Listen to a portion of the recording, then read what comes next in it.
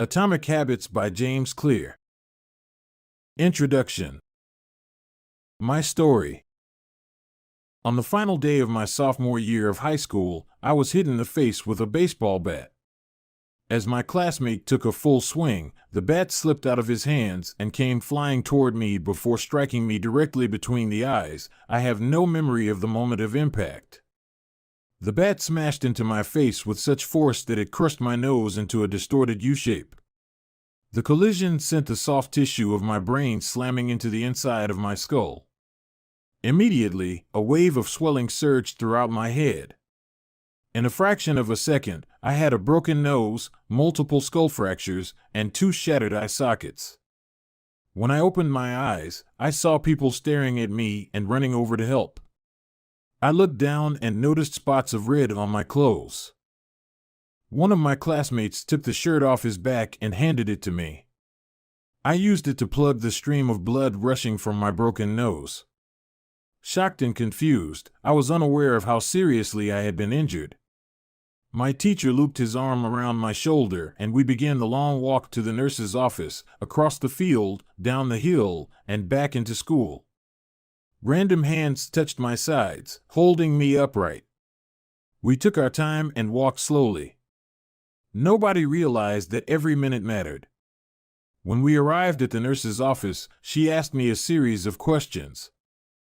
What year is it? 1998, I answered. It was actually 2002. Who is the President of the United States? Bill Clinton, I said. The correct answer was George W. Bush. What is your mom's name? I stalled. 10 seconds passed. Patty, I said casually, ignoring the fact that it had taken me 10 seconds to remember my own mother's name. That is the last question I remember. My body was unable to handle the rapid swelling in my brain and I lost consciousness before the ambulance arrived. Minutes later, I was carried out of school and taken to the local hospital. Shortly after arriving, my body began shutting down. I struggled with basic functions like swallowing and breathing. I had my first seizure of the day. Then I stopped breathing entirely. As the doctors hurried to supply me with oxygen, they also decided the local hospital was unequipped to handle the situation and ordered a helicopter to fly me to a larger hospital in Cincinnati. I was rolled out of the emergency room doors and toward the helipad across the street. The stretcher rattled on a bumpy sidewalk as one nurse pushed me along while another pumped each breath into me by hand. My mother, who had arrived at the hospital a few moments before, climbed into the helicopter beside me. I remained unconscious and unable to breathe on my own as she held my hand during the flight. While my mother rode with me in the helicopter, my father went home to check on my brother and sister and break the news to them. He choked back tears as he explained to my sister that he would miss her 8th grade graduation ceremony that night. After passing my siblings off to family and friends, he drove to Cincinnati to meet my mother. When my mom and I landed on the roof of the hospital, a team of nearly 20 doctors and nurses sprinted onto the helipad and wheeled me into the trauma unit. By this time, the swelling in my brain had become so severe that I was having repeated post-traumatic seizures. My broken bones needed to be fixed, but I was in no condition to undergo surgery. After yet another seizure, my third of the day, I was put into a medically induced coma and placed on a ventilator. My parents were no strangers to this hospital. 10 years earlier, they had entered the same building on the ground floor after my sister was diagnosed with leukemia at age 3. I was 5 at the time. My brother was just 6 months old. After 2.5 years of chemotherapy treatments, spinal taps, and bone marrow biopsies, my little sister finally walked out of the hospital happy, healthy, and cancer-free. And now, after 10 years of normal life, my parents found themselves back in the same place with a different child. While I slipped into a coma, the hospital sent a priest and a social worker to comfort my parents. It was the same priest who had met with them a decade earlier on the evening they found out my sister had cancer. As day faded into night, a series of machines kept me alive. My parents slept restlessly on a hospital mattress. One moment they would collapse from fatigue, the next they would be wide awake with worry. My mother would tell me later, it was one of the worst nights I've ever had. My recovery. Mercifully, by the next morning my breathing had rebounded to the point where the doctors felt comfortable releasing me from the coma. When I finally regained consciousness, I discovered that I had lost my ability to smell. As a test, a nurse asked me to blow my nose and sniff an apple juice box. My sense of smell returned, but, to everyone's surprise, the act of blowing my nose forced air through the fractures in my eye socket and pushed my left eye outward. My eyeball bulged out of the socket, held precariously in place by my eyelid and the optic nerve attaching my eye to my brain. The ophthalmologist said my eye would gradually slide back into place as the air seeped out, but it was hard to tell how long this would take. I was scheduled for surgery 1 week later, which would allow me some additional time to heal. I looked like I had been on the wrong end of a boxing match, but I was cleared to leave the hospital. I returned home with a broken nose, half a dozen facial fractures, and a bulging left eye. The following months were hard. It felt like everything in my life was on pause. I had double vision for weeks. I literally couldn't see straight. It took more than a month, but my eyeball did eventually return to its normal location. Between the seizures and my vision problems, it was 8 months before I could drive a car again. At physical therapy, I practiced basic motor patterns like walking in a straight line. I was determined not to let my injury get me down, but there were more than a few moments when I felt depressed and overwhelmed. I became painfully aware of how far I had to go when I returned to the baseball field 1 year later. Baseball had always been a major part of my life. My dad had played minor league baseball for the St. Louis Cardinals, and I had a dream of playing professionally, too. After months of rehabilitation, what I wanted more than anything was to get back on the field. But my return to baseball was not smooth. When the season rolled around, I was the only junior to be cut from the varsity baseball team. I was sent down to play with the sophomores on junior varsity. I had been playing since age 4, and for someone who had spent so much time and effort on the sport, getting cut was humiliating. I vividly remember the day it happened. I sat in my car and cried as I flipped through the radio, desperately searching for a song that would make me feel better. After a year of self-doubt, I managed to make the varsity team as a senior, but I rarely made it on the field. In total, I played 11 innings of high school varsity baseball, barely more than a single game. Despite my lackluster high school career, I still believed I could become a great player. And I knew that if things were going to improve, I was the one responsible for making it happen. The turning point came 2 years after my injury, when I began college at Denison University. It was a new beginning, and it was the place where I would discover the surprising power of small habits for the first time. How I learned about habits. Attending Denison was one of the best decisions of my life. I earned a spot on the baseball team and, although I was at the bottom of the roster as a freshman, I was thrilled. Despite the chaos of my high school years, I had managed to become a college athlete. I wasn't going to be starting on the baseball team anytime soon, so I focused on getting my life in order. While my peers stayed up late and played video games, I built good sleep habits and went to bed early each night. In the messy world of a college dorm, I made a point to keep my room neat and tidy. These improvements were minor, but they gave me a sense of control over my life. I started to feel confident again.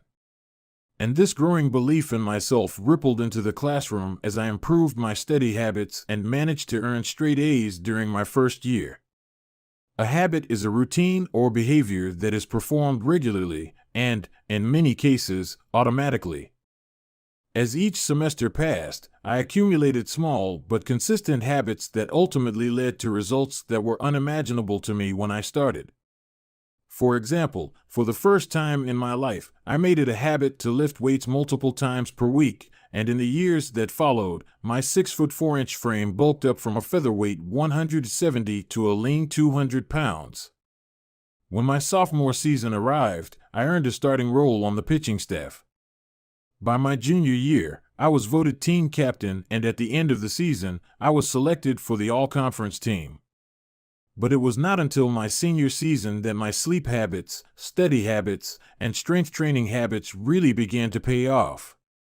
6 years after I had been hit in the face with a baseball bat, flown to the hospital, and placed into a coma, I was selected as the top male athlete at Denison University and named to the ESPN Academic All-America team, an honor given to just 33 players across the country.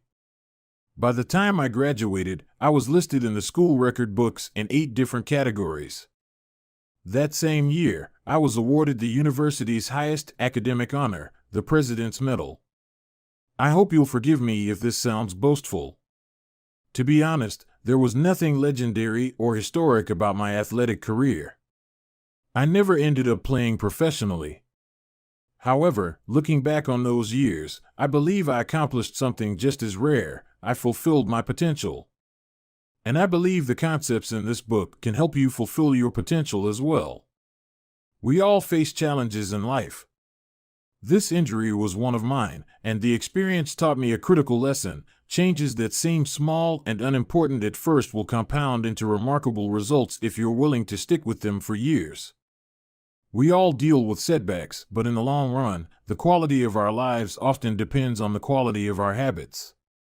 With the same habits, you'll end up with the same results.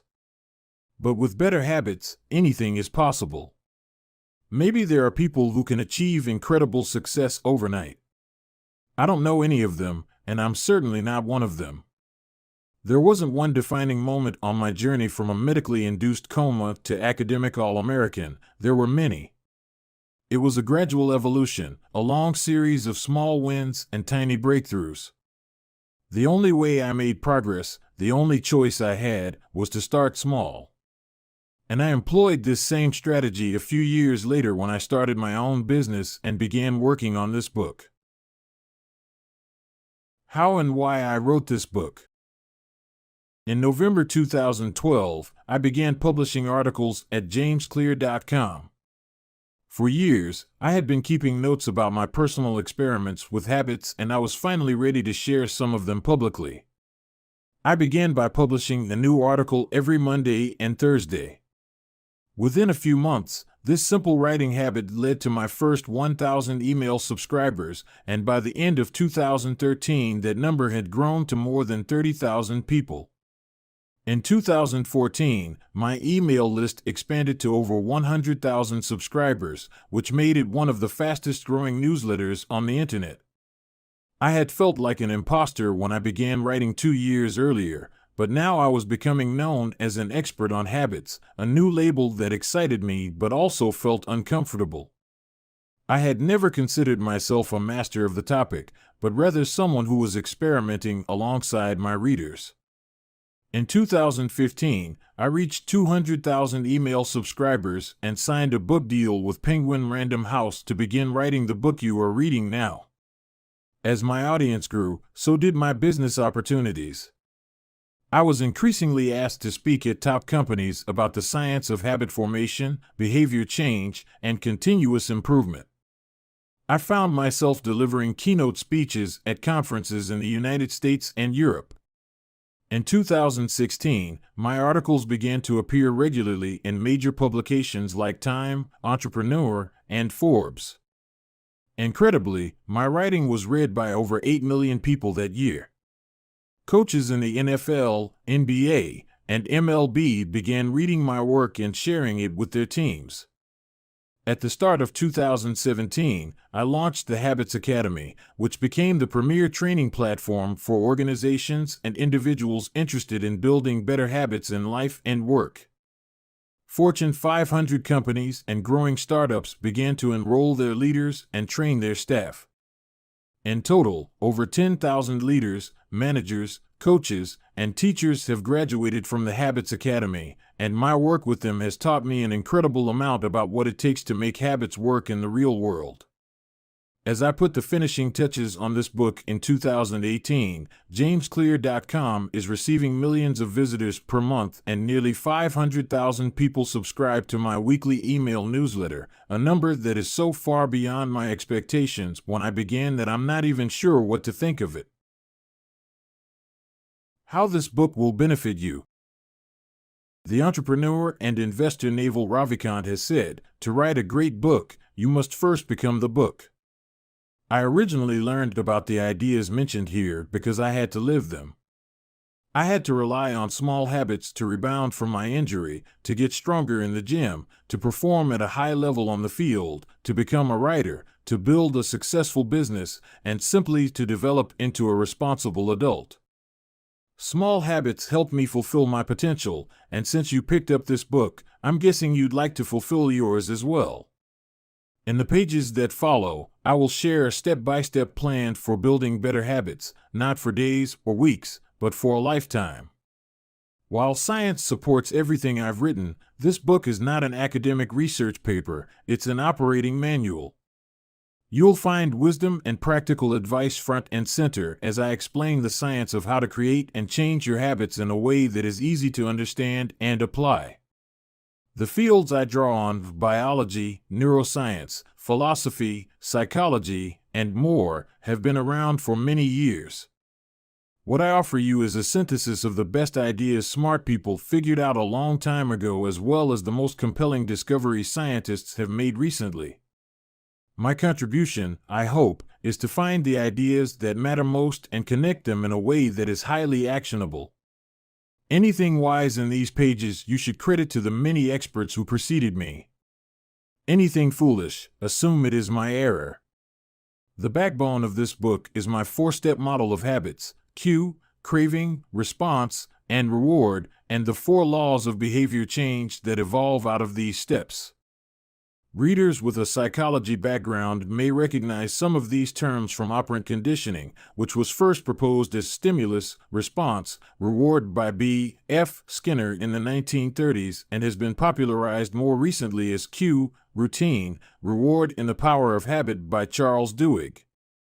Behavioral scientists like Skinner realized that if you offered the right reward or punishment, you could get people to act in a certain way. But while Skinner's model did an excellent job of explaining how external stimuli influenced our habits, it lacked a good explanation for how our thoughts, feelings, and beliefs impact our behavior. Internal states, our moods and emotions, matter, too. In recent decades, scientists have begun to determine the connection between our thoughts, feelings, and behavior. This research will also be covered in these pages. In total, the framework I offer is an integrated model of the cognitive and behavioral sciences. I believe it is one of the first models of human behavior to accurately account for both the influence of external stimuli and internal emotions on our habits. While some of the language may be familiar, I am confident that the details and the applications of the 4 laws of behavior change will offer a new way to think about your habits.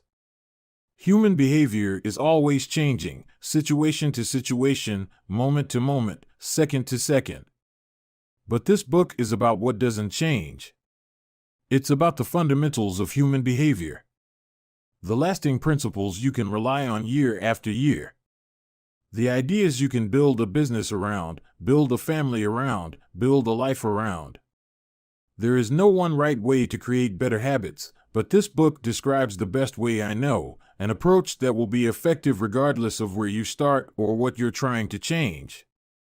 The strategies I cover will be relevant to anyone looking for a step-by-step system for improvement, whether your goals center on health, money, productivity, relationships, or all of the above.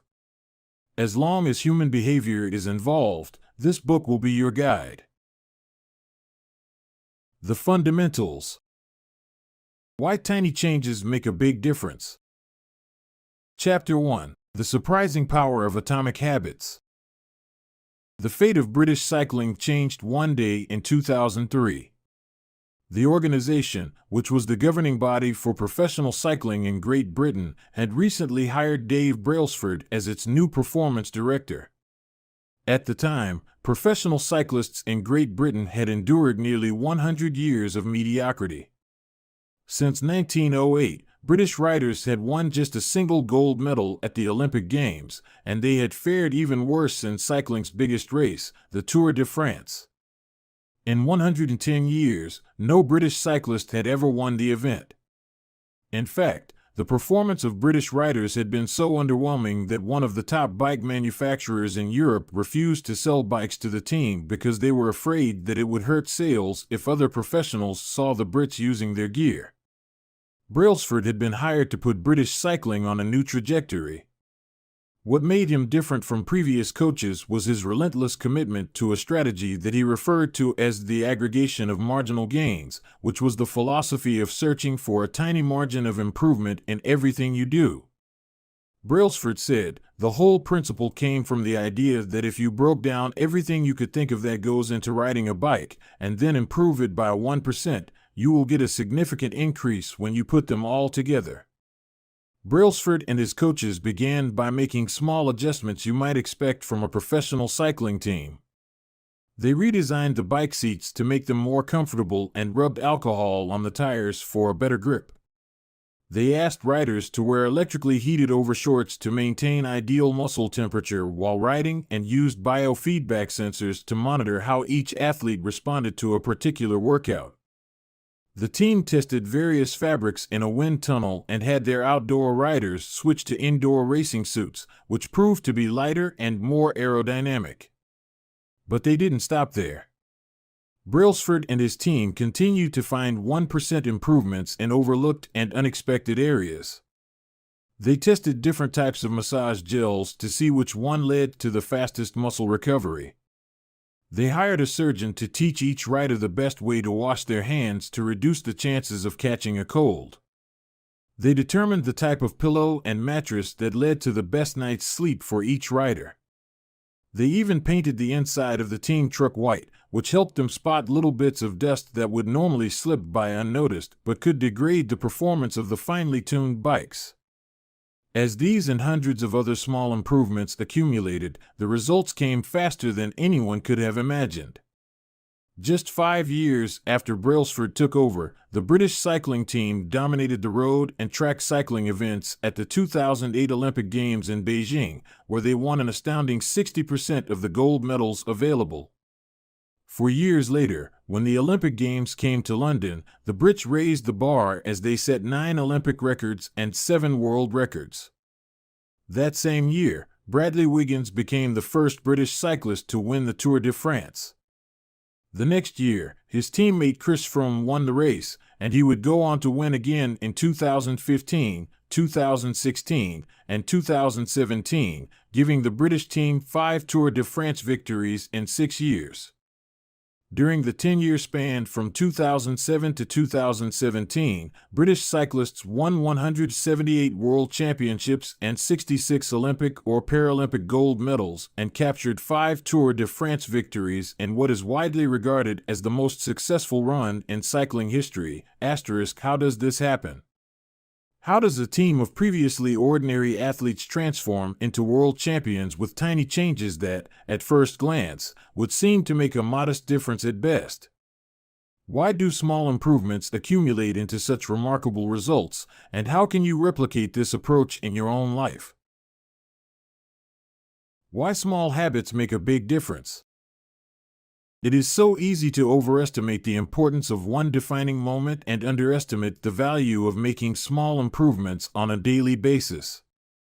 Too often, we convince ourselves that massive success requires massive action. Whether it is losing weight, building a business, writing a book, winning a championship, or achieving any other goal, we put pressure on ourselves to make some earth-shattering improvement that everyone will talk about. Meanwhile, improving by 1% isn't particularly notable. Sometimes it isn't even noticeable, but it can be far more meaningful, especially in the long run. The difference a tiny improvement can make over time is astounding. Here's how the math works out. If you can get 1% better each day for 1 year, you'll end up 37 times better by the time you're done. Conversely, if you get 1% worse each day for 1 year, you'll decline nearly down to 0. What starts as a small win or a minor setback accumulates into something much more. Habits are the compound interest of self-improvement. The same way that money multiplies through compound interest, the effects of your habits multiply as you repeat them. They seem to make little difference on any given day, and yet the impact they deliver over the months and years can be enormous.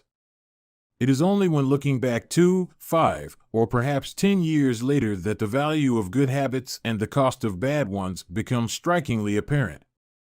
This can be a difficult concept to appreciate in daily life. We often dismiss small changes because they don't seem to matter very much in the moment. If you save a little money now, you're still not a millionaire. If you go to the gym 3 days in a row, you're still out of shape. If you study Mandarin for an hour tonight, you still haven't learned the language. We make a few changes, but the results never seem to come quickly, and so we slide back into our previous routines. Unfortunately, the slow pace of transformation also makes it easy to let a bad habit slide. If you eat an unhealthy meal today, the scale doesn't move much. If you work late tonight and ignore your family, they will forgive you. If you procrastinate and put your project off until tomorrow, there will usually be time to finish it later. A single decision is easy to dismiss. But when we repeat 1% errors day after day, by replicating poor decisions, duplicating tiny mistakes, and rationalizing little excuses, our small choices compound into toxic results. It's the accumulation of many missteps, a 1% decline here and there, that eventually leads to a problem. The impact created by a change in your habits is similar to the effect of shifting the route of an airplane by just a few degrees. Imagine you are flying from Los Angeles to New York City. If a pilot leaving from LAX adjusts the heading just 3.5 degrees south, you will land in Washington, D.C., instead of New York. Such a small change is barely noticeable at takeoff. The nose of the airplane moves just a few feet, but when magnified across the entire United States, you end up hundreds of miles apart. Similarly, a slight change in your daily habits can guide your life to a very different destination. Making a choice that is 1% better or 1% worse seems insignificant in the moment, but over the span of moments that make up a lifetime, these choices determine the difference between who you are and who you could be. Success is the product of daily habits, not once-in-a-lifetime transformations. That said, it doesn't matter how successful or unsuccessful you are right now. What matters is whether your habits are putting you on the path toward success. You should be far more concerned with your current trajectory than with your current results. If you're a millionaire but you spend more than you earn each month, then you're on a bad trajectory. If your spending habits don't change, it's not going to end well. Conversely, if you're broke, but you save a little bit every month, then you're on the path toward financial freedom, even if you're moving slower than you'd like. Your outcomes are a lagging measure of your habits. Your net worth is a lagging measure of your financial habits. Your weight is a lagging measure of your eating habits. Your knowledge is a lagging measure of your learning habits. Your clutter is a lagging measure of your cleaning habits. You get what you repeat. If you want to predict where you'll end up in life, all you have to do is follow the curve of tiny gains or tiny losses and see how your daily choices will compound 10 or 20 years down the line. Are you spending less than you earn each month? Are you making it into the gym each week? Are you reading books and learning something new each day? Tiny battles like these are the ones that will define your future self. Time magnifies the margin between success and failure. It will multiply whatever you feed it. Good habits make time your ally. Bad habits make time your enemy. Habits are a double-edged sword. Bad habits can cut you down just as easily as good habits can build you up, which is why understanding the details is crucial. You need to know how habits work and how to design them to your liking, so you can avoid the dangerous half of the blade. Your habits can compound for you or against you. Positive compounding. Productivity compounds. Accomplishing one extra task is a small feat on any given day, but it counts for a lot over an entire career. The effect of automating an old task or mastering a new skill can be even greater. The more tasks you can handle without thinking, the more your brain is free to focus on other areas.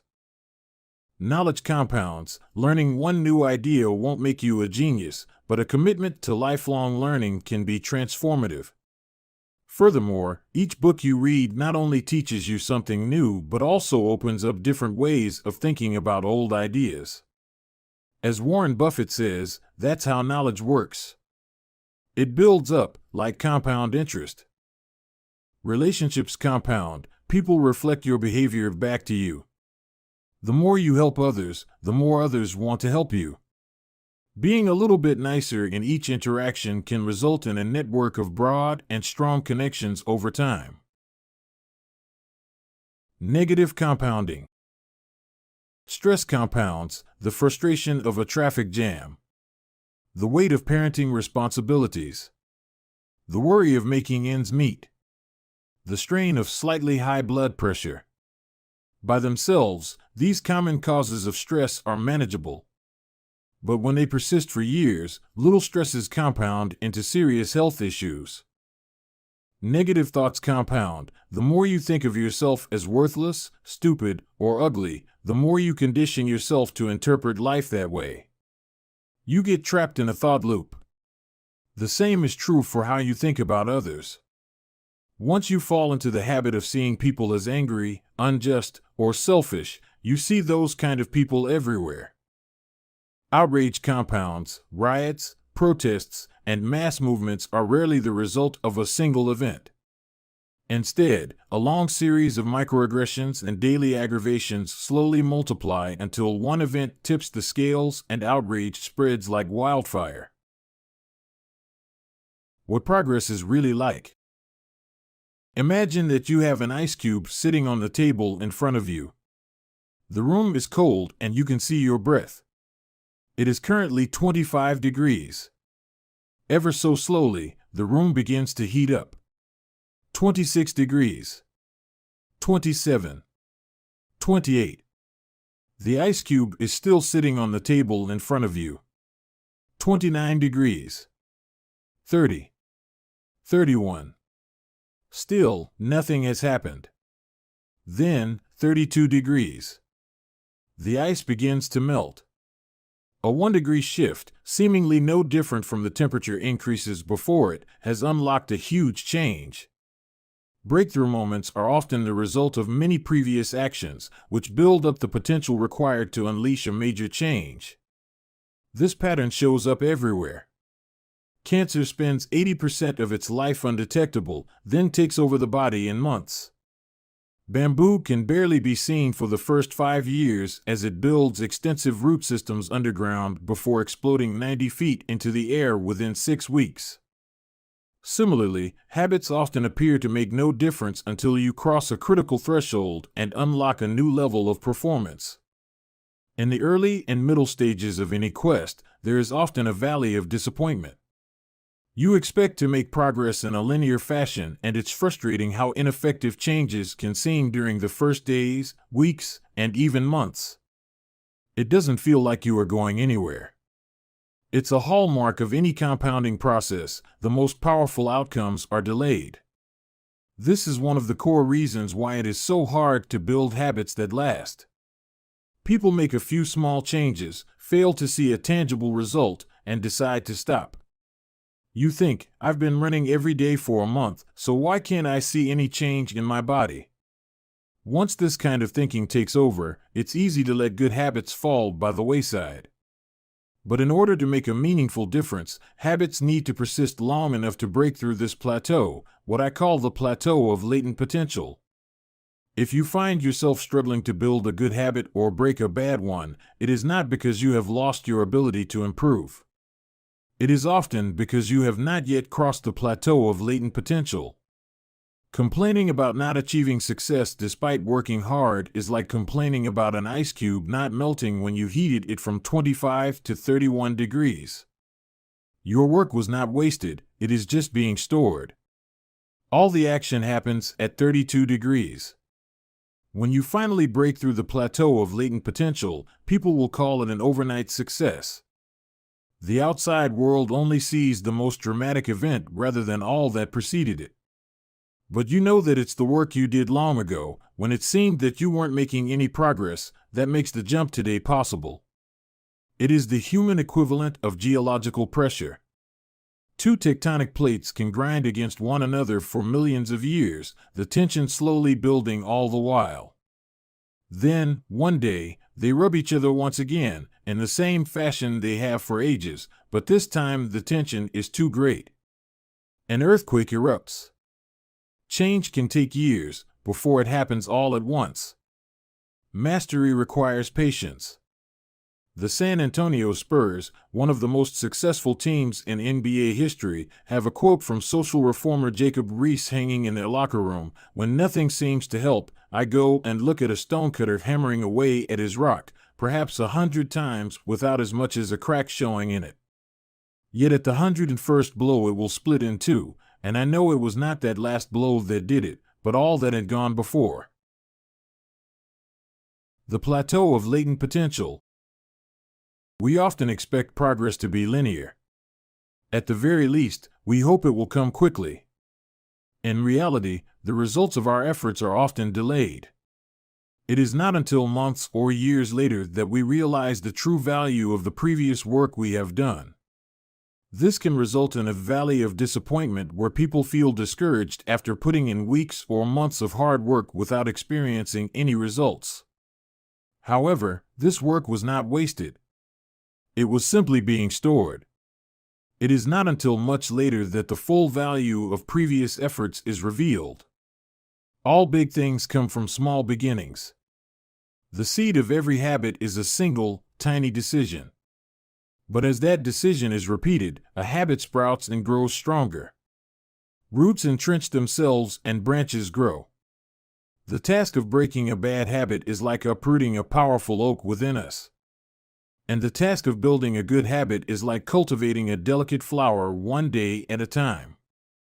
But what determines whether we stick with a habit long enough to survive the plateau of latent potential and break through to the other side?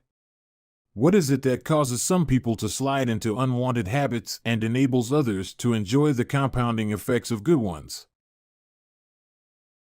Forget about goals, focus on systems instead. Prevailing wisdom claims that the best way to achieve what we want in life, getting into better shape, building a successful business, relaxing more and worrying less, spending more time with friends and family, is to set specific, actionable goals. For many years, this was how I approached my habits, too. Each one was a goal to be reached. I set goals for the grades I wanted to get in school, for the weights I wanted to lift in the gym, for the profits I wanted to earn in business. I succeeded at a few, but I failed at a lot of them. Eventually, I began to realize that my results had very little to do with the goals I set and nearly everything to do with the systems I followed. What's the difference between systems and goals? It's a distinction I first learned from Scott Adams, the cartoonist behind the Dilbert comic. Goals are about the results you want to achieve. Systems are about the processes that lead to those results. If you're a coach, your goal might be to win a championship. Your system is the way you recruit players, manage your assistant coaches, and conduct practice. If you're an entrepreneur, your goal might be to build $1 million business. Your system is how you test product ideas, hire employees, and run marketing campaigns. If you're a musician, your goal might be to play a new piece. Your system is how often you practice, how you break down and tackle difficult measures, and your method for receiving feedback from your instructor. Now for the interesting question: if you completely ignored your goals and focused only on your system, would you still succeed?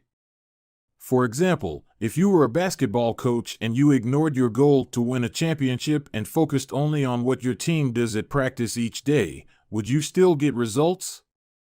I think you would. The goal in any sport is to finish with the best score, but it would be ridiculous to spend the whole game staring at the scoreboard.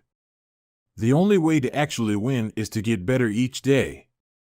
In the words of three-time Super Bowl winner Bill Walsh, the score takes care of itself. The same is true for other areas of life. If you want better results, then forget about setting goals. Focus on your system instead. What do I mean by this? Are goals completely useless? Of course not. Goals are good for setting a direction, but systems are best for making progress. A handful of problems arise when you spend too much time thinking about your goals and not enough time designing your systems.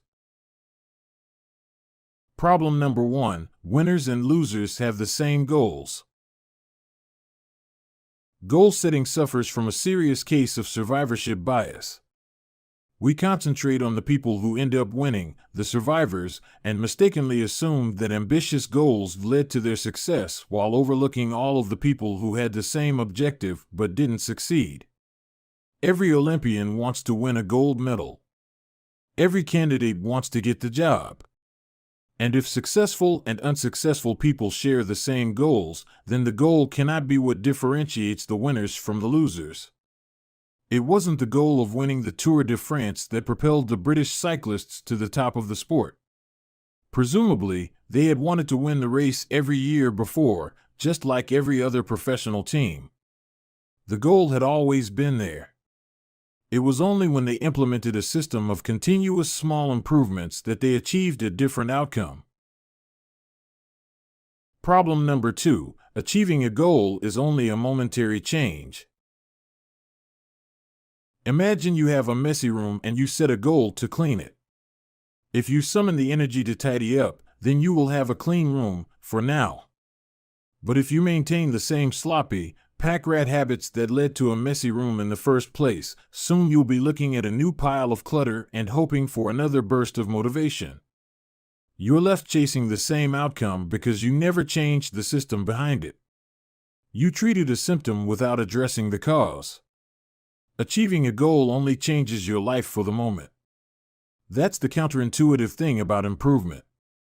We think we need to change our results, but the results are not the problem. What we really need to change are the systems that cause those results. When you solve problems at the results level, you only solve them temporarily. In order to improve for good, you need to solve problems at the systems level. Fix the inputs and the outputs will fix themselves. Problem number 3: goals restrict your happiness. The implicit assumption behind any goal is this: once I reach my goal, then I'll be happy. The problem with a goals-first mentality is that you're continually putting happiness off until the next milestone. I've slipped into this trap so many times I've lost count.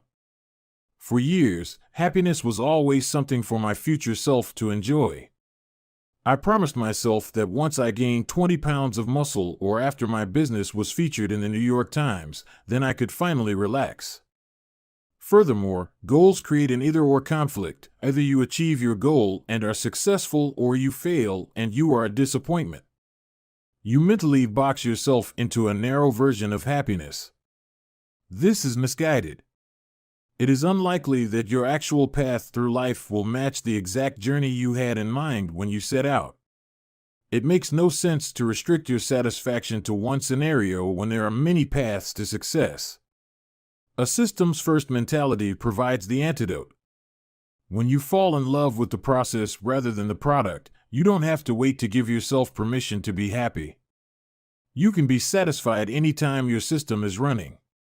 And a system can be successful in many different forms, not just the one you first envision. Problem number 4: goals are at odds with long-term progress. Finally, a goal-oriented mindset can create a yo-yo effect. Many runners work hard for months, but as soon as they cross the finish line, they stop training. The race is no longer there to motivate them. When all of your hard work is focused on a particular goal, what is left to push you forward after you achieve it? This is why many people find themselves reverting to their old habits after accomplishing a goal.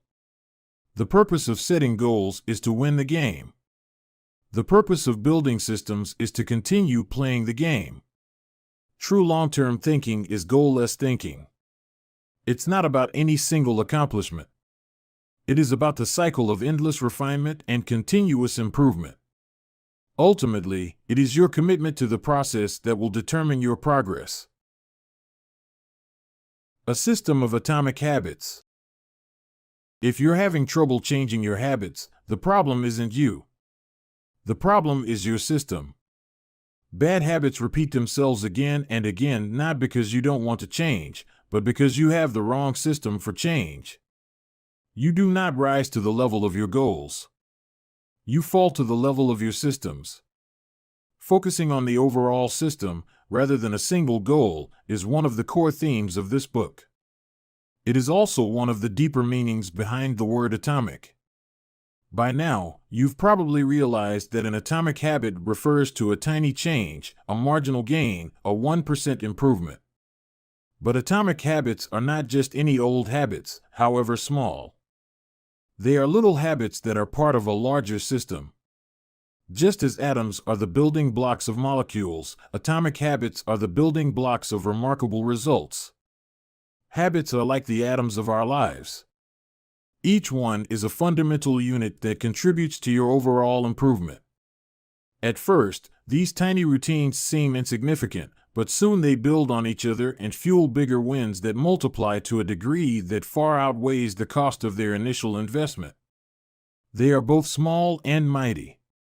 This is the meaning of the phrase atomic habits, a regular practice or routine that is not only small and easy to do, but also the source of incredible power, a component of the system of compound growth. Chapter Summary. Habits are the compound interest of self-improvement. Getting 1% better every day counts for a lot in the long run. Habits are a double-edged sword. They can work for you or against you, which is why understanding the details is essential. Small changes often appear to make no difference until you cross a critical threshold. The most powerful outcomes of any compounding process are delayed. You need to be patient. An atomic habit is a little habit that is part of a larger system. Just as atoms are the building blocks of molecules, atomic habits are the building blocks of remarkable results. If you want better results, then forget about setting goals. Focus on your system instead. You do not rise to the level of your goals. You fall to the level of your systems. Chapter 2. How your habits shape your identity, and vice versa. Why is it so easy to repeat bad habits and so hard to form good ones? Few things can have a more powerful impact on your life than improving your daily habits. And yet it is likely that this time next year you'll be doing the same thing rather than something better. It often feels difficult to keep good habits going for more than a few days, even with sincere effort and the occasional burst of motivation. Habits like exercise, meditation, journaling, and cooking are reasonable for a day or two and then become a hassle. However, once your habits are established, they seem to stick around forever, especially the unwanted ones. Despite our best intentions, unhealthy habits like eating junk food, watching too much television, procrastinating, and smoking can feel impossible to break. Changing our habits is challenging for two reasons. 1, we try to change the wrong thing, and 2, we try to change our habits in the wrong way. In this chapter, I'll address the first point. In the chapters that follow, I'll answer the second. Our first mistake is that we try to change the wrong thing. To understand what I mean, consider that there are 3 levels at which change can occur. You can imagine them like the layers of an onion. 3 layers of behavior change. There are 3 layers of behavior change: a change in your outcomes, a change in your processes, or a change in your identity. The first layer is changing your outcomes. This level is concerned with changing your results, losing weight, publishing a book, winning a championship. Most of the goals you set are associated with this level of change. The second layer is changing your process. This level is concerned with changing your habits and systems, implementing a new routine at the gym, decluttering your desk for better workflow, developing a meditation practice. Most of the habits you build are associated with this level. The third and deepest layer is changing your identity.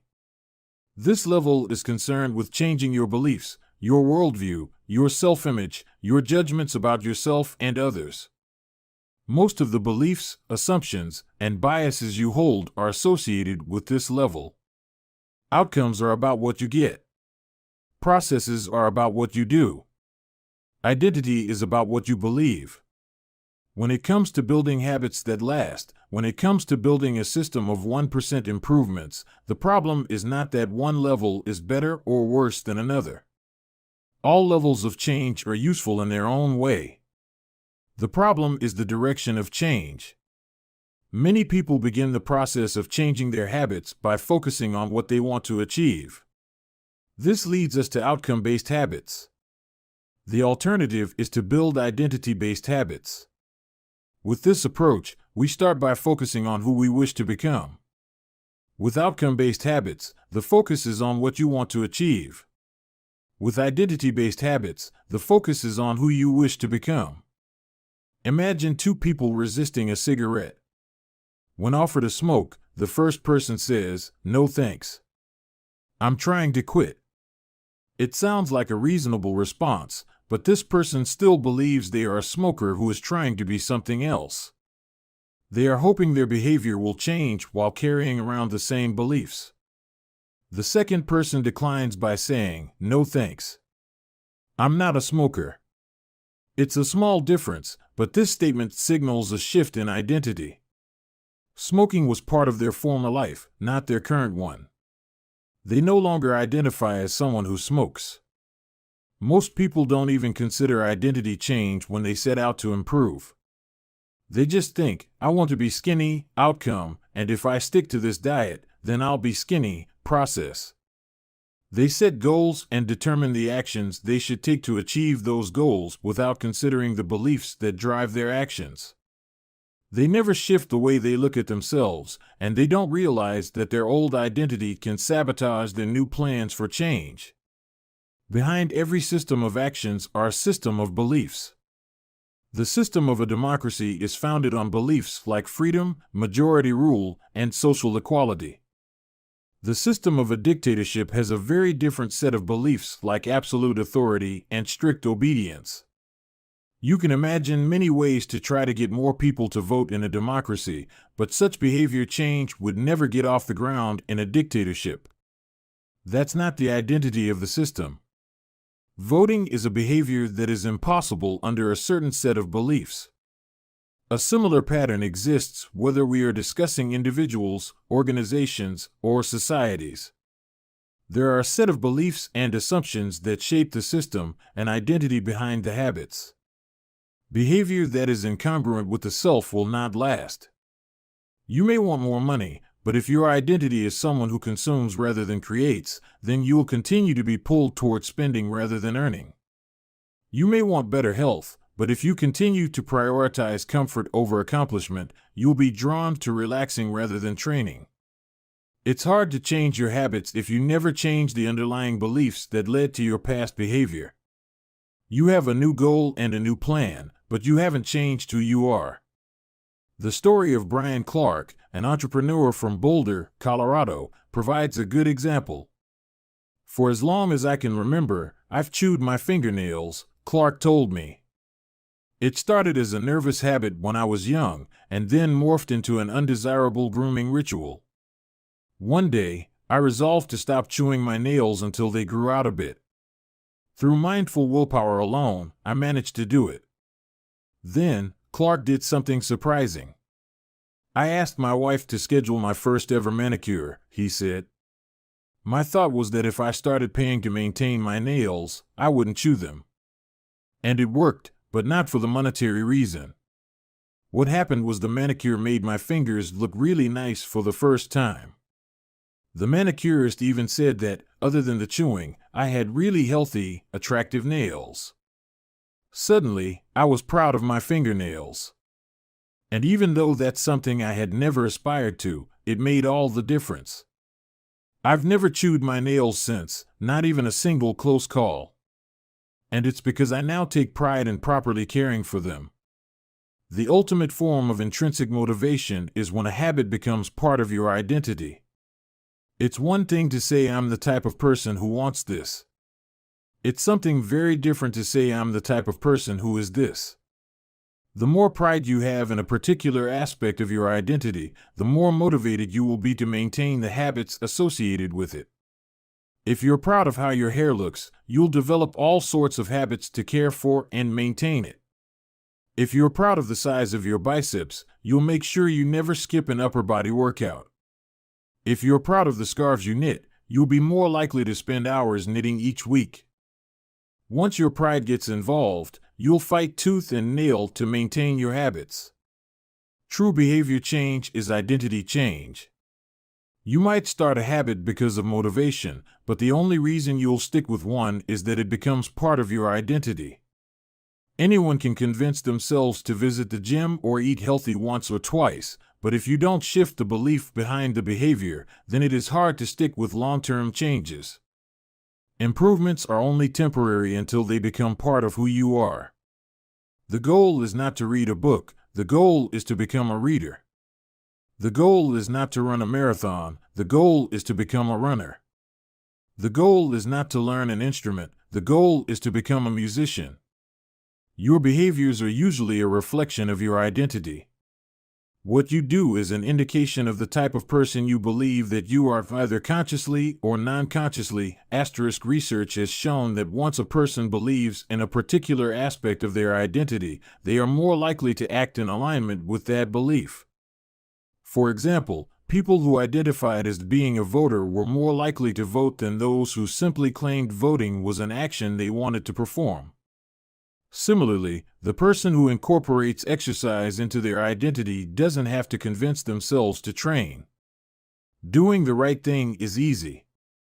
After all, when your behavior and your identity are fully aligned, you are no longer pursuing behavior change.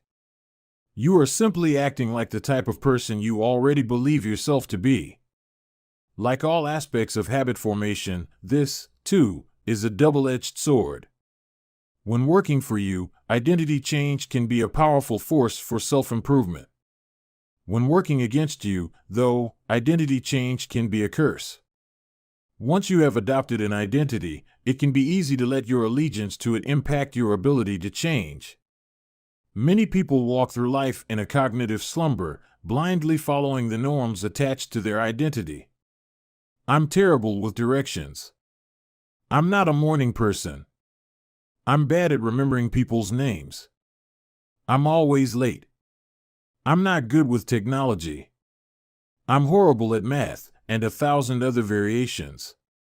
When you have repeated a story to yourself for years, it is easy to slide into these mental grooves and accept them as a fact. In time, you begin to resist certain actions because that's not who I am. There is internal pressure to maintain your self-image and behave in a way that is consistent with your beliefs. You find whatever way you can to avoid contradicting yourself.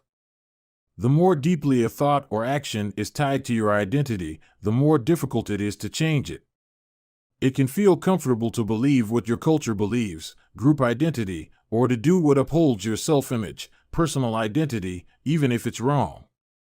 The biggest barrier to positive change at any level, individual, team, society, is identity conflict.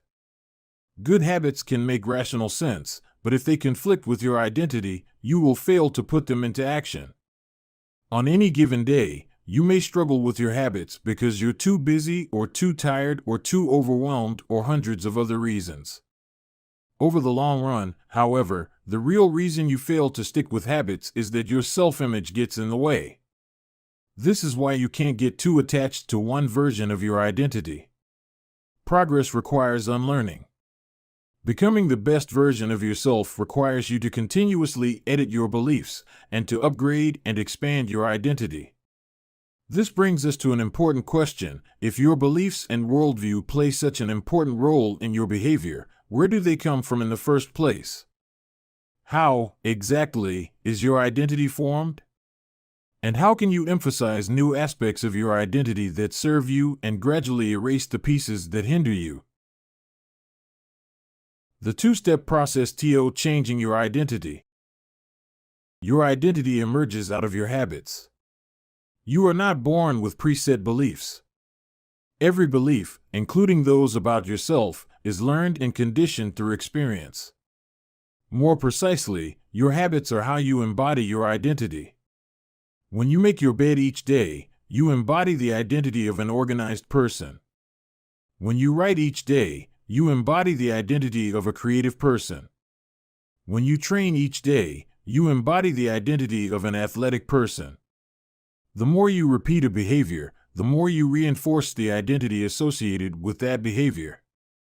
In fact, the word identity was originally derived from the Latin words essentitas, which means being, and identitum, which means repeatedly. Your identity is literally your repeated beingness. Whatever your identity is right now, you only believe it because you have proof of it. If you go to church every Sunday for 20 years, you have evidence that you are religious. If you study biology for 1 hour every night, you have evidence that you are studious. If you go to the gym even when it's snowing, you have evidence that you are committed to fitness. The more evidence you have for a belief, the more strongly you will believe it.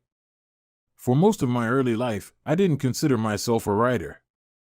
If you were to ask any of my high school teachers or college professors, they would tell you I was an average writer at best, certainly not a standout. When I began my writing career, I published a new article every Monday and Thursday for the first few years. As the evidence grew, so did my identity as a writer. I didn't start out as a writer. I became one through my habits. Of course, your habits are not the only actions that influence your identity, but by virtue of their frequency, they are usually the most important ones. Each experience in life modifies your self-image, but it's unlikely you would consider yourself a soccer player because you kicked a ball once or an artist because you scribbled a picture. As you repeat these actions, however, the evidence accumulates and your self-image begins to change. The effect of one-off experiences tends to fade away while the effect of habits gets reinforced with time, which means your habits contribute most of the evidence that shapes your identity. In this way, the process of building habits is actually the process of becoming yourself. This is a gradual evolution. We do not change by snapping our fingers and deciding to be someone entirely new. We change bit by bit, day by day, habit by habit. We are continually undergoing microevolutions of the self. Each habit is like a suggestion, hey, maybe this is who I am. If you finish a book, then perhaps you are the type of person who likes reading.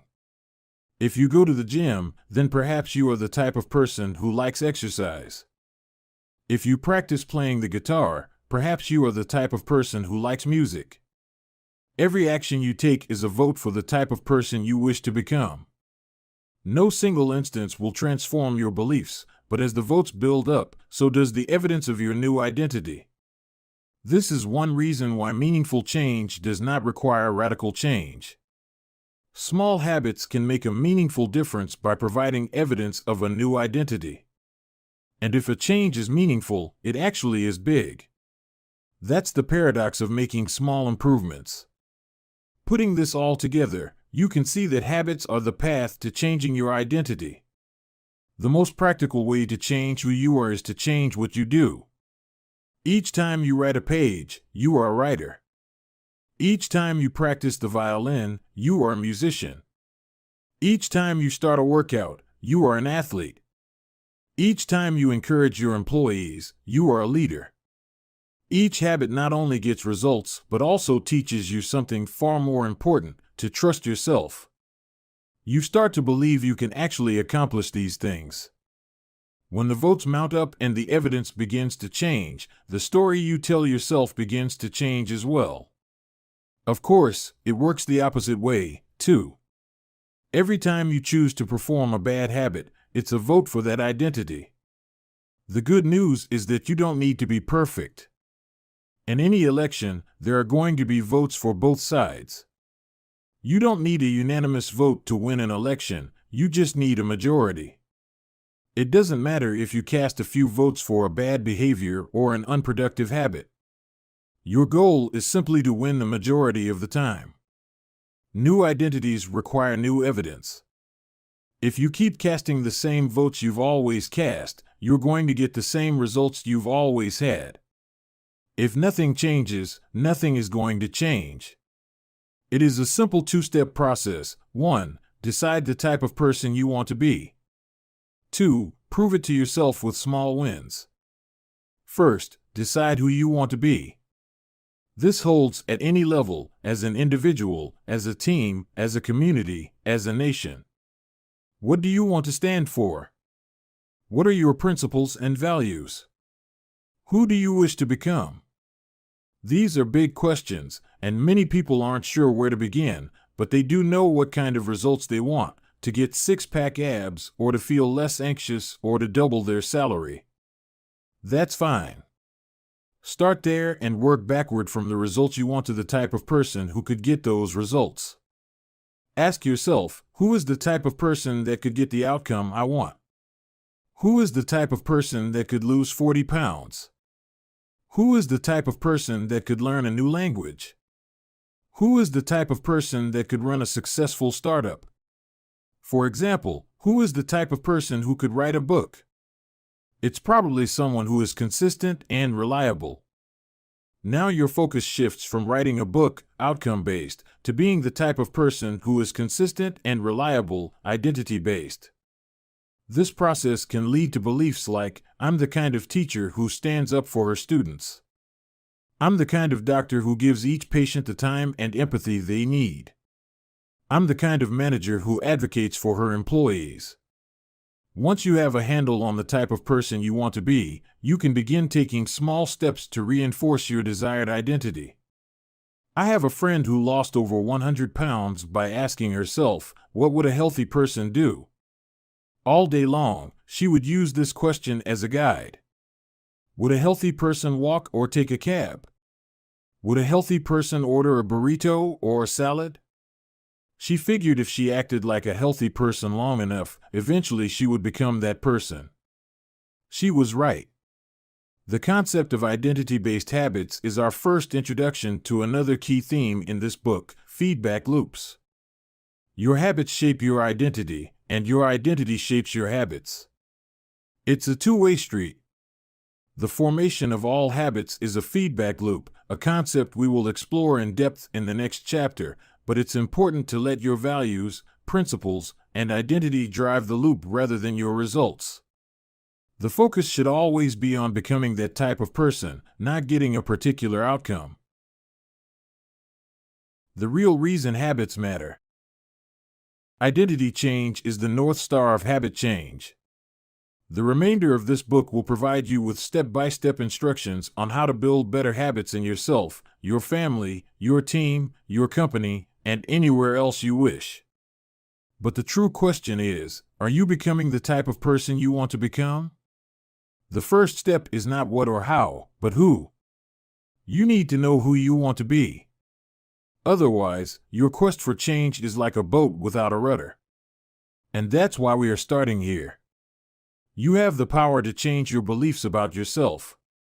Your identity is not set in stone. You have a choice in every moment. You can choose the identity you want to reinforce today with the habits you choose today. And this brings us to the deeper purpose of this book and the real reason habits matter. Building better habits isn't about littering your day with life hacks. It's not about flossing one tooth each night or taking a cold shower each morning or wearing the same outfit each day. It's not about achieving external measures of success like earning more money, losing weight, or reducing stress. Habits can help you achieve all of these things, but fundamentally they are not about having something. They are about becoming someone. Ultimately, your habits matter because they help you become the type of person you wish to be. They are the channel through which you develop your deepest beliefs about yourself. Quite literally, you become your habits. Chapter Summary. There are 3 levels of change: outcome change, process change, and identity change. The most effective way to change your habits is to focus not on what you want to achieve, but on who you wish to become. Your identity emerges out of your habits. Every action is a vote for the type of person you wish to become. Becoming the best version of yourself requires you to continuously edit your beliefs and to upgrade and expand your identity. The real reason habits matter is not because they can get you better results, although they can do that, but because they can change your beliefs about yourself. Chapter 3: How to Build Better Habits in 4 Simple Steps. In 1898, a psychologist named Edward Thorndike conducted an experiment that would lay the foundation for our understanding of how habits form and the rules that guide our behavior. Thorndike was interested in studying the behavior of animals, and he started by working with cats. He would place each cat inside a device known as a puzzle box. The box was designed so that the cat could escape through a door by some simple act, such as pulling at a loop of cord, pressing a lever, or stepping on a platform. For example, one box contained a lever that, when pressed, would open a door on the side of the box. Once the door had been opened, the cat could dart out and run over to a bowl of food. Most cats wanted to escape as soon as they were placed inside the box. They would poke their nose into the corners, stick their paws through openings, and claw at loose objects. After a few minutes of exploration, the cats would happen to press the magical lever, the door would open, and they would escape. Thorndike tracked the behavior of each cat across many trials. In the beginning, the animals moved around the box at random. But as soon as the lever had been pressed and the door opened, the process of learning began. Gradually, each cat learned to associate the action of pressing the lever with the reward of escaping the box and getting to the food. After 20 to 30 trials, this behavior became so automatic and habitual that the cat could escape within a few seconds. For example, Thorndike noted, Cat 12 took the following times to perform the act: 160 seconds, 30 seconds, 90 seconds, 60, 15, 28, 20, 30, 22, 11, 15, 20, 12, 10, 14, 10, 8, 8, 5, 10, 8, 6, 6, 7. During the first 3 trials, the cat escaped in an average of 1.5 minutes. During the last 3 trials, it escaped in an average of 6.3 seconds. With practice, each cat made fewer errors and their actions became quicker and more automatic. Rather than repeat the same mistakes, the cat began to cut straight to the solution. From his studies, Thorndike described the learning process by stating, behaviors followed by satisfying consequences tend to be repeated, and those that produce unpleasant consequences are less likely to be repeated. His work provides the perfect starting point for discussing how habits form in our own lives. It also provides answers to some fundamental questions like, what are habits? And why does the brain bother building them at all? Why your brain builds habits. A habit is a behavior that has been repeated enough times to become automatic. The process of habit formation begins with trial and error. Whenever you encounter a new situation in life, your brain has to make a decision. How do I respond to this? The first time you come across a problem, you're not sure how to solve it. Like Thorndike's cat, you're just trying things out to see what works. Neurological activity in the brain is high during this period. You are carefully analyzing the situation and making conscious decisions about how to act. You're taking in tons of new information and trying to make sense of it all. The brain is busy learning the most effective course of action. Occasionally, like a cat pressing on a lever, you stumble across a solution. You're feeling anxious, and you discover that going for a run calms you down. You're mentally exhausted from a long day of work, and you learn that playing video games relaxes you. You're exploring, and then, bam, a reward. After you stumble upon an unexpected reward, you alter your strategy for next time. Your brain immediately begins to catalog the events that preceded the reward. Wait a minute, that felt good. What did I do right before that? This is the feedback loop behind all human behavior. Try, fail, learn, try differently. With practice, the useless movements fade away and the useful actions get reinforced. That's a habit forming. Whenever you face a problem repeatedly, your brain begins to automate the process of solving it. Your habits are just a series of automatic solutions that solve the problems and stresses you face regularly.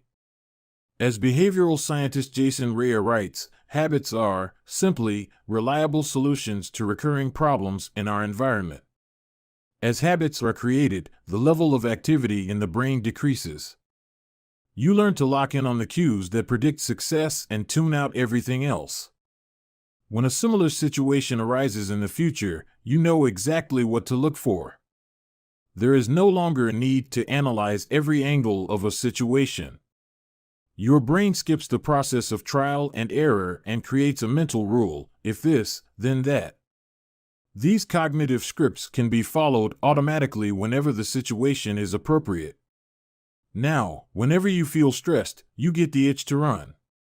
As soon as you walk in the door from work, you grab the video game controller. A choice that once required effort is now automatic.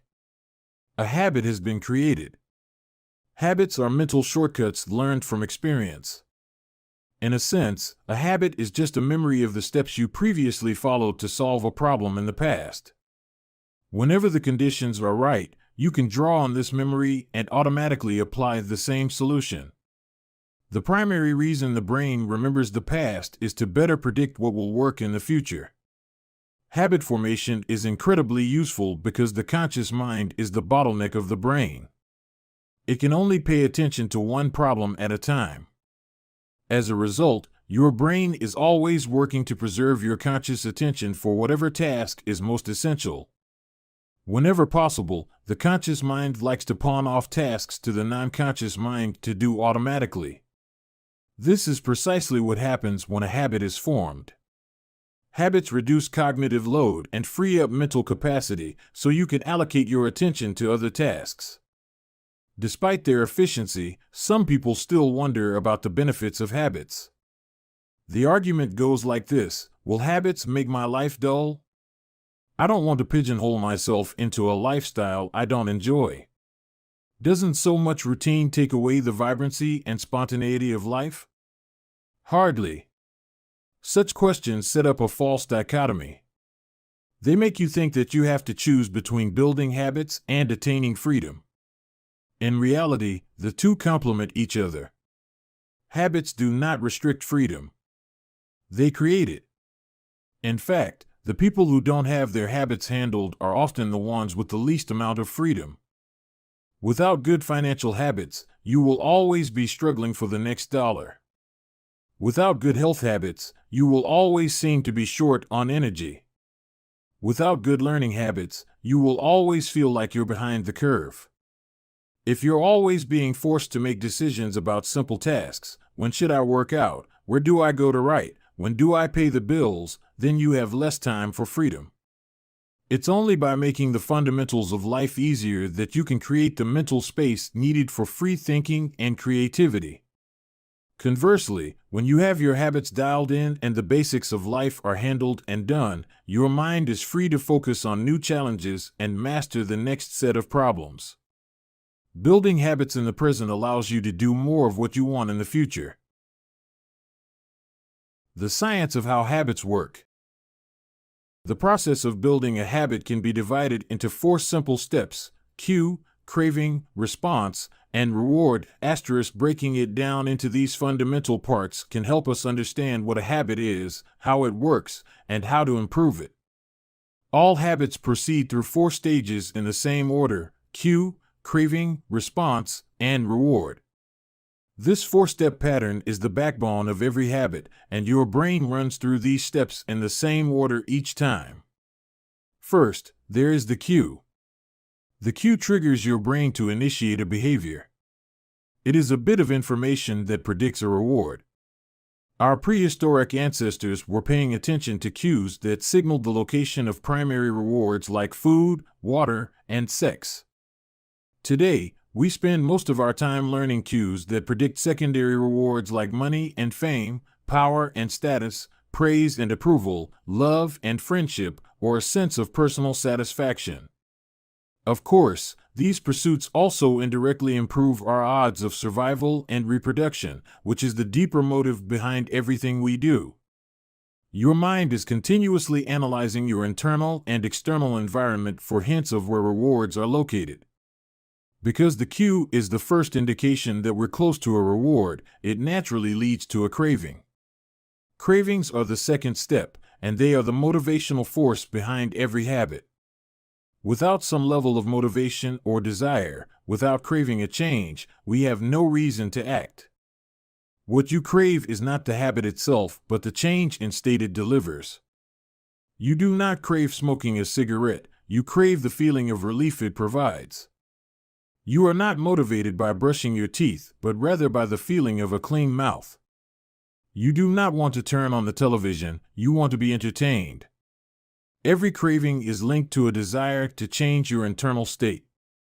This is an important point that we will discuss in detail later. Cravings differ from person to person. In theory, any piece of information could trigger a craving, but in practice, people are not motivated by the same cues. For a gambler, the sound of slot machines can be a potent trigger that sparks an intense wave of desire. For someone who rarely gambles, the jingles and chimes of the casino are just background noise. Cues are meaningless until they are interpreted. The thoughts, feelings, and emotions of the observer are what transform a cue into a craving. The third step is the response. The response is the actual habit you perform, which can take the form of a thought or an action. Whether a response occurs depends on how motivated you are and how much friction is associated with the behavior. If a particular action requires more physical or mental effort than you are willing to expend, then you won't do it. Your response also depends on your ability. It sounds simple, but a habit can occur only if you are capable of doing it. If you want to dunk a basketball but can't jump high enough to reach the hoop, well, you're out of luck. Finally, the response delivers a reward. Rewards are the end goal of every habit. The cue is about noticing the reward. The craving is about wanting the reward. The response is about obtaining the reward. We chase rewards because they serve two purposes. 1, they satisfy us, and 2, they teach us. The first purpose of rewards is to satisfy your craving. Yes, rewards provide benefits on their own. Food and water deliver the energy you need to survive. Getting a promotion brings more money and respect. Getting in shape improves your health and your dating prospects. But the more immediate benefit is that rewards satisfy your craving to eat or to gain status or to win approval. At least for a moment, rewards deliver contentment and relief from craving. Second, rewards teach us which actions are worth remembering in the future. Your brain is a reward detector. As you go about your life, your sensory nervous system is continuously monitoring which actions satisfy your desires and deliver pleasure. Feelings of pleasure and disappointment are part of the feedback mechanism that helps your brain distinguish useful actions from useless ones.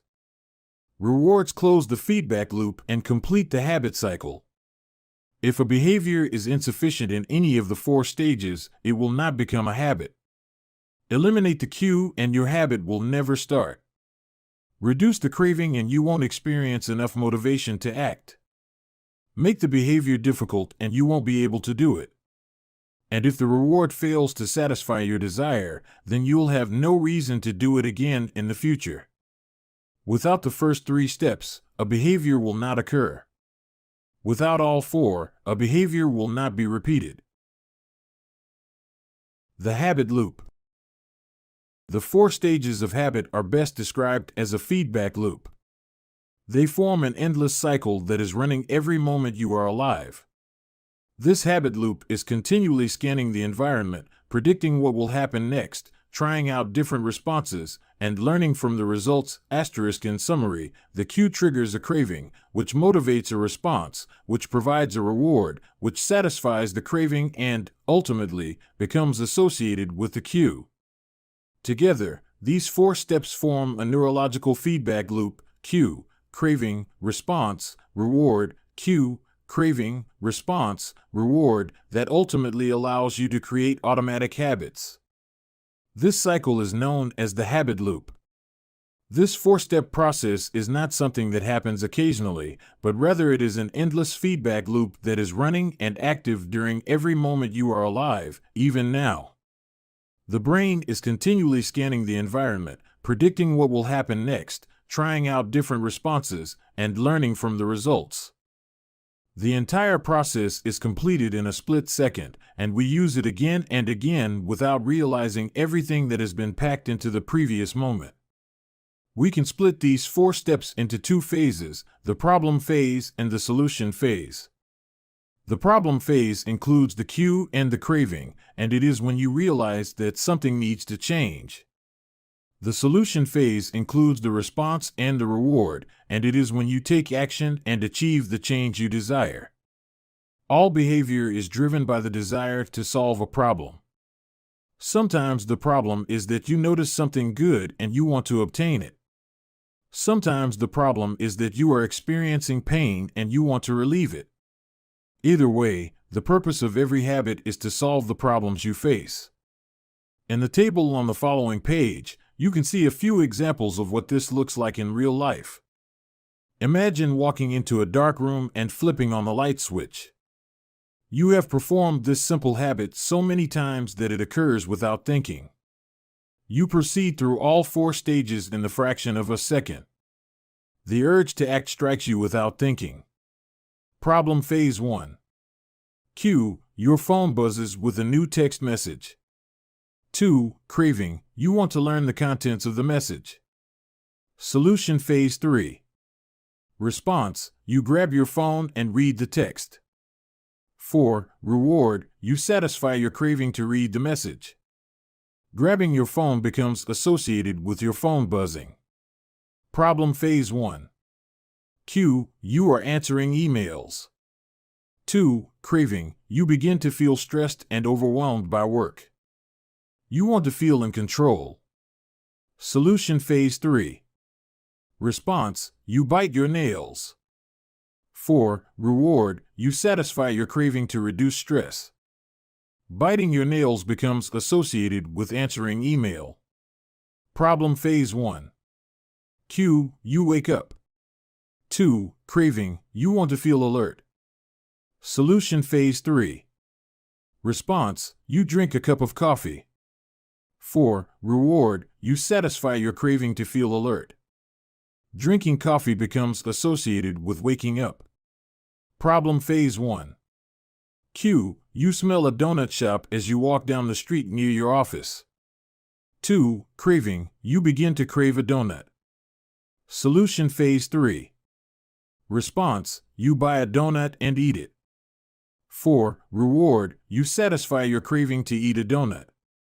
Buying a donut becomes associated with walking down the street near your office. Problem phase 1. Cue, you hit a stumbling block on a project at work. 2. Craving, you feel stuck and want to relieve your frustration.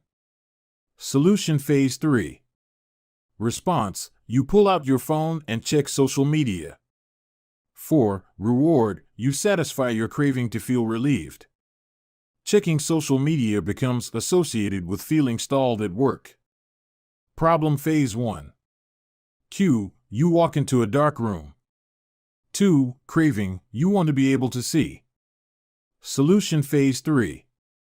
Response, you flip the light switch. 4. Reward, you satisfy your craving to see. Turning on the light switch becomes associated with being in a dark room. By the time we become adults, we rarely notice the habits that are running our lives. Most of us never give a second thought to the fact that we tie the same shoe first each morning, or unplug the toaster after each use, or always change into comfortable clothes after getting home from work. After decades of mental programming, we automatically slip into these patterns of thinking and acting. The 4 laws of behavior change. In the following chapters, we will see time and again how the 4 stages of cue, craving, response, and reward influence nearly everything we do each day. But before we do that, we need to transform these 4 steps into a practical framework that we can use to design good habits and eliminate bad ones. I refer to this framework as the 4 laws of behavior change, and it provides a simple set of rules for creating good habits and breaking bad ones. You can think of each law as a lever that influences human behavior. When the levers are in the right positions, creating good habits is effortless.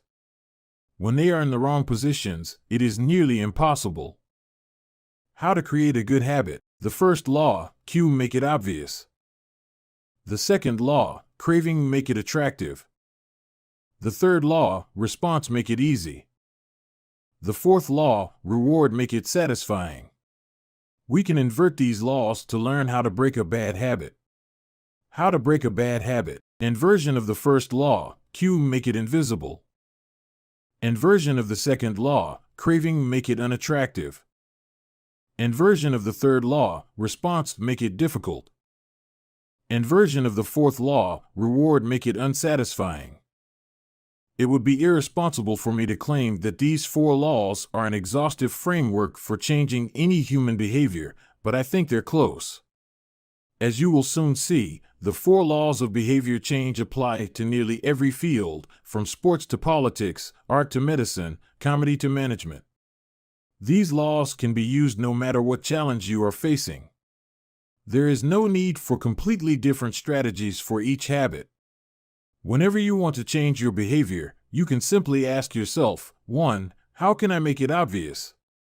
2. How can I make it attractive? 3. How can I make it easy? 4. How can I make it satisfying?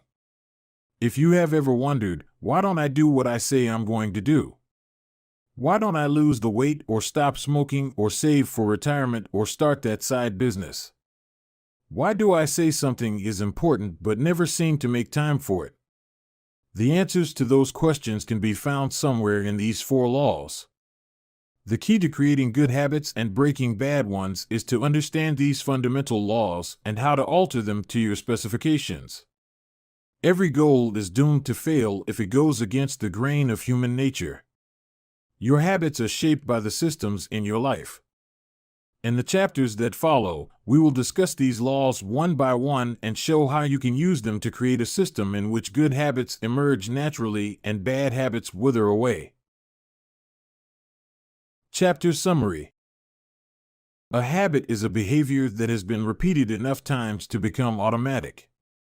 The ultimate purpose of habits is to solve the problems of life with as little energy and effort as possible. Any habit can be broken down into a feedback loop that involves 4 steps: cue, craving, response, and reward. The 4 laws of behavior change are a simple set of rules we can use to build better habits. They are: 1. Make it obvious. 2. Make it attractive. 3. Make it easy. And 4. Make it satisfying. The first law. Make it obvious. Chapter 4. The Man Who Didn't Look Right. The psychologist Gary Klein once told me a story about a woman who attended a family gathering. She had spent years working as a paramedic and, upon arriving at the event, took one look at her father-in-law and got very concerned. "I don't like the way you look," she said. Her father-in-law, who was feeling perfectly fine, jokingly replied, "Well, I don't like your looks either." "No," she insisted. "You need to go to the hospital now." A few hours later, the man was undergoing life-saving surgery after an examination had revealed that he had a blockage to a major artery and was at immediate risk of a heart attack. Without his daughter-in-law's intuition, he could have died. What did the paramedic see? How did she predict his impending heart attack? When major arteries are obstructed, the body focuses on sending blood to critical organs and away from peripheral locations near the surface of the skin. The result is a change in the pattern of distribution of blood in the face. After many years of working with people with heart failure, the woman had unknowingly developed the ability to recognize this pattern on sight. She couldn't explain what it was that she noticed in her father-in-law's face, but she knew something was wrong. Similar stories exist in other fields. For example, military analysts can identify which blip on a radar screen is an enemy missile and which one is a plane from their own fleet, even though they are traveling at the same speed, flying at the same altitude, and look identical on radar in nearly every respect. During the Gulf War, Lieutenant Commander Michael Riley saved an entire battleship when he ordered a missile shot down, despite the fact that it looked exactly like the battleship's own planes on radar. He made the right call, but even his superior officers couldn't explain how he did it. Museum curators have been known to discern the difference between an authentic piece of art and an expertly produced counterfeit, even though they can't tell you precisely which details tipped them off. Experienced radiologists can look at a brain scan and predict the area where a stroke will develop before any obvious signs are visible to the untrained eye. I've even heard of hairdressers noticing whether a client is pregnant based only on the feel of her hair. The human brain is a prediction machine. It is continuously taking in your surroundings and analyzing the information it comes across. Whenever you experience something repeatedly, like a paramedic seeing the face of a heart attack patient or a military analyst seeing a missile on a radar screen, your brain begins noticing what is important, sorting through the details and highlighting the relevant cues, and cataloging that information for future use. With enough practice, you can pick up on the cues that predict certain outcomes without consciously thinking about it. Automatically, your brain encodes the lessons learned through experience. We can't always explain what it is we are learning, but learning is happening all along the way, and your ability to notice the relevant cues in a given situation is the foundation for every habit you have. We underestimate how much our brains and bodies can do without thinking. You do not tell your hair to grow, your heart to pump, your lungs to breathe, or your stomach to digest. And yet your body handles all this and more on autopilot. You are much more than your conscious self. Consider hunger. How do you know when you're hungry? You don't necessarily have to see a cookie on the counter to realize that it is time to eat. Appetite and hunger are governed non-consciously. Your body has a variety of feedback loops that gradually alert you when it is time to eat again and that track what is going on around you and within you. Cravings can arise thanks to hormones and chemicals circulating through your body. Suddenly, you're hungry even though you're not quite sure what tipped you off. This is one of the most surprising insights about our habits. You don't need to be aware of the cue for a habit to begin. You can notice an opportunity and take action without dedicating conscious attention to it. This is what makes habits useful. It's also what makes them dangerous. As habits form, your actions come under the direction of your automatic and non-conscious mind. You fall into old patterns before you realize what's happening. Unless someone points it out, you may not notice that you cover your mouth with your hand whenever you laugh, that you apologize before asking a question, or that you have a habit of finishing other people's sentences. And the more you repeat these patterns, the less likely you become to question what you're doing and why you're doing it.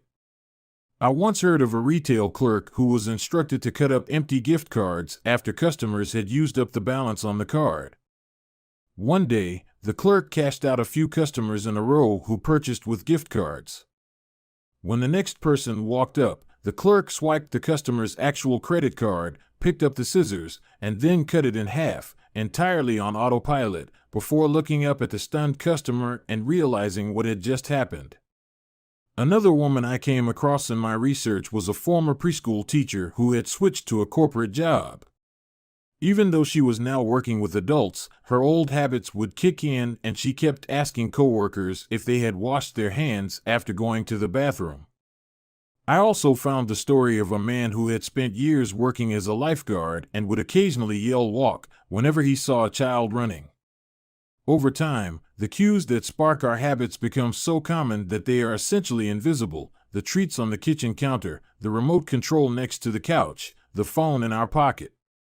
Our responses to these cues are so deeply encoded that it may feel like the urge to act comes from nowhere. For this reason, we must begin the process of behavior change with awareness. Before we can effectively build new habits, we need to get a handle on our current ones. This can be more challenging than it sounds because once a habit is firmly rooted in your life, it is mostly non-conscious and automatic. If a habit remains mindless, you can't expect to improve it. As the psychologist Carl Jung said, until you make the unconscious conscious, it will direct your life and you will call it fate. The Habit Scorecard. The Japanese railway system is regarded as one of the best in the world. If you ever find yourself riding a train in Tokyo, you'll notice that the conductors have a peculiar habit.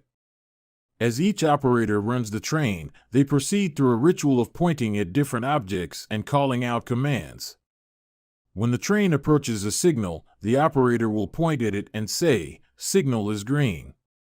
As the train pulls into and out of each station, the operator will point at the speedometer and call out the exact speed. When it's time to leave, the operator will point at the timetable and state the time. Out on the platform, other employees are performing similar actions. Before each train departs, staff members will point along the edge of the platform and declare, "All clear." Every detail is identified, pointed at, and named aloud. This process, known as pointing and calling, is a safety system designed to reduce mistakes. It seems silly, but it works incredibly well. Pointing and calling reduces errors by up to 85% and cuts accidents by 30%. The MTA subway system in New York City adopted a modified version that is point-only, and within 2 years of implementation, incidents of incorrectly berthed subways fell 57%. Pointing and calling is so effective because it raises the level of awareness from a non-conscious habit to a more conscious level. Because the train operators must use their eyes, hands, mouth, and ears, they are more likely to notice problems before something goes wrong. My wife does something similar. Whenever we are preparing to walk out the door for a trip, she verbally calls out the most essential items in her packing list. "I've got my keys. I've got my wallet.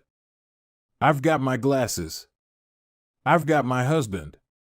The more automatic a behavior becomes, the less likely we are to consciously think about it. And when we've done something 1,000 times before, we begin to overlook things. We assume that the next time will be just like the last. We're so used to doing what we've always done that we don't stop to question whether it's the right thing to do at all. Many of our failures in performance are largely attributable to a lack of self-awareness. One of our greatest challenges in changing habits is maintaining awareness of what we are actually doing. This helps explain why the consequences of bad habits can sneak up on us. We need a point-and-call system for our personal lives. That's the origin of the Habit Scorecard, which is a simple exercise you can use to become more aware of your behavior. To create your own, make a list of your daily habits. Here's a sample of where your list might start. Wake up. Turn off alarm. Check my phone. Go to the bathroom. Weigh myself. Take a shower. Brush my teeth. Floss my teeth. Put on deodorant. Hang up towel to dry. Get dressed. Make a cup of tea. And so on. Once you have a full list, look at each behavior and ask yourself, is this a good habit, a bad habit, or a neutral habit? If it is a good habit, write plus next to it. If it is a bad habit, write. If it is a neutral habit, write equal sign. For example, the list above might look like this: wake up equals turn off alarm equals check my phone, go to the bathroom equals weigh myself plus take a shower plus brush my teeth plus floss my teeth plus put on deodorant plus hang up towel to dry equals get dressed equals make a cup of tea plus the marks you give to a particular habit will depend on your situation and your goals. For someone who is trying to lose weight, eating a bagel with peanut butter every morning might be a bad habit. For someone who is trying to bulk up and add muscle, the same behavior might be a good habit. It all depends on what you're working toward. Scoring your habits can be a bit more complex for another reason as well. The labels good habit and bad habit are slightly inaccurate. There are no good habits or bad habits. There are only effective habits. That is, effective at solving problems. All habits serve you in some way, even the bad ones, which is why you repeat them. For this exercise, categorize your habits by how they will benefit you in the long run. Generally speaking, good habits will have net positive outcomes. Bad habits have net negative outcomes. Smoking a cigarette may reduce stress right now, that's how it's serving you, but it's not a healthy long-term behavior. If you're still having trouble determining how to rate a particular habit, here is a question I like to use: does this behavior help me become the type of person I wish to be? Does this habit cast a vote for or against my desired identity? Habits that reinforce your desired identity are usually good. Habits that conflict with your desired identity are usually bad. As you create your habit scorecard, there is no need to change anything at first. The goal is to simply notice what is actually going on. Observe your thoughts and actions without judgment or internal criticism. Don't blame yourself for your faults. Don't praise yourself for your successes. If you eat a chocolate bar every morning, acknowledge it, almost as if you were watching someone else. Oh, how interesting that they would do such a thing. If you binge eat, simply notice that you are eating more calories than you should.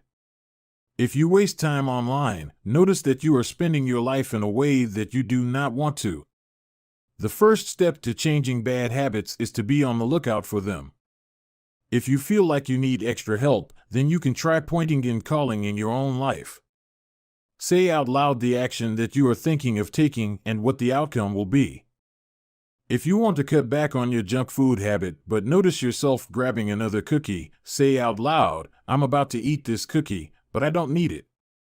Eating it will cause me to gain weight and hurt my health." Hearing your bad habits spoken aloud makes the consequences seem more real. It adds weight to the action rather than letting yourself mindlessly slip into an old routine. This approach is useful even if you're simply trying to remember a task on your to-do list. Just saying out loud, "Tomorrow, I need to go to the post office after lunch," increases the odds that you'll actually do it. You're getting yourself to acknowledge the need for action, and that can make all the difference. The process of behavior change always starts with awareness. Strategies like pointing and calling and the habit scorecard are focused on getting you to recognize your habits and acknowledge the cues that trigger them, which makes it possible to respond in a way that benefits you.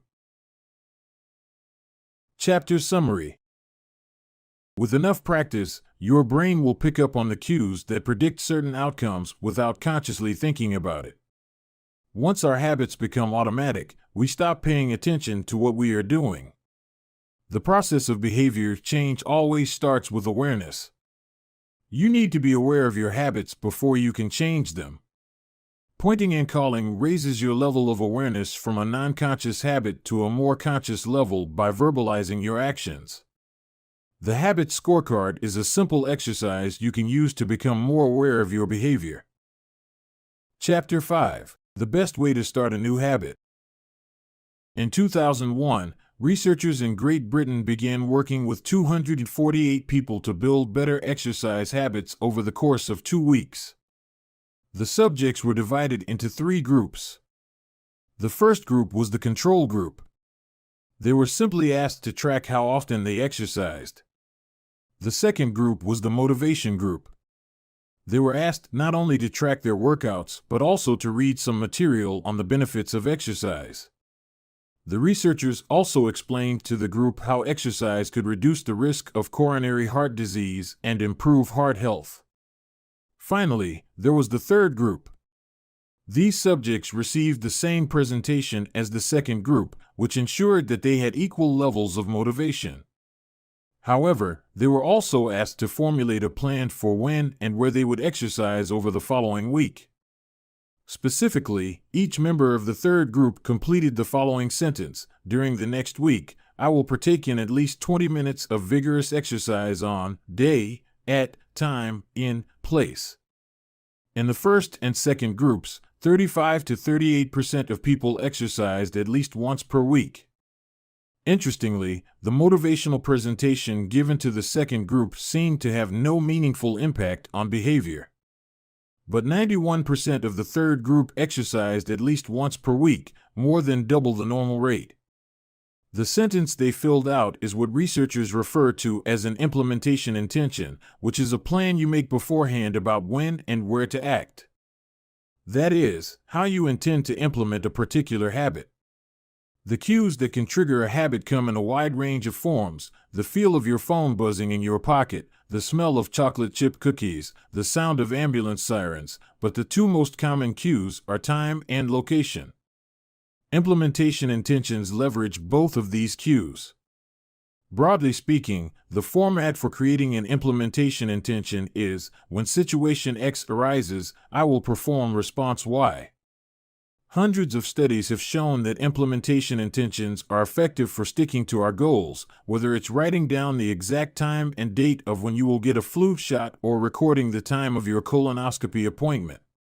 They increase the odds that people will stick with habits like recycling, studying, going to sleep early, and stopping smoking.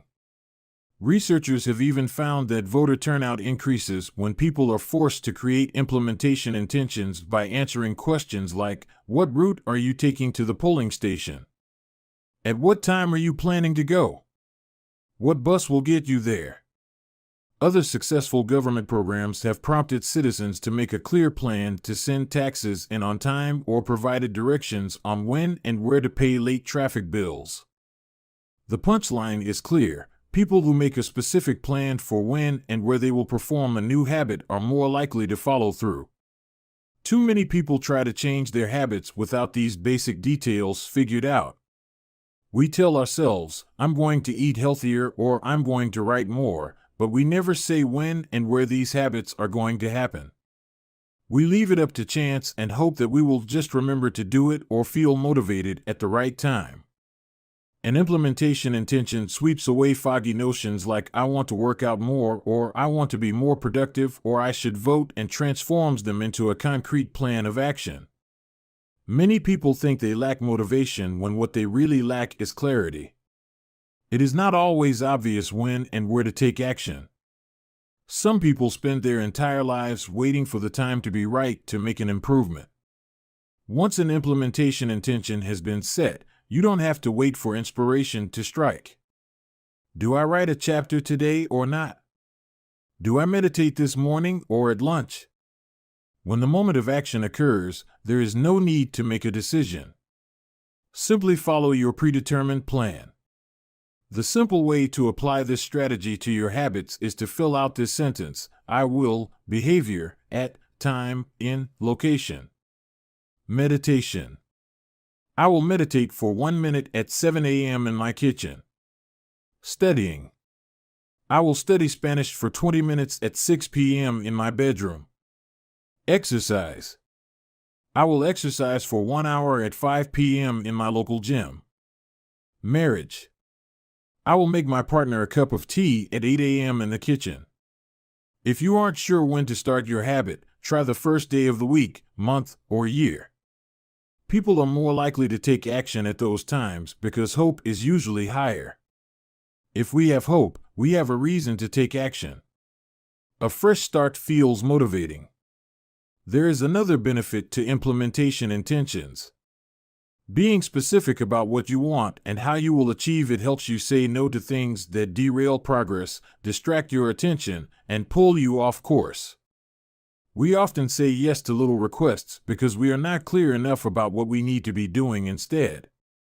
When your dreams are vague, it's easy to rationalize little exceptions all day long and never get around to the specific things you need to do to succeed. Give your habits a time and a space to live in the world. The goal is to make the time and location so obvious that, with enough repetition, you get an urge to do the right thing at the right time, even if you can't say why. As the writer Jason Zweig noted, obviously you're never going to just work out without conscious thought. But like a dog salivating at a bell, maybe you start to get antsy around the time of day you normally work out. There are many ways to use implementation intentions in your life and work. My favorite approach is one I learned from Stanford professor B.J. Fogg, and it is a strategy one referred to as habit stacking. Habit stacking, a simple plan to overhaul your habits. The French philosopher Denis Diderot lived nearly his entire life in poverty, but that all changed one day in 1765. Diderot's daughter was about to be married and he could not afford to pay for the wedding. Despite his lack of wealth, Diderot was well known for his role as the co-founder and writer of Encyclopedia, one of the most comprehensive encyclopedias of the time. When Catherine the Great, the Empress of Russia, heard of Diderot's financial troubles, her heart went out to him. She was a book lover and greatly enjoyed his encyclopedia.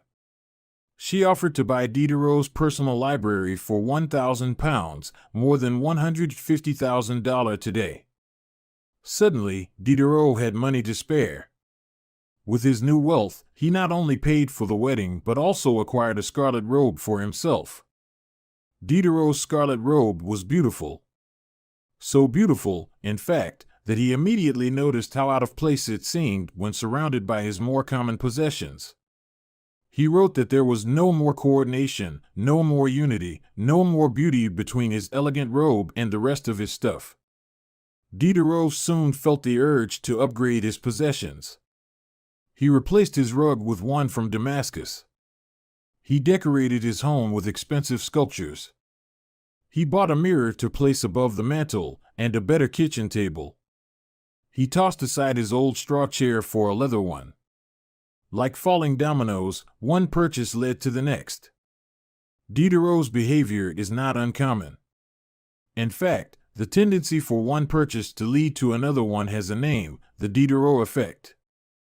The Diderot effect states that obtaining a new possession often creates a spiral of consumption that leads to additional purchases. You can spot this pattern everywhere. You buy a dress and have to get new shoes and earrings to match. You buy a couch and suddenly question the layout of your entire living room. You buy a toy for your child and soon find yourself purchasing all of the accessories that go with it. It's a chain reaction of purchases. Many human behaviors follow this cycle. You often decide what to do next based on what you have just finished doing. Going to the bathroom leads to washing and drying your hands, which reminds you that you need to put the dirty towels in the laundry, so you add laundry detergent to the shopping list, and so on. No behavior happens in isolation. Each action becomes a cue that triggers the next behavior. Why is this important? When it comes to building new habits, you can use the connectedness of behavior to your advantage. One of the best ways to build a new habit is to identify a current habit you already do each day and then stack your new behavior on top. This is called habit stacking. Habit stacking is a special form of an implementation intention. Rather than pairing your new habit with a particular time and location, you pair it with a current habit. This method, which was created by B.J. Fogg as part of his Tiny Habits program, can be used to design an obvious cue for nearly any habit. The habit stacking formula is, after current habit, I will new habit. For example, meditation. After I pour my cup of coffee each morning, I will meditate for 1 minute. Exercise. After I take off my work shoes, I will immediately change into my workout clothes. Gratitude. After I sit down to dinner, I will say one thing I'm grateful for that happened today. Marriage. After I get into bed at night, I will give my partner a kiss. Safety. After I put on my running shoes, I will text a friend or family member where I am running and how long it will take. The key is to tie your desired behavior into something you already do each day. Once you have mastered this basic structure, you can begin to create larger stacks by chaining small habits together. This allows you to take advantage of the natural momentum that comes from one behavior leading into the next, a positive version of the Diderot effect. Habit stacking increases the likelihood that you'll stick with a habit by stacking your new behavior on top of an old one. This process can be repeated to chain numerous habits together, each one acting as the cue for the next. Your morning routine habit stack might look like this. 1. After I pour my morning cup of coffee, I will meditate for 60 seconds. 2. After I meditate for 60 seconds, I will write my to-do list for the day. 3. After I write my to-do list for the day, I will immediately begin my first task. Or, consider this habit stack in the evening. 1. After I finish eating dinner, I will put my plate directly into the dishwasher. 2. After I put my dishes away, I will immediately wipe down the counter. 3. After I wipe down the counter, I will set out my coffee mug for tomorrow morning. You can also insert new behaviors into the middle of your current routines. For example, you may already have a morning routine that looks like this: wake up greater than make my bed greater than take a shower. Let's say you want to develop the habit of reading more each night. You can expand your habit stack and try something like, wake up greater than make my bed greater than place a book on my pillow greater than take a shower. Now, when you climb into bed each night, a book will be sitting there waiting for you to enjoy. Overall, habit stacking allows you to create a set of simple rules that guide your future behavior. It's like you always have a game plan for which action should come next. Once you get comfortable with this approach, you can develop general habit stacks to guide you whenever the situation is appropriate. Exercise. When I see a set of stairs, I will take them instead of using the elevator. Social skills. When I walk into a party, I will introduce myself to someone I don't know yet. Finances. When I want to buy something over $100, I will wait 24 hours before purchasing. Healthy eating. When I serve myself a meal, I will always put veggies on my plate first. Minimalism. When I buy a new item, I will give something away. One in, one out. Mood. When the phone rings, I will take one deep breath and smile before answering. Forgetfulness. When I leave a public place, I will check the table and chairs to make sure I don't leave anything behind. No matter how you use this strategy, the secret to creating a successful habit stack is selecting the right cue to kick things off. Unlike an implementation intention, which specifically states the time and location for a given behavior, habit stacking implicitly has the time and location built into it. When and where you choose to insert a habit into your daily routine can make a big difference. If you're trying to add meditation into your morning routine, but mornings are chaotic and your kids keep running into the room, then that may be the wrong place and time. Consider when you are most likely to be successful. Don't ask yourself to do a habit when you're likely to be occupied with something else. Your cue should also have the same frequency as your desired habit. If you want to do a habit every day, but you stack it on top of a habit that only happens on Mondays, that's not a good choice. One way to find the right trigger for your habit stack is by brainstorming a list of your current habits. You can use your habit scorecard from the last chapter as a starting point. Alternatively, you can create a list with 2 columns. In the first column, write down the habits you do each day without fail. For example, get out of bed. Take a shower. Brush your teeth. Get dressed. Brew a cup of coffee. Eat breakfast.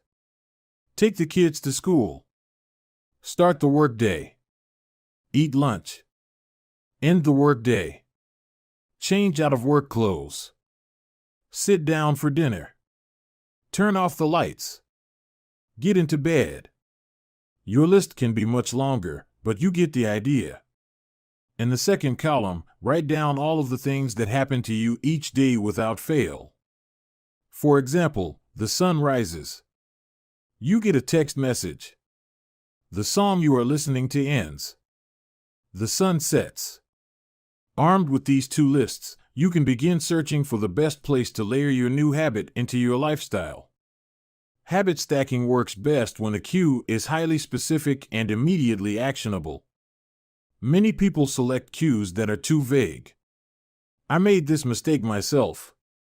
When I wanted to start a push-up habit, my habit stack was, when I take a break for lunch, I will do 10 push-ups. At first glance, this sounded reasonable. But soon, I realized the trigger was unclear. Would I do my push-ups before I ate lunch? After I ate lunch? Where would I do them? After a few inconsistent days, I changed my habit stack to, when I close my laptop for lunch, I will do 10 push-ups next to my desk. Ambiguity gone. Habits like read more or eat better are worthy causes, but these goals do not provide instruction on how and when to act. Be specific and clear. After I close the door. After I brush my teeth. After I sit down at the table. The specificity is important. The more tightly bound your new habit is to a specific cue, the better the odds are that you will notice when the time comes to act. The first law of behavior change is to make it obvious. Strategies like implementation intentions and habit stacking are among the most practical ways to create obvious cues for your habits and design a clear plan for when and where to take action. Chapter Summary. The first law of behavior change is make it obvious. The two most common cues are time and location. Creating an implementation intention is a strategy you can use to pair a new habit with a specific time and location. The implementation intention formula is I will, behavior, at, time, in, location. Habit stacking is a strategy you can use to pair a new habit with a current habit. The habit stacking formula is after, current habit, I will, new habit. Chapter 6. Motivation is overrated. Environment often matters more. Anne Thorndike, a primary care physician at Massachusetts General Hospital in Boston, had a crazy idea. She believed she could improve the eating habits of thousands of hospital staff and visitors without changing their willpower or motivation in the slightest way. In fact, she didn't plan on talking to them at all. Thorndike and her colleagues designed a 6-month study to alter the choice architecture of the hospital cafeteria. They started by changing how drinks were arranged in the room. Originally, the refrigerators located next to the cash registers in the cafeteria were filled with only soda. The researchers added water as an option to each one. Additionally, they placed baskets of bottled water next to the food stations throughout the room. Soda was still in the primary refrigerators, but water was now available at all drink locations. Over the next 3 months, the number of soda sales at the hospital dropped by 11.4%. Meanwhile, sales of bottled water increased by 25.8%. They made similar adjustments and saw similar results with the food in the cafeteria. Nobody had said a word to anyone eating there. People often choose products not because of what they are, but because of where they are. If I walk into the kitchen and see a plate of cookies on the counter, I'll pick up half a dozen and start eating, even if I hadn't been thinking about them beforehand and didn't necessarily feel hungry. If the communal table at the office is always filled with donuts and bagels, it's going to be hard not to grab one every now and then. Your habits change depending on the room you are in and the cues in front of you. Environment is the invisible hand that shapes human behavior. Despite our unique personalities, certain behaviors tend to arise again and again under certain environmental conditions. In church, people tend to talk in whispers. On a dark street, people act wary and guarded. In this way, the most common form of change is not internal, but external. We are changed by the world around us. Every habit is context dependent. In 1936, psychologist Kurt Lewin wrote a simple equation that makes a powerful statement. Behavior is a function of the person in their environment, or B equals F, P, E. It didn't take long for Lewin's equation to be tested in business. In 1952, the economist Hawkins Stern described a phenomenon he called suggestion impulse buying, which is triggered when a shopper sees a product for the first time and visualizes a need for it. In other words, customers will occasionally buy products not because they want them, but because of how they are presented to them. For example, items at eye level tend to be purchased more than those down near the floor. For this reason, you'll find expensive brand names featured in easy-to-reach locations on store shelves because they drive the most profit, while cheaper alternatives are tucked away in harder-to-reach spots. The same goes for end caps, which are the units at the end of aisles. End caps are money-making machines for retailers because they are obvious locations that encounter a lot of foot traffic. For example, 45% of Coca-Cola sales come specifically from end-of-the-aisle racks. The more obviously available a product or service is, the more likely you are to try it. People drink Bud Light because it is in every bar and visit Starbucks because it is on every corner. We like to think that we are in control.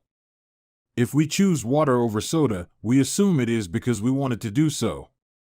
The truth, however, is that many of the actions we take each day are shaped not by purposeful drive and choice, but by the most obvious option. Every living being has its own methods for sensing and understanding the world. Eagles have remarkable long-distance vision. Snakes can smell by tasting the air with their highly sensitive tongues. Sharks can detect small amounts of electricity and vibrations in the water caused by nearby fish. Even bacteria have chemoreceptors, tiny sensory cells that allow them to detect toxic chemicals in their environment. In humans, perception is directed by the sensory nervous system. We perceive the world through sight, sound, smell, touch, and taste. But we also have other ways of sensing stimuli. Some are conscious, but many are non-conscious. For instance, you can notice when the temperature drops before a storm, or when the pain in your gut rises during a stomachache, or when you fall off balance while walking on rocky ground.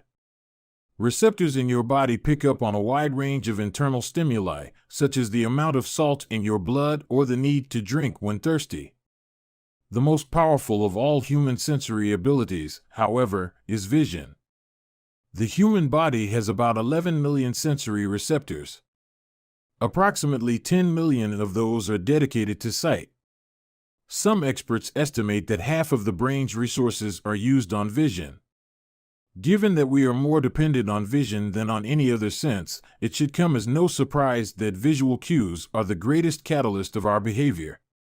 For this reason, a small change in what you see can lead to a big shift in what you do. As a result, you can imagine how important it is to live and work in environments that are filled with productive cues and devoid of unproductive ones. Thankfully, there is good news in this respect. You don't have to be the victim of your environment. You can also be the architect of it. How to design your environment for success.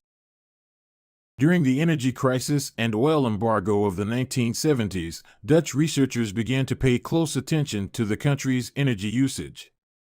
In one suburb near Amsterdam, they found that some homeowners used 30% less energy than their neighbors, despite the homes being of similar size and getting electricity for the same price.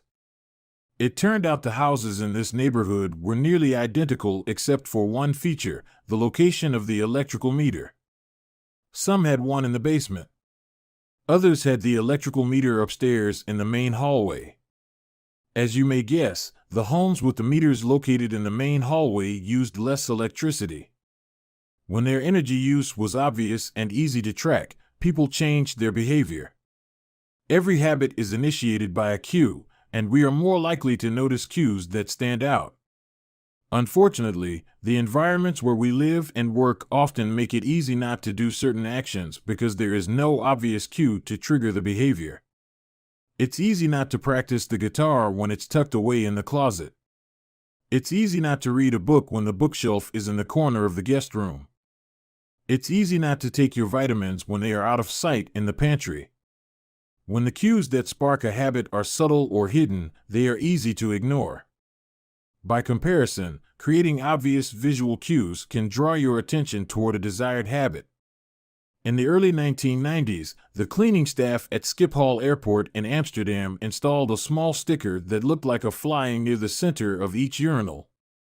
Apparently, when men stepped up to the urinals, they aimed for what they thought was a bug. The stickers improved their aim and significantly reduced spillage around the urinals. Further analysis determined that the stickers cut bathroom cleaning costs by 8% per year. I've experienced the power of obvious cues in my own life. I used to buy apples from the store, put them in the crisper in the bottom of the refrigerator, and forget all about them. By the time I remembered, the apples would have gone bad. I never saw them, so I never ate them. Eventually, I took my own advice and redesigned my environment. I bought a large display bowl and placed it in the middle of the kitchen counter. The next time I bought apples, that was where they went, out in the open where I could see them. Almost like magic, I began eating a few apples each day simply because they were obvious rather than out of sight. Here are a few ways you can redesign your environment and make the cues for your preferred habits more obvious. If you want to remember to take your medication each night, put your pill bottle directly next to the faucet on the bathroom counter. If you want to practice guitar more frequently, place your guitar stand in the middle of the living room. If you want to remember to send more thank you notes, keep a stack of stationery on your desk. If you want to drink more water, fill up a few water bottles each morning and place them in common locations around the house. If you want to make a habit a big part of your life, make the cue a big part of your environment. The most persistent behaviors usually have multiple cues. Consider how many different ways the smoker could be prompted to pull out a cigarette, driving in the car, seeing a friend smoke, feeling stressed at work, and so on. The same strategy can be employed for good habits. By sprinkling triggers throughout your surroundings, you increase the odds that you'll think about your habit throughout the day. Make sure the best choice is the most obvious one. Making a better decision is easy and natural when the cues for good habits are right in front of you. Environment design is powerful not only because it influences how we engage with the world, but also because we rarely do it. Most people live in a world others have created for them. But you can alter the spaces where you live and work to increase your exposure to positive cues and reduce your exposure to negative ones. Environment design allows you to take back control and become the architect of your life. Be the designer of your world and not merely the consumer of it. The context is the CUE. The cues that trigger a habit can start out very specific, but over time your habits become associated not with a single trigger but with the entire context surrounding the behavior. For example, many people drink more in social situations than they would ever drink alone. The trigger is rarely a single cue, but rather the whole situation: watching your friends order drinks, hearing the music at the bar, seeing the beers on tap. We mentally assign our habits to the locations in which they occur: the home, the office, the gym. Each location develops a connection to certain habits and routines. You establish a particular relationship with the objects on your desk, the items on your kitchen counter, the things in your bedroom. Our behavior is not defined by the objects in the environment, but by our relationship to them. In fact, this is a useful way to think about the influence of the environment on your behavior. Stop thinking about your environment as filled with objects. Start thinking about it as filled with relationships. Think in terms of how you interact with the spaces around you. For one person, her couch is the place where she reads for an hour each night. For someone else, the couch is where he watches television and eats a bowl of ice cream after work. Different people can have different memories, and thus different habits, associated with the same place. The good news? You can train yourself to link a particular habit with a particular context. In one study, scientists instructed insomniacs to get into bed only when they were tired. If they couldn't fall asleep, they were told to sit in a different room until they became sleepy. Over time, subjects began to associate the context of their bed with the action of sleeping, and it became easier to quickly fall asleep when they climbed in bed. Their brains learned that sleeping, not browsing on their phones, not watching television, not staring at the clock, was the only action that happened in that room. The power of context also reveals an important strategy. Habits can be easier to change in a new environment. It helps to escape the subtle triggers and cues that nudge you toward your current habits. Go to a new place, a different coffee shop, a bench in the park, a corner of your room you seldom use, and create a new routine there. It is easier to associate a new habit with a new context than to build a new habit in the face of competing cues. It can be difficult to go to bed early if you watch television in your bedroom each night. It can be hard to study in the living room without getting distracted if that's where you always play video games. But when you step outside your normal environment, you leave your behavioral biases behind. You aren't battling old environmental cues, which allows new habits to form without interruption. Want to think more creatively? Move to a bigger room, a rooftop patio, or a building with expansive architecture. Take a break from the space where you do your daily work, which is also linked to your current thought patterns. Trying to eat healthier? It is likely that you shop on autopilot at your regular supermarket. Try a new grocery store. You may find it easier to avoid unhealthy food when your brain doesn't automatically know where it is located in the store. When you can't manage to get to an entirely new environment, redefine or rearrange your current one. Create a separate space for work, study, exercise, entertainment, and cooking. The mantra I find useful is one space, one use. When I started my career as an entrepreneur, I would often work from my couch or at the kitchen table. In the evenings, I found it very difficult to stop working. There was no clear division between the end of work time and the beginning of personal time. Was the kitchen table my office or the space where I ate meals? Was the couch where I relaxed or where I sent emails? Everything happened in the same place. A few years later, I could finally afford to move to a home with a separate room for my office. Suddenly, work was something that happened in here and personal life was something that happened out there. It was easier for me to turn off the professional side of my brain when there was a clear dividing line between work life and home life. Each room had one primary use. The kitchen was for cooking. The office was for working. Whenever possible, avoid mixing the context of one habit with another. When you start mixing contexts, you'll start mixing habits, and the easier ones will usually win out. This is one reason why the versatility of modern technology is both a strength and a weakness. You can use your phone for all sorts of tasks, which makes it a powerful device.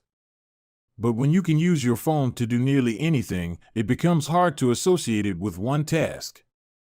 You want to be productive, but you're also conditioned to browse social media, check email, and play video games whenever you open your phone.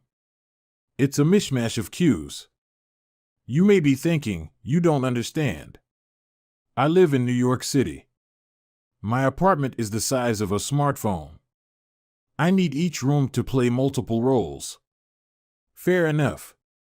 If your space is limited, divide your room into activity zones, a chair for reading, a desk for writing, a table for eating. You can do the same with your digital spaces. I know a writer who uses his computer only for writing, his tablet only for reading, and his phone only for social media and texting. Every habit should have a home. If you can manage to stick with this strategy, each context will become associated with a particular habit and mode of thought. Habits thrive under predictable circumstances like these. Focus comes automatically when you are sitting at your work desk. Relaxation is easier when you are in a space designed for that purpose. Sleep comes quickly when it is the only thing that happens in your bedroom. If you want behaviors that are stable and predictable, you need an environment that is stable and predictable. A stable environment where everything has a place and a purpose is an environment where habits can easily form. Chapter Summary. Small changes in context can lead to large changes in behavior over time. Every habit is initiated by a cue. We are more likely to notice cues that stand out. Make the cues of good habits obvious in your environment. Gradually, your habits become associated not with a single trigger but with the entire context surrounding the behavior. The context becomes the cue. It is easier to build new habits in a new environment because you are not fighting against old cues. Chapter 7. The Secret to Self-Control. In 1971, as the Vietnam War was heading into its 16th year, Congressman Robert Steele from Connecticut and Morgan Murphy from Illinois made a discovery that stunned the American public. While visiting the troops, they had learned that over 15% of U.S. soldiers stationed there were heroin addicts. Follow-up research revealed that 35% of service members in Vietnam had tried heroin and as many as 20% were addicted. The problem was even worse than they had initially thought. The discovery led to a flurry of activity in Washington, including the creation of the Special Action Office of Drug Abuse Prevention under President Nixon to promote prevention and rehabilitation and to track addicted service members when they returned home. Lee Robbins was one of the researchers in charge. In a finding that completely upended the accepted beliefs about addiction, Robbins found that when soldiers who had been heroin users returned home, only 5% of them became re-addicted within a year, and just 12% relapsed within 3 years. In other words, approximately 9 out of 10 soldiers who used heroin in Vietnam eliminated their addiction nearly overnight. This finding contradicted the prevailing view at the time, which considered heroin addiction to be a permanent and irreversible condition. Instead, Robbins revealed that addictions could spontaneously dissolve if there was a radical change in the environment. In Vietnam, soldiers spent all day surrounded by cues triggering heroin use. It was easy to access, they were engulfed by the constant stress of war, they built friendships with fellow soldiers who were also heroin users, and they were thousands of miles from home. Once a soldier returned to the United States, though, he found himself in an environment devoid of those triggers. When the context changed, so did the habit. Compare this situation to that of a typical drug user. Someone becomes addicted at home or with friends, goes to a clinic to get clean, which is devoid of all the environmental stimuli that prompt their habit, then returns to their old neighborhood with all of their previous cues that caused them to get addicted in the first place.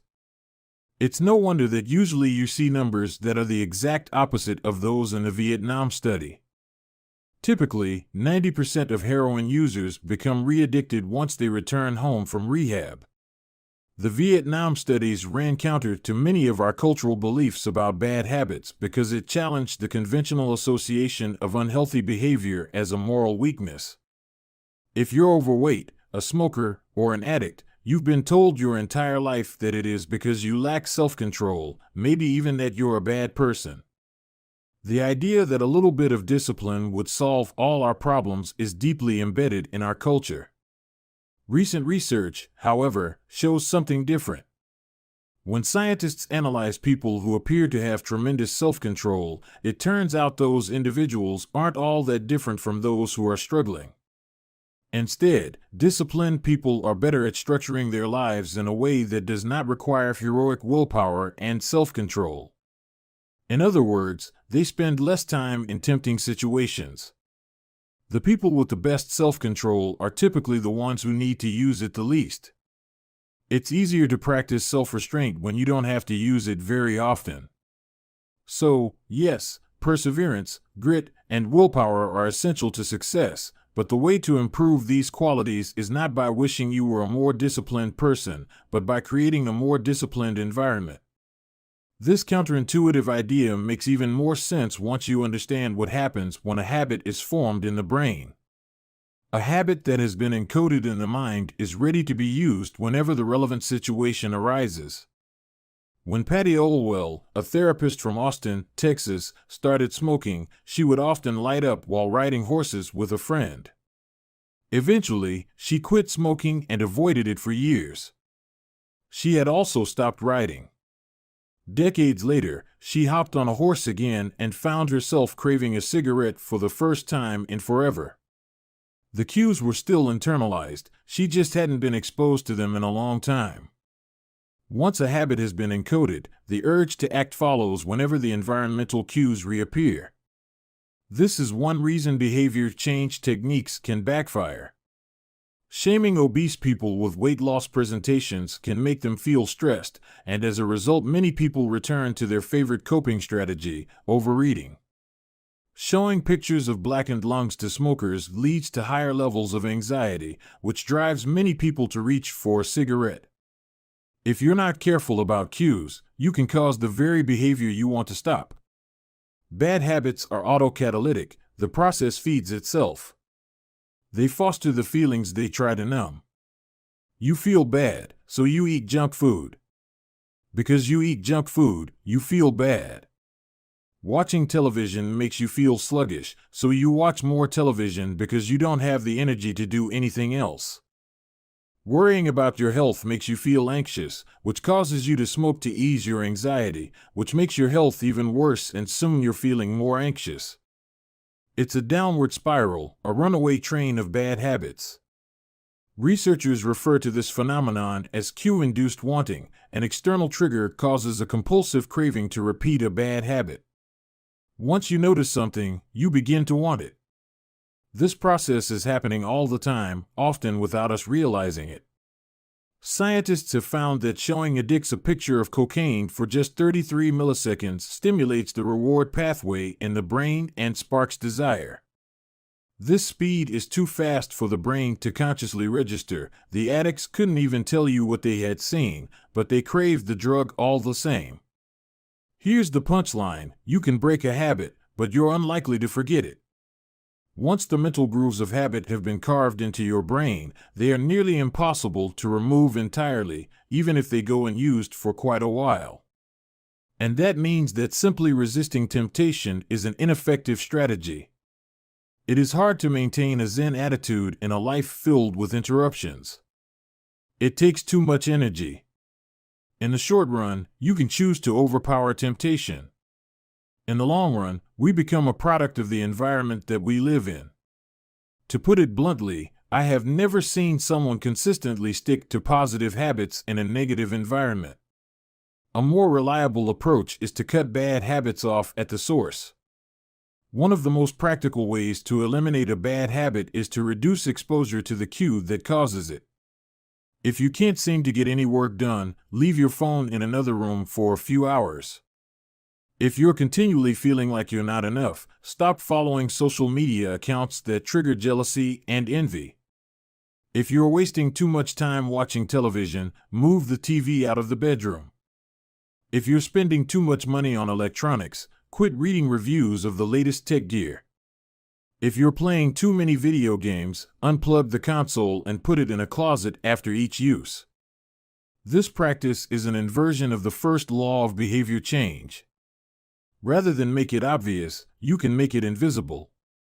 I'm often surprised by how effective simple changes like these can be. Remove a single cue and the entire habit often fades away. Self-control is a short-term strategy, not a long-term one. You may be able to resist temptation once or twice, but it's unlikely you can muster the willpower to override your desires every time. Instead of summoning a new dose of willpower whenever you want to do the right thing, your energy would be better spent optimizing your environment. This is the secret to self-control. Make the cues of your good habits obvious and the cues of your bad habits invisible.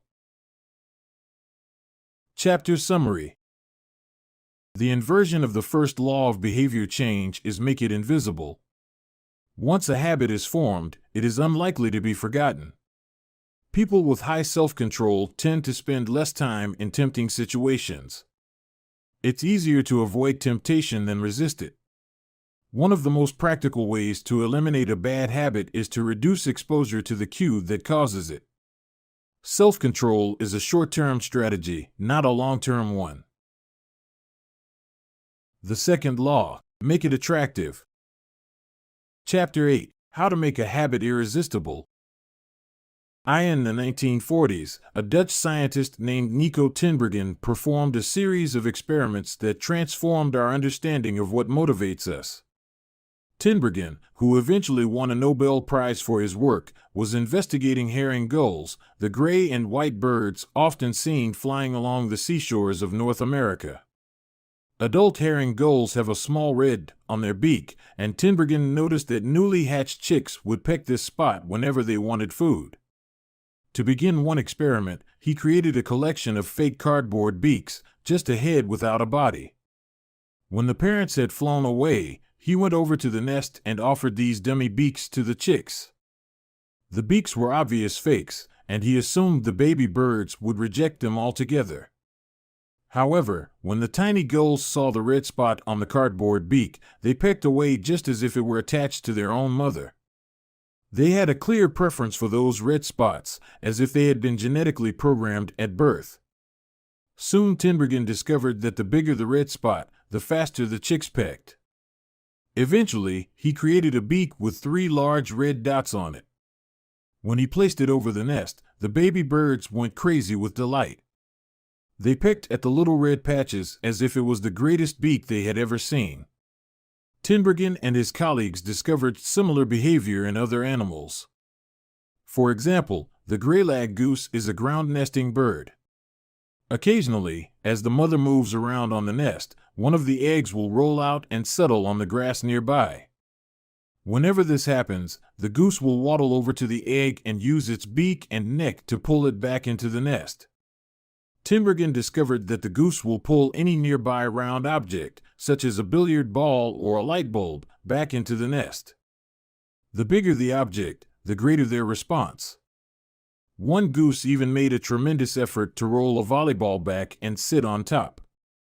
Like the baby gulls automatically pecking at red dots, the gray-lag goose was following an instinctive rule: when I see a round object nearby, I must roll it back into the nest. The bigger the round object, the harder I should try to get it. It's like the brain of each animal is preloaded with certain rules for behavior, and when it comes across an exaggerated version of that rule, it lights up like a Christmas tree. Scientists refer to these exaggerated cues as supernormal stimuli. A supernormal stimulus is a heightened version of reality, like a beak with 3 red dots or an egg the size of a volleyball, and it elicits a stronger response than usual. Humans are also prone to fall for exaggerated versions of reality. Junk food, for example, drives our reward systems into a frenzy. After spending hundreds of thousands of years hunting and foraging for food in the wild, the human brain has evolved to place a high value on salt, sugar, and fat. Such foods are often calorie-dense, and they were quite rare when our ancient ancestors were roaming the savannah. When you don't know where your next meal is coming from, eating as much as possible is an excellent strategy for survival. Today, however, we live in a calorie-rich environment. Food is abundant, but your brain continues to crave it like it is scarce. Placing a high value on salt, sugar, and fat is no longer advantageous to our health, but the craving persists because the brain's reward centers have not changed for approximately 50,000 years. The modern food industry relies on stretching our Paleolithic instincts beyond their evolutionary purpose. A primary goal of food science is to create products that are more attractive to consumers. Nearly every food in a bag, box, or jar has been enhanced in some way, if only with additional flavoring. Companies spend millions of dollars to discover the most satisfying level of crunch in a potato chip or the perfect amount of fizz in a soda. Entire departments are dedicated to optimizing how a product feels in your mouth, a quality known as oral sensation. French fries, for example, are a potent combination, golden brown and crunchy on the outside, light and smooth on the inside. Other processed foods enhance dynamic contrast, which refers to items with a combination of sensations, like crunchy and creamy. Imagine the gooiness of melted cheese on top of a crispy pizza crust, or the crunch of an Oreo cookie combined with its smooth center. With natural, unprocessed foods, you tend to experience the same sensations over and over. How's that 17th bite of kale taste? After a few minutes, your brain loses interest and you begin to feel full.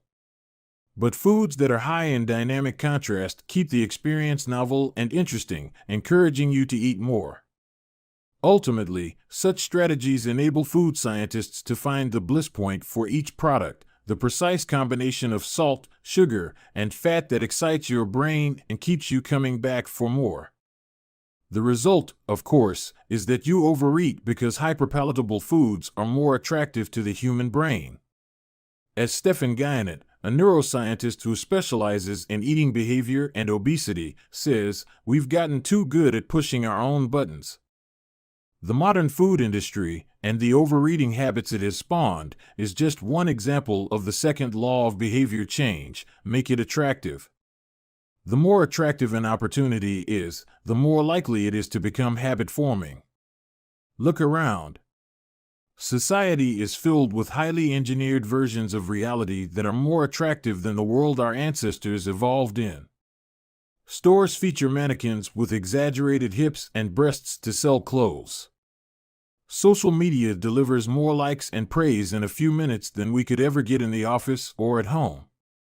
Online porn splices together stimulating scenes at a rate that would be impossible to replicate in real life. Advertisements are created with a combination of ideal lighting, professional makeup, and photoshopped edits. Even the model doesn't look like the person in the final image. These are the supernormal stimuli of our modern world. They exaggerate features that are naturally attractive to us, and our instincts go wild as a result, driving us into excessive shopping habits, social media habits, porn habits, eating habits, and many others. If history serves as a guide, the opportunities of the future will be more attractive than those of today. The trend is for rewards to become more concentrated and stimuli to become more enticing. Junk food is a more concentrated form of calories than natural foods. Hard liquor is a more concentrated form of alcohol than beer. Video games are a more concentrated form of play than board games. Compared to nature, these pleasure-packed experiences are hard to resist. We have the brains of our ancestors, but temptations they never had to face. If you want to increase the odds that a behavior will occur, then you need to make it attractive. Throughout our discussion of the second law, our goal is to learn how to make our habits irresistible. While it is not possible to transform every habit into a supernormal stimulus, we can make any habit more enticing. To do this, we must start by understanding what a craving is and how it works. We begin by examining a biological signature that all habits share: the dopamine spike. The dopamine-driven feedback loop. Scientists can track the precise moment a craving occurs by measuring a neurotransmitter called dopamine. The importance of dopamine became apparent in 1954 when the neuroscientists James Olds and Peter Milner ran an experiment that revealed the neurological processes behind craving and desire. By implanting electrodes in the brains of rats, the researchers blocked the release of dopamine. To the surprise of the scientists, the rats lost all will to live. They wouldn't eat. They wouldn't have sex. They didn't crave anything. Within a few days, the animals died of thirst. In follow-up studies, other scientists also inhibited the dopamine-releasing parts of the brain, but this time, they squirted little droplets of sugar into the mouths of the dopamine-depleted rats. Their little rat faces lit up with pleasurable grins from the tasty substance. Even though dopamine was blocked, they liked the sugar just as much as before, they just didn't want it anymore. The ability to experience pleasure remained, but without dopamine, desire died. And without desire, action stopped. When other researchers reversed this process and flooded the reward system of the brain with dopamine, animals performed habits at breakneck speed. In one study, mice received a powerful hit of dopamine each time they poked their nose in a box. Within minutes, the mice developed a craving so strong they began poking their nose into the box 800 times per hour. Humans are not so different. The average slot machine player will spin the wheel 600 times per hour. Habits are a dopamine-driven feedback loop. Every behavior that is highly habit-forming, taking drugs, eating junk food, playing video games, browsing social media, is associated with higher levels of dopamine. The same can be said for our most basic habitual behaviors like eating food, drinking water, having sex, and interacting socially. For years, scientists assumed dopamine was all about pleasure, but now we know it plays a central role in many neurological processes, including motivation, learning and memory, punishment and aversion, and voluntary movement. When it comes to habits, the key takeaway is this: dopamine is released not only when you experience pleasure, but also when you anticipate it. Gambling addicts have a dopamine spike right before they place a bet, not after they win. Cocaine addicts get a surge of dopamine when they see the powder, not after they take it. Whenever you predict that an opportunity will be rewarding, your levels of dopamine spike in anticipation. And whenever dopamine rises, so does your motivation to act. It is the anticipation of a reward, not the fulfillment of it, that gets us to take action. Interestingly, the reward system that is activated in the brain when you receive a reward is the same system that is activated when you anticipate a reward. This is one reason the anticipation of an experience can often feel better than the attainment of it. As a child, thinking about Christmas morning can be better than opening the gifts.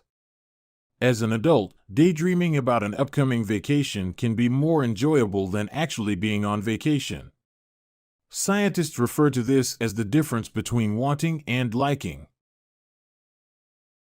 The dopamine spike. Your brain has far more neural circuitry allocated for wanting rewards than for liking them. The wanting centers in the brain are large: the brain stem, the nucleus accumbens, the ventral tegmental area, the dorsal striatum, the amygdala, and portions of the prefrontal cortex. By comparison, the liking centers of the brain are much smaller. They are often referred to as hedonic hotspots and are distributed like tiny islands throughout the brain. For instance, researchers have found that 100% of the nucleus accumbens is activated during wanting. Meanwhile, only 10% of the structure is activated during liking. The fact that the brain allocates so much precious space to the regions responsible for craving and desire provides further evidence of the crucial role these processes play. Desire is the engine that drives behavior. Every action is taken because of the anticipation that precedes it. It is the craving that leads to the response. These insights reveal the importance of the second law of behavior change. We need to make our habits attractive because it is the expectation of a rewarding experience that motivates us to act in the first place. This is where a strategy known as temptation bundling comes into play. How to use temptation bundling to make your habits more attractive. Ronan Byrne, an electrical engineering student in Dublin, Ireland, enjoyed watching Netflix, but he also knew that he should exercise more often than he did. Putting his engineering skills to use, Byrne hacked his stationary bike and connected it to his laptop and television. Then he wrote a computer program that would allow Netflix to run only if he was cycling at a certain speed. If he slowed down for too long, whatever show he was watching would pause until he started pedaling again. He was, in the words of one fan, eliminating obesity one Netflix binge at a time. He was also employing temptation bundling to make his exercise habit more attractive. Temptation bundling works by linking an action you want to do with an action you need to do. In Byrne's case, he bundled watching Netflix, the thing he wanted to do, with riding his stationary bike, the thing he needed to do. Businesses are masters at temptation bundling. For instance, when the American Broadcasting Company, more commonly known as ABC, launched its Thursday night television lineup for the 2014 to 2015 season, they promoted temptation bundling on a massive scale. Every Thursday, the company would air 3 shows created by screenwriter Shonda Rhimes: Grey's Anatomy, Scandal, and How to Get Away with Murder. They branded it as TGIT on ABC. TGIT stands for Thank God It's Thursday. In addition to promoting the shows, ABC encouraged viewers to make popcorn, drink red wine, and enjoy the evening. Andrew Kubitz, head of scheduling for ABC, described the idea behind the campaign. We see Thursday night as a viewership opportunity, with either couples or women by themselves who want to sit down and escape and have fun and drink their red wine and have some popcorn. The brilliance of this strategy is that ABC was associating the thing they needed viewers to do, watch their shows, with activities their viewers already wanted to do: relax, drink wine, and eat popcorn. Over time, people began to connect watching ABC with feeling relaxed and entertained. If you drink red wine and eat popcorn at 8 p.m. every Thursday, then eventually 8 p.m. on Thursday means relaxation and entertainment. The reward gets associated with the cue, and the habit of turning on the television becomes more attractive. You're more likely to find a behavior attractive if you get to do one of your favorite things at the same time. Perhaps you want to hear about the latest celebrity gossip, but you need to get in shape. Using temptation bundling, you could only read the tabloids and watch reality shows at the gym. Maybe you want to get a pedicure, but you need to clean out your email inbox. Solution: only get a pedicure while processing overdue work emails. Temptation bundling is one way to apply a psychology theory known as Premack's principle. Named after the work of Professor David Premack, the principle states that more probable behaviors will reinforce less probable behaviors. In other words, even if you don't really want to process overdue work emails, you'll become conditioned to do it if it means you get to do something you really want to do along the way. You can even combine temptation bundling with the habit stacking strategy we discussed in Chapter 5 to create a set of rules to guide your behavior. The habit stacking plus temptation bundling formula is: 1. After current habit, I will, habit I need. 2. After habit I need, I will, habit I want. If you want to read the news, but you need to express more gratitude: 1. After I get my morning coffee, I will say one thing I'm grateful for that happened yesterday, need. 2. After I say one thing I'm grateful for, I will read the news, want. If you want to watch sports, but you need to make sales calls: 1. After I get back from my lunch break, I will call 3 potential clients, need. 2. After I call 3 potential clients, I will check ESPN, want. If you want to check Facebook, but you need to exercise more: 1. After I pull out my phone, I will do 10 burpees, need. 2. After I do 10 burpees, I will check Facebook, want. The hope is that eventually you'll look forward to calling 3 clients or doing 10 burpees because it means you get to read the latest sports news or check Facebook. Doing the thing you need to do means you get to do the thing you want to do. We began this chapter by discussing supernormal stimuli, which are heightened versions of reality that increase our desire to take action. Temptation bundling is one way to create a heightened version of any habit by connecting it with something you already want. Engineering a truly irresistible habit is a hard task, but this simple strategy can be employed to make nearly any habit more attractive than it would be otherwise. Chapter Summary. The second law of behavior change is make it attractive. The more attractive an opportunity is, the more likely it is to become habit-forming. Habits are a dopamine-driven feedback loop.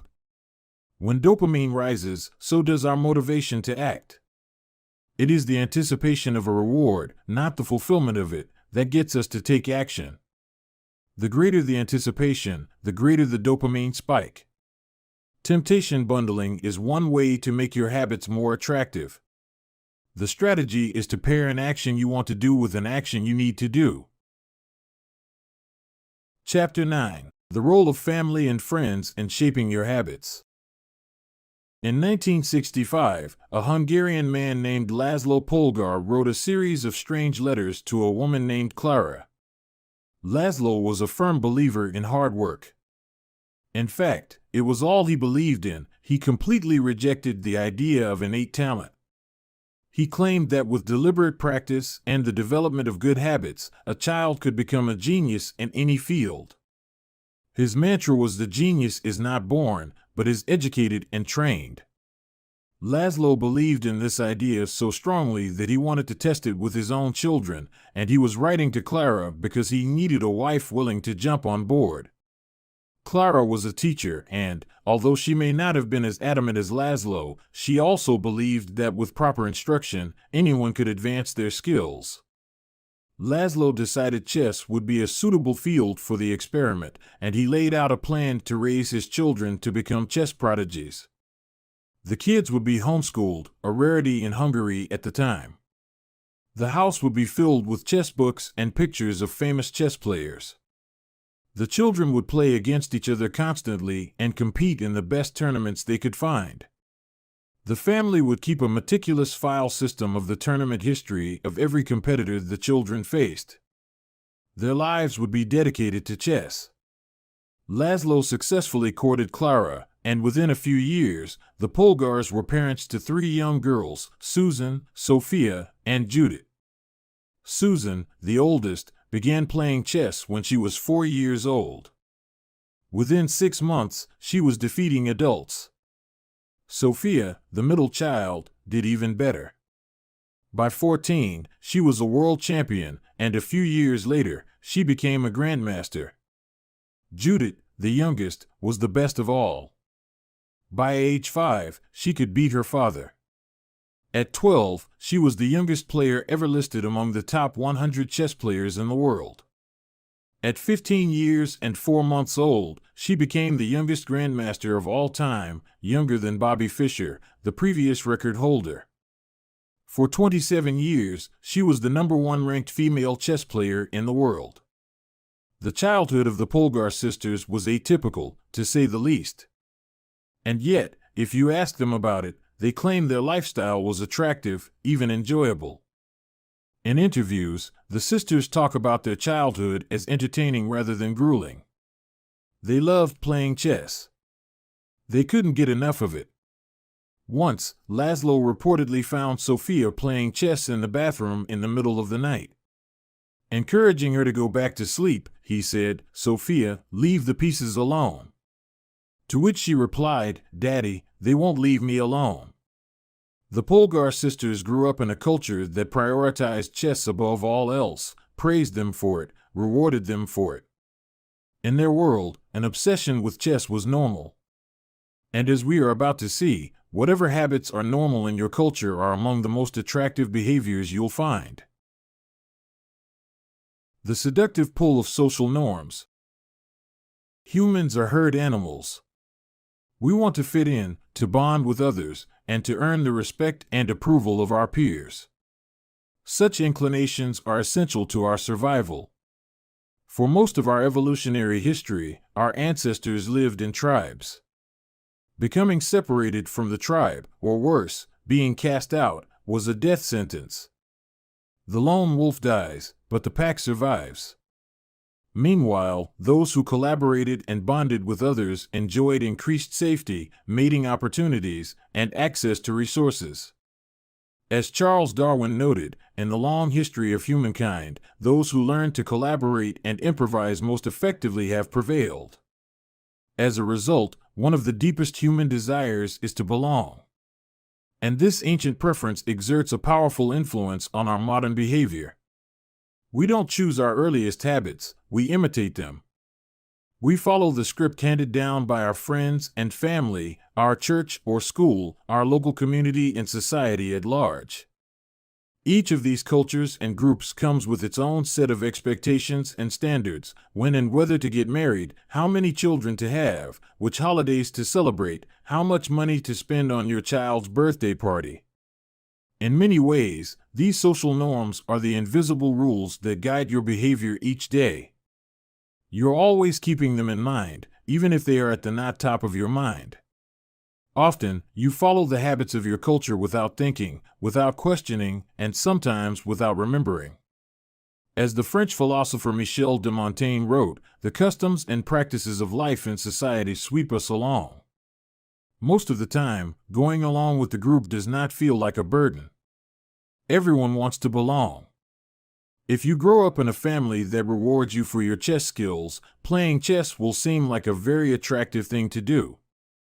If you work in a job where everyone wears expensive suits, then you'll be inclined to splurge on one as well. If all of your friends are sharing an inside joke or using a new phrase, you'll want to do it, too, so they know that you get it. Behaviors are attractive when they help us fit in. We imitate the habits of three groups in particular: 1. The close. 2. The many. 3. The powerful. Each group offers an opportunity to leverage the second law of behavior change and make our habits more attractive. 1. Imitating the close. Proximity has a powerful effect on our behavior. This is true of the physical environment, as we discussed in Chapter 6, but it is also true of the social environment. We pick up habits from the people around us. We copy the way our parents handle arguments, the way our peers flirt with one another, the way our coworkers get results. When your friends smoke pot, you give it a try, too. When your wife has a habit of double-checking that the door is locked before going to bed, you pick it up as well. I find that I often imitate the behavior of those around me without realizing it. In conversation, I'll automatically assume the body posture of the other person. In college, I began to talk like my roommates. When traveling to other countries, I unconsciously imitate the local accent despite reminding myself to stop. As a general rule, the closer we are to someone, the more likely we are to imitate some of their habits. One groundbreaking study tracked 12,000 people for 32 years and found that a person's chances of becoming obese increased by 57% if he or she had a friend who became obese. It works the other way, too. Another study found that if one person in a relationship lost weight, the other partner would also slim down about 1/3 of the time. Our friends and family provide a sort of invisible peer pressure that pulls us in their direction. Of course, peer pressure is bad only if you're surrounded by bad influences. When astronaut Mike Massimino was a graduate student at MIT, he took a small robotics class. Of the 10 people in the class, 4 became astronauts. If your goal was to make it into space, then that room was about the best culture you could ask for. Similarly, one study found that the higher your best friend's IQ at age 11 or 12, the higher your IQ would be at age 15, even after controlling for natural levels of intelligence. We soak up the qualities and practices of those around us.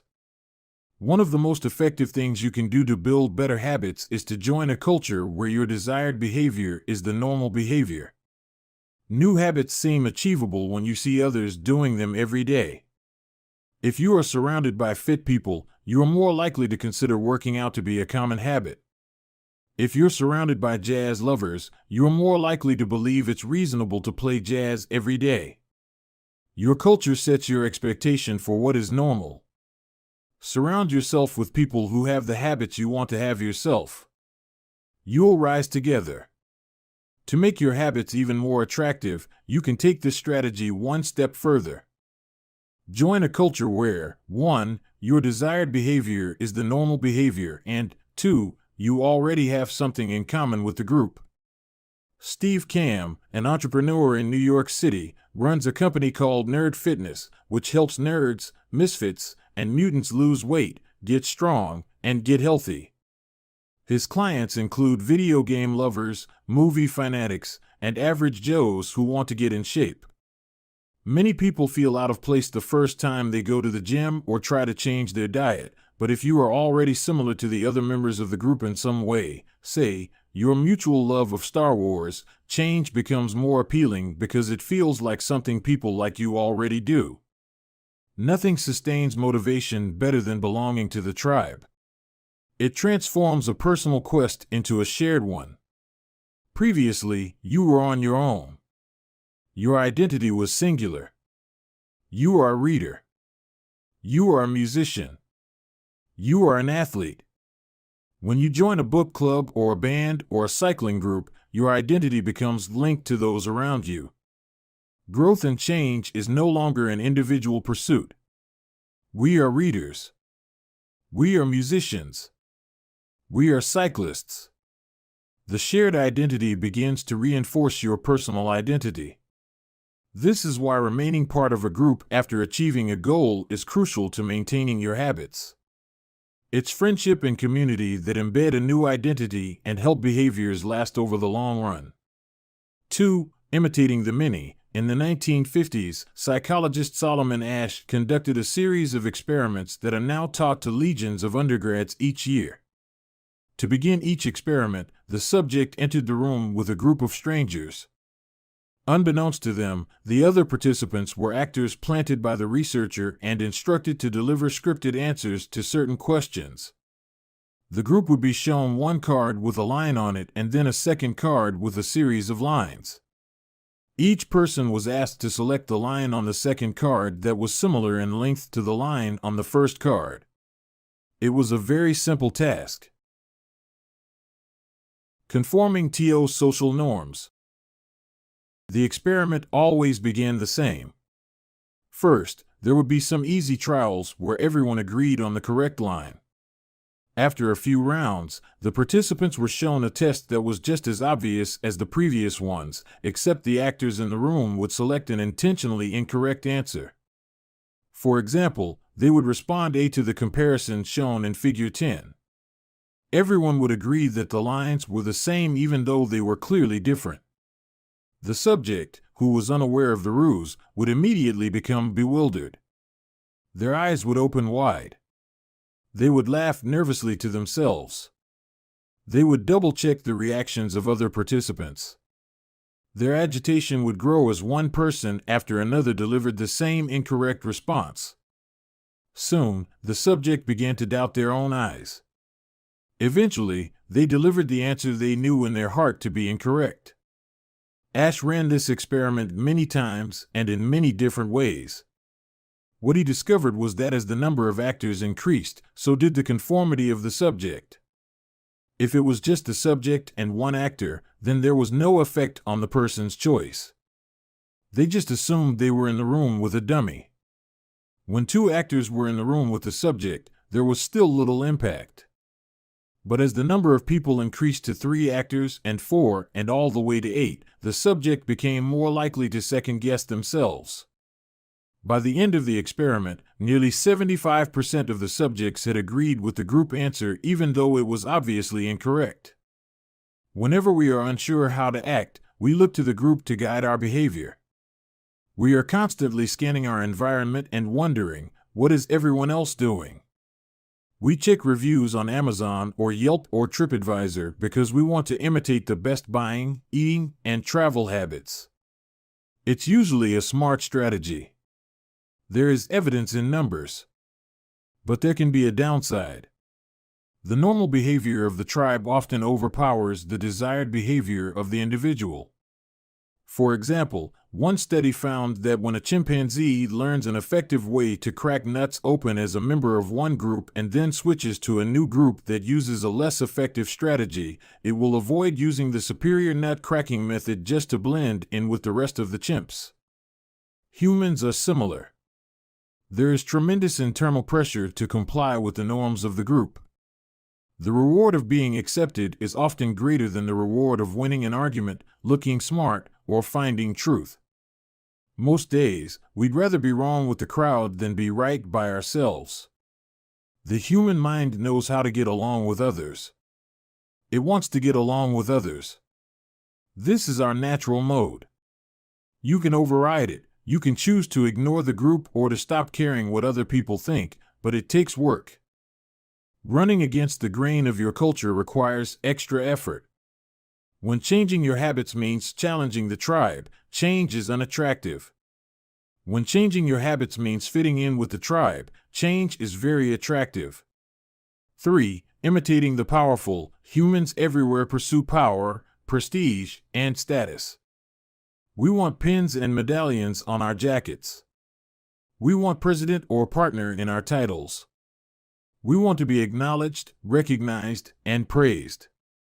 This tendency can seem vain, but overall, it's a smart move.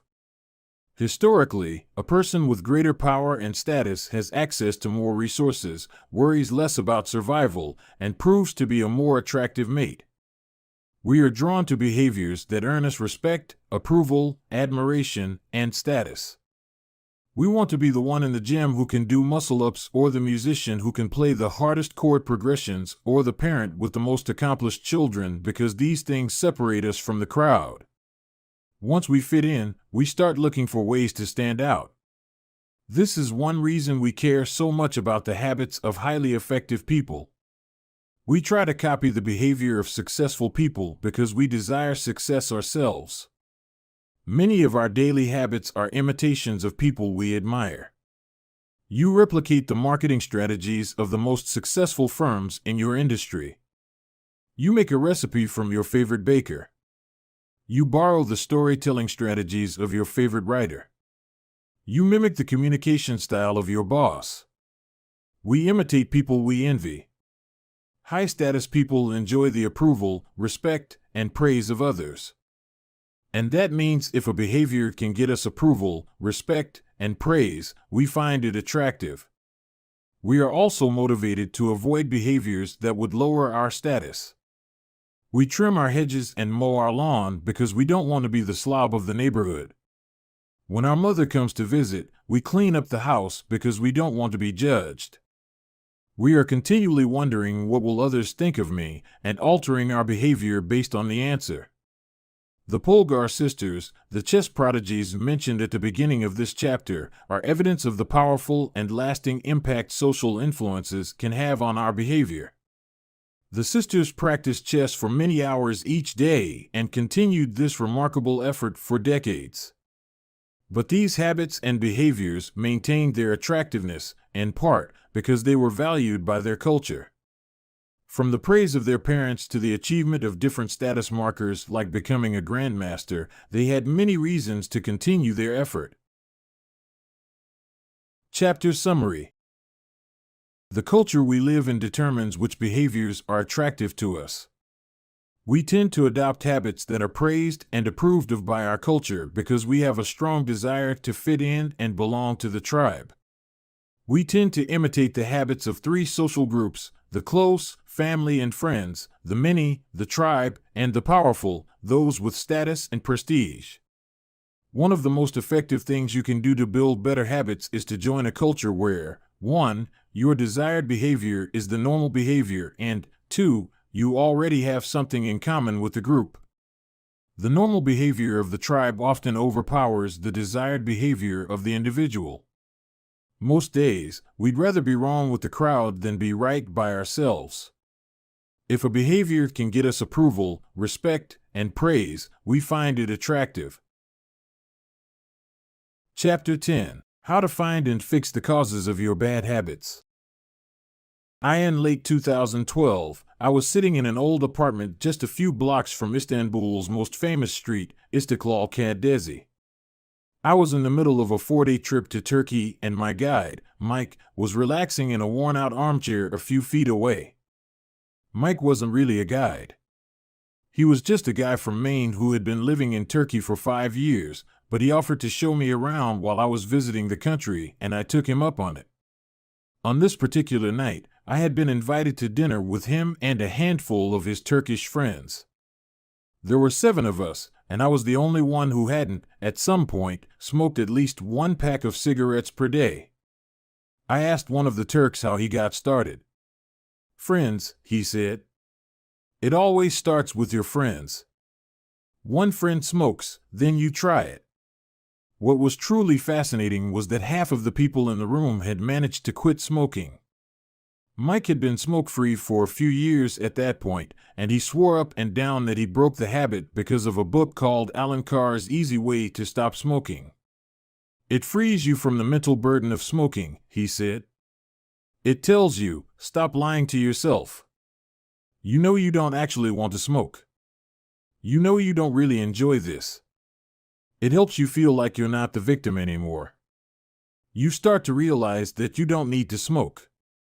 I had never tried a cigarette, but I took a look at the book afterward out of curiosity.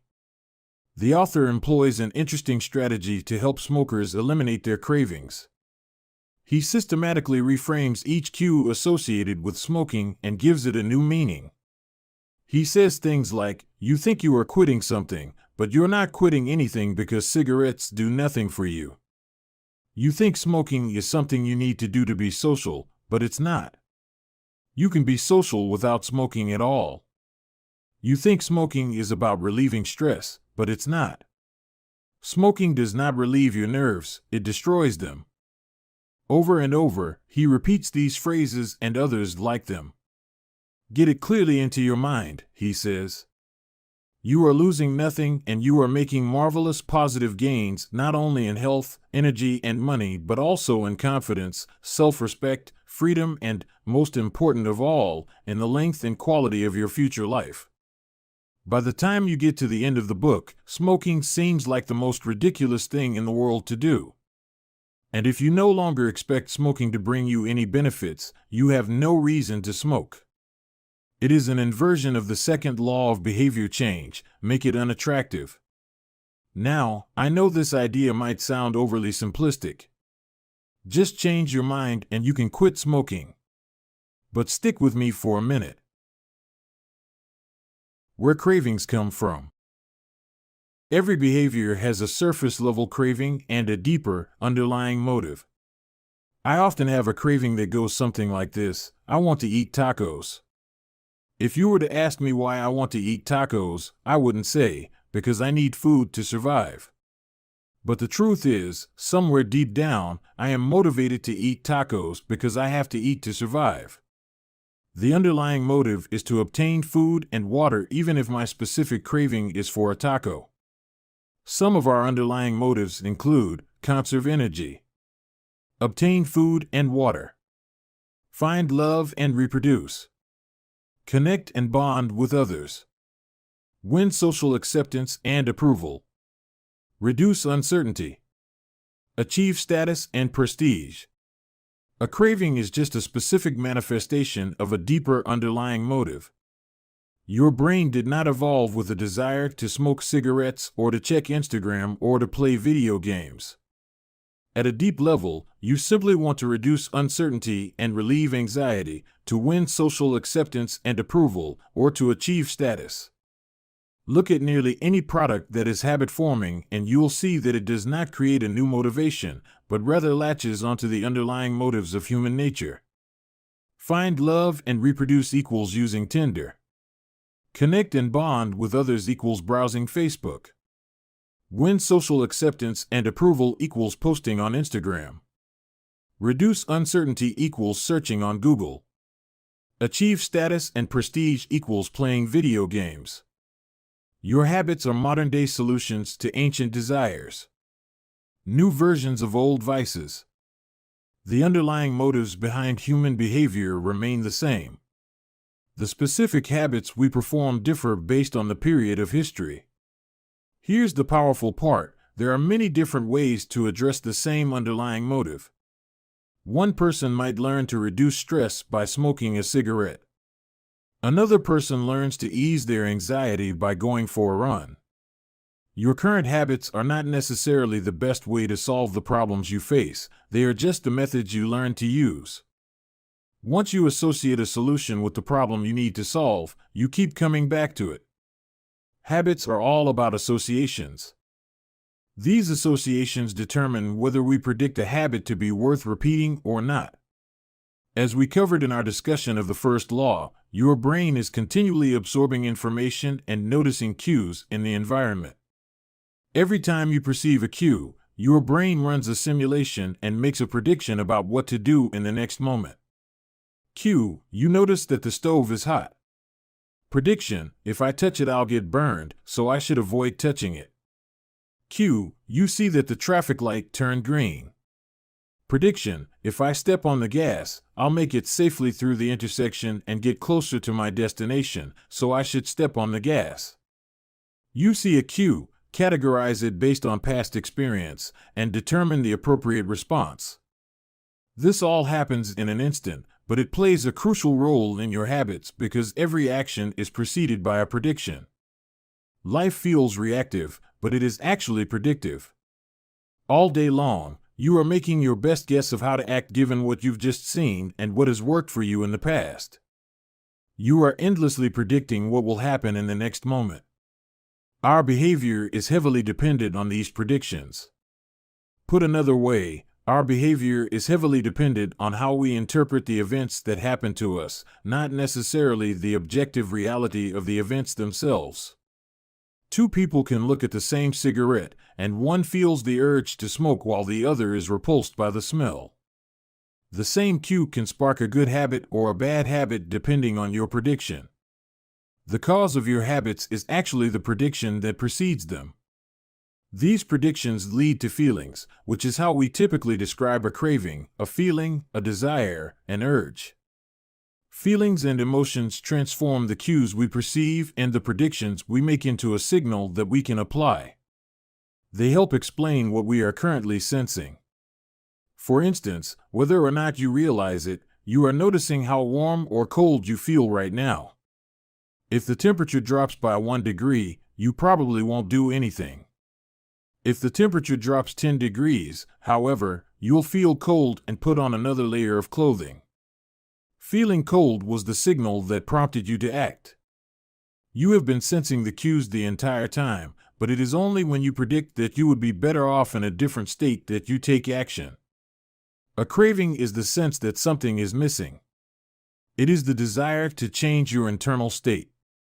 When the temperature falls, there is a gap between what your body is currently sensing and what it wants to be sensing. This gap between your current state and your desired state provides a reason to act. Desire is the difference between where you are now and where you want to be in the future. Even the tiniest action is tinged with the motivation to feel differently than you do in the moment. When you binge eat or light up or browse social media, what you really want is not a potato chip or a cigarette or a bunch of likes. What you really want is to feel different. Our feelings and emotions tell us whether to hold steady in our current state or to make a change. They help us decide the best course of action. Neurologists have discovered that when emotions and feelings are impaired, we actually lose the ability to make decisions. We have no signal of what to pursue and what to avoid. As the neuroscientist Antonio Damasio explains, it is emotion that allows you to mark things as good, bad, or indifferent. To summarize, the specific cravings you feel and habits you perform are really an attempt to address your fundamental underlying motives. Whenever a habit successfully addresses a motive, you develop a craving to do it again. In time, you learn to predict that checking social media will help you feel loved or that watching YouTube will allow you to forget your fears. Habits are attractive when we associate them with positive feelings, and we can use this insight to our advantage rather than to our detriment. How to reprogram your brain to enjoy hard habits. You can make hard habits more attractive if you can learn to associate them with a positive experience. Sometimes, all you need is a slight mindset shift. For instance, we often talk about everything we have to do in a given day. You have to wake up early for work. You have to make another sales call for your business. You have to cook dinner for your family. Now, imagine changing just one word. You don't have to. You get to. You get to wake up early for work. You get to make another sales call for your business. You get to cook dinner for your family. By simply changing one word, you shift the way you view each event.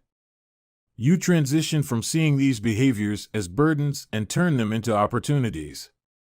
The key point is that both versions of reality are true. You have to do those things, and you also get to do them.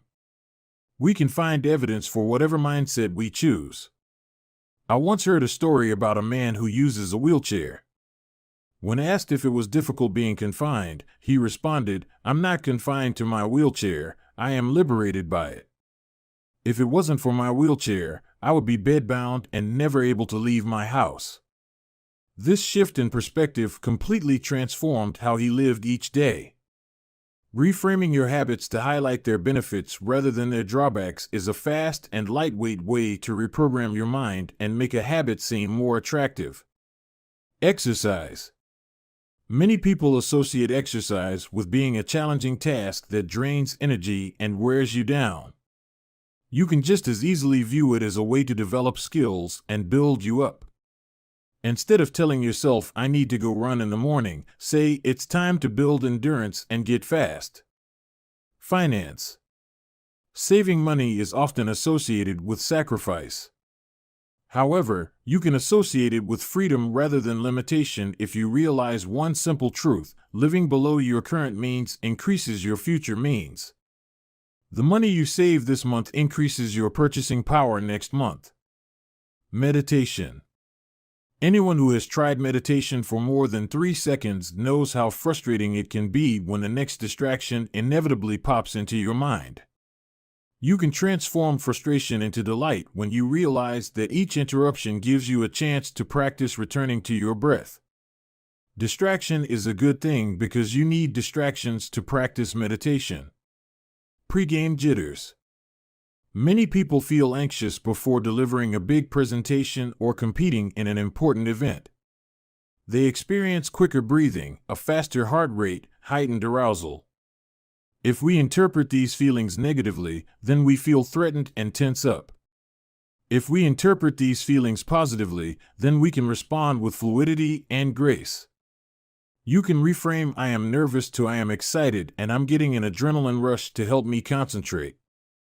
These little mindset shifts aren't magic, but they can help change the feelings you associate with a particular habit or situation. If you want to take it a step further, you can create a motivation ritual. You simply practice associating your habits with something you enjoy, then you can use that cue whenever you need a bit of motivation. For instance, if you always play the same song before having sex, then you'll begin to link the music with the act. Whenever you want to get in the mood, just press play. Ed Lattimore, a boxer and writer from Pittsburgh, benefited from a similar strategy without knowing it. "Odd realization," he wrote. "My focus and concentration goes up just by putting my headphones on while writing. I don't even have to play any music." Without realizing it, he was conditioning himself. In the beginning, he put his headphones on, played some music he enjoyed, and did focused work. After doing it 5, 10, 20 times, putting his headphones on became a cue that he automatically associated with increased focus. The craving followed naturally. Athletes use similar strategies to get themselves in the mindset to perform. During my baseball career, I developed a specific ritual of stretching and throwing before each game.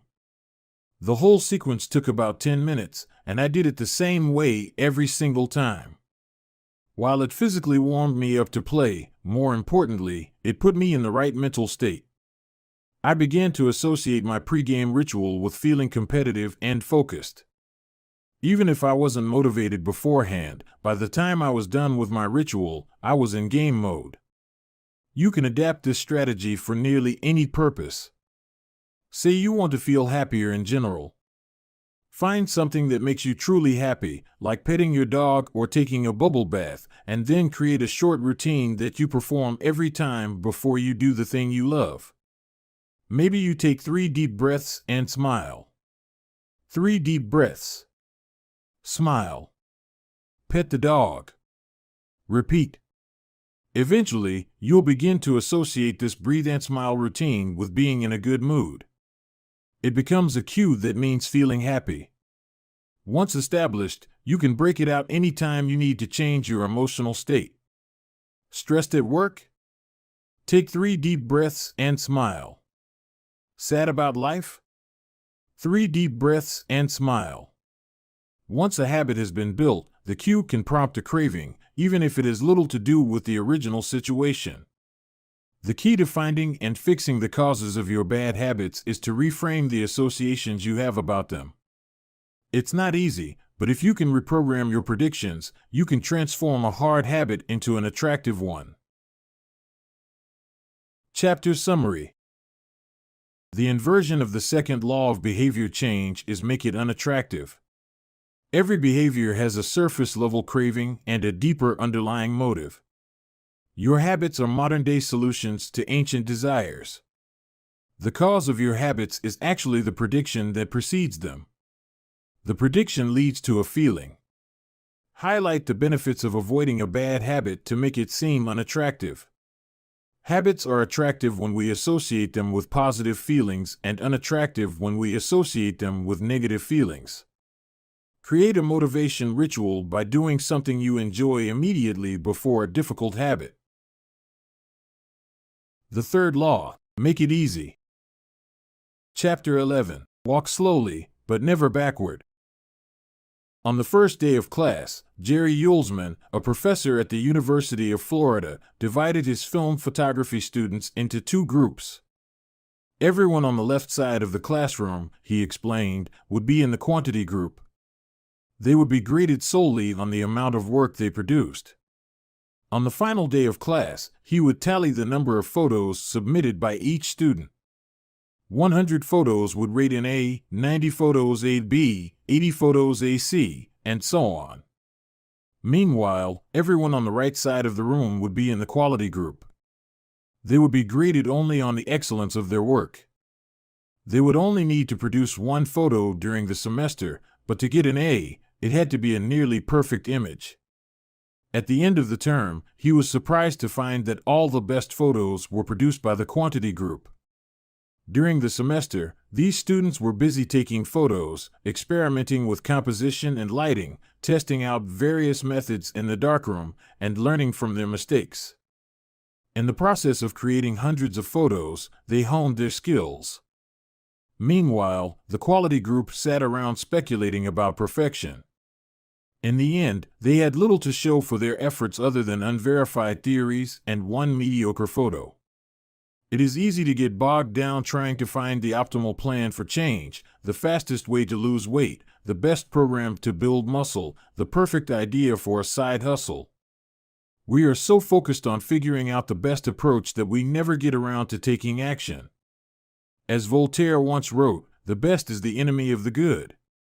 I refer to this as the difference between being in motion and taking action. The two ideas sound similar, but they're not the same. When you're in motion, you're planning and strategizing and learning. Those are all good things, but they don't produce a result. Action, on the other hand, is the type of behavior that will deliver an outcome. If I outline 20 ideas for articles I want to write, that's motion. If I actually sit down and write an article, that's action. If I search for a better diet plan and read a few books on the topic, that's motion. If I actually eat a healthy meal, that's action. Sometimes motion is useful, but it will never produce an outcome by itself. It doesn't matter how many times you go talk to the personal trainer, that motion will never get you in shape. Only the action of working out will get the result you're looking to achieve. If motion doesn't lead to results, why do we do it? Sometimes we do it because we actually need to plan or learn more. But more often than not, we do it because motion allows us to feel like we're making progress without running the risk of failure. Most of us are experts at avoiding criticism. It doesn't feel good to fail or to be judged publicly, so we tend to avoid situations where that might happen. And that's the biggest reason why you slip into motion rather than taking action. You want to delay failure. It's easy to be in motion and convince yourself that you're still making progress. You think, I've got conversations going with 4 potential clients right now. This is good. We're moving in the right direction. Or, I brainstormed some ideas for that book I want to write. This is coming together. Motion makes you feel like you're getting things done. But really, you're just preparing to get something done. When preparation becomes a form of procrastination, you need to change something. You don't want to merely be planning. You want to be practicing. If you want to master a habit, the key is to start with repetition, not perfection. You don't need to map out every feature of a new habit. You just need to practice it. This is the first takeaway of the third law. You just need to get your reps in. How long does it actually take to form a new habit? Habit formation is the process by which a behavior becomes progressively more automatic through repetition. The more you repeat an activity, the more the structure of your brain changes to become efficient at that activity. Neuroscientists call this long-term potentiation, which refers to the strengthening of connections between neurons in the brain based on recent patterns of activity. With each repetition, cell-to-cell signaling improves and the neural connections tighten. First described by neuropsychologist Donald Hebb in 1949, this phenomenon is commonly known as Hebb's law: neurons that fire together wire together. Repeating a habit leads to clear physical changes in the brain. In musicians, the cerebellum, critical for physical movements like plucking a guitar string or pulling a violin bow, is larger than it is in non-musicians. Mathematicians, meanwhile, have increased gray matter in the inferior parietal lobule, which plays a key role in computation and calculation.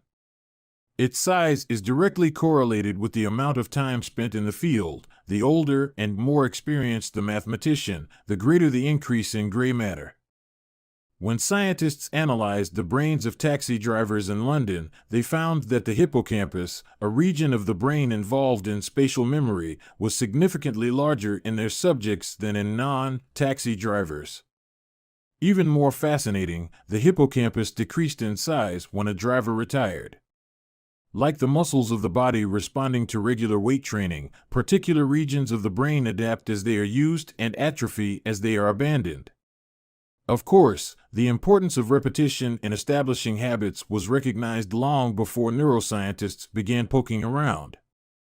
In 1860, the English philosopher George H. Lewis noted, in learning to speak a new language, to play on a musical instrument, or to perform unaccustomed movements, great difficulty is felt, because the channels through which each sensation has to pass have not become established, but no sooner has frequent repetition cut a pathway than this difficulty vanishes.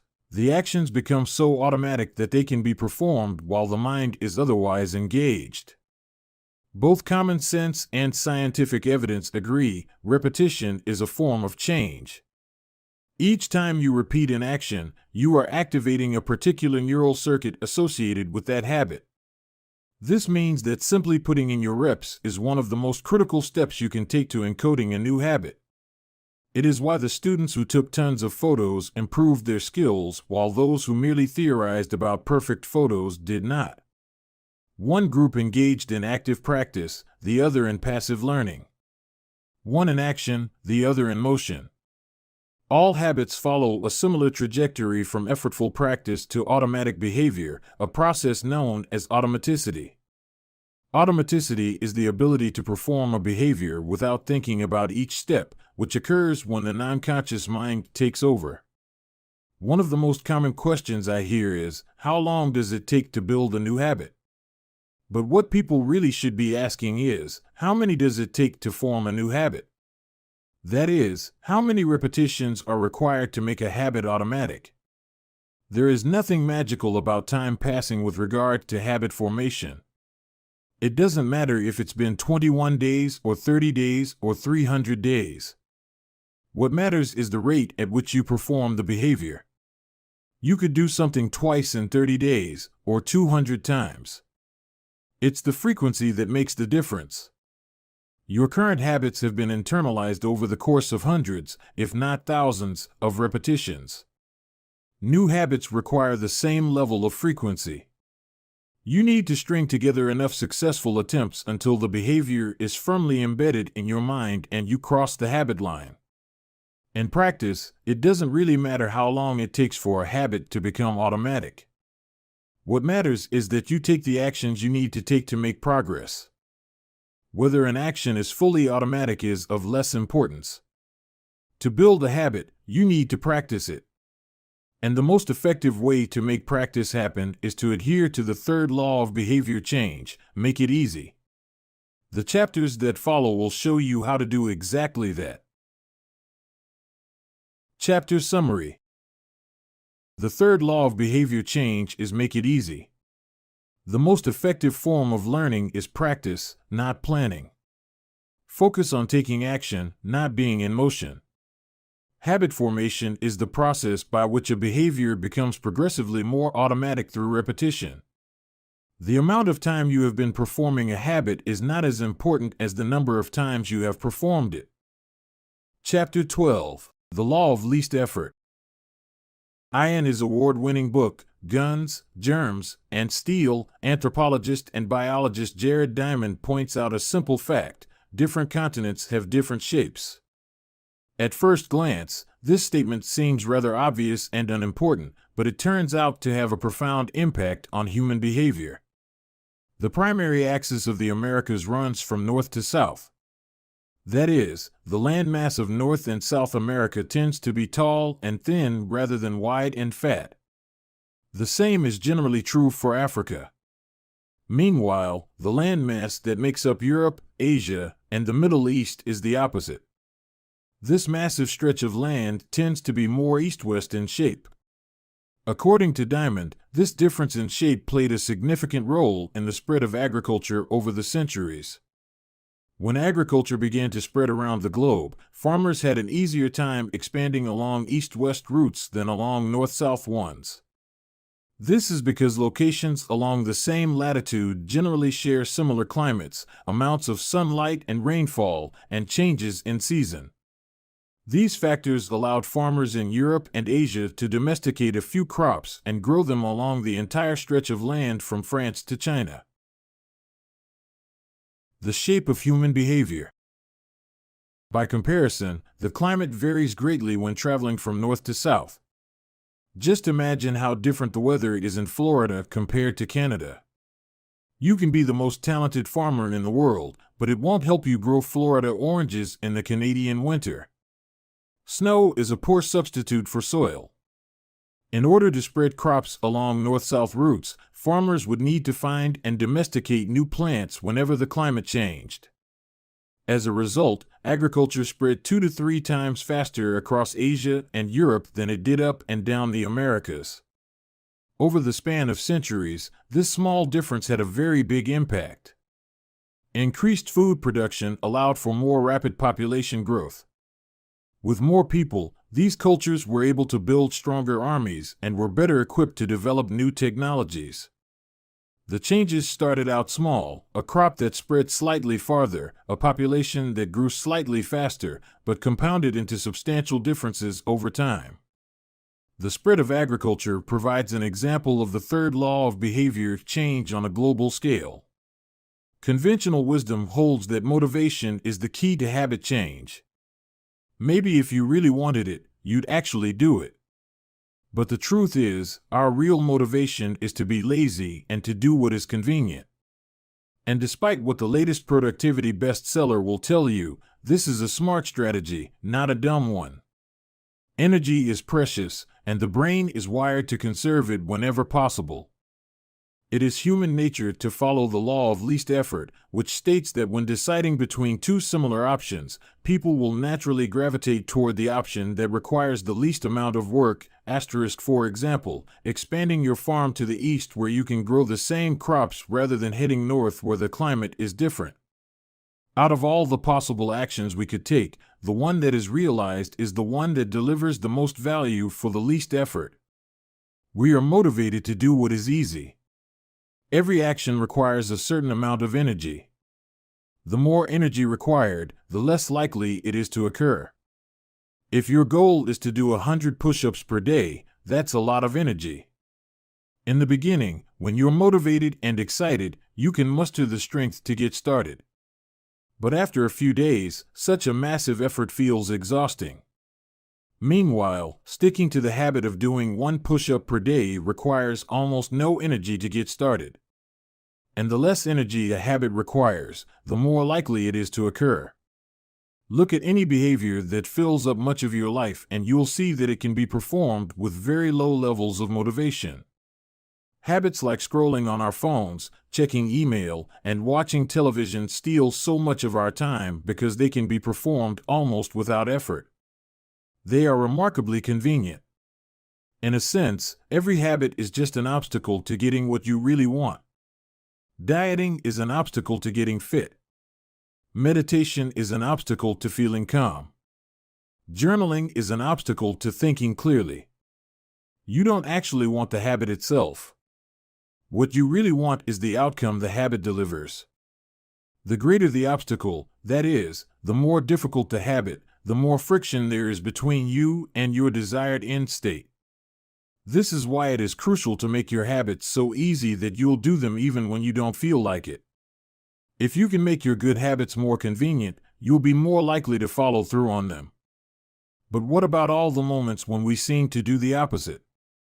If we're all so lazy, then how do you explain people accomplishing hard things like raising a child or starting a business or climbing Mount Everest? Certainly, you are capable of doing very hard things. The problem is that some days you feel like doing the hard work and some days you feel like giving in. On the tough days, it's crucial to have as many things working in your favor as possible so that you can overcome the challenges life naturally throws your way. The less friction you face, the easier it is for your stronger self to emerge. The idea behind Make It Easy is not to only do easy things.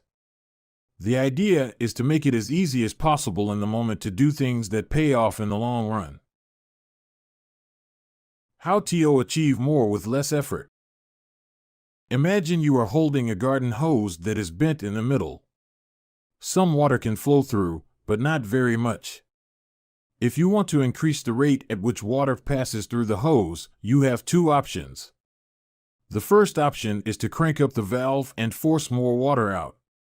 The second option is to simply remove the bend in the hose and let water flow through naturally.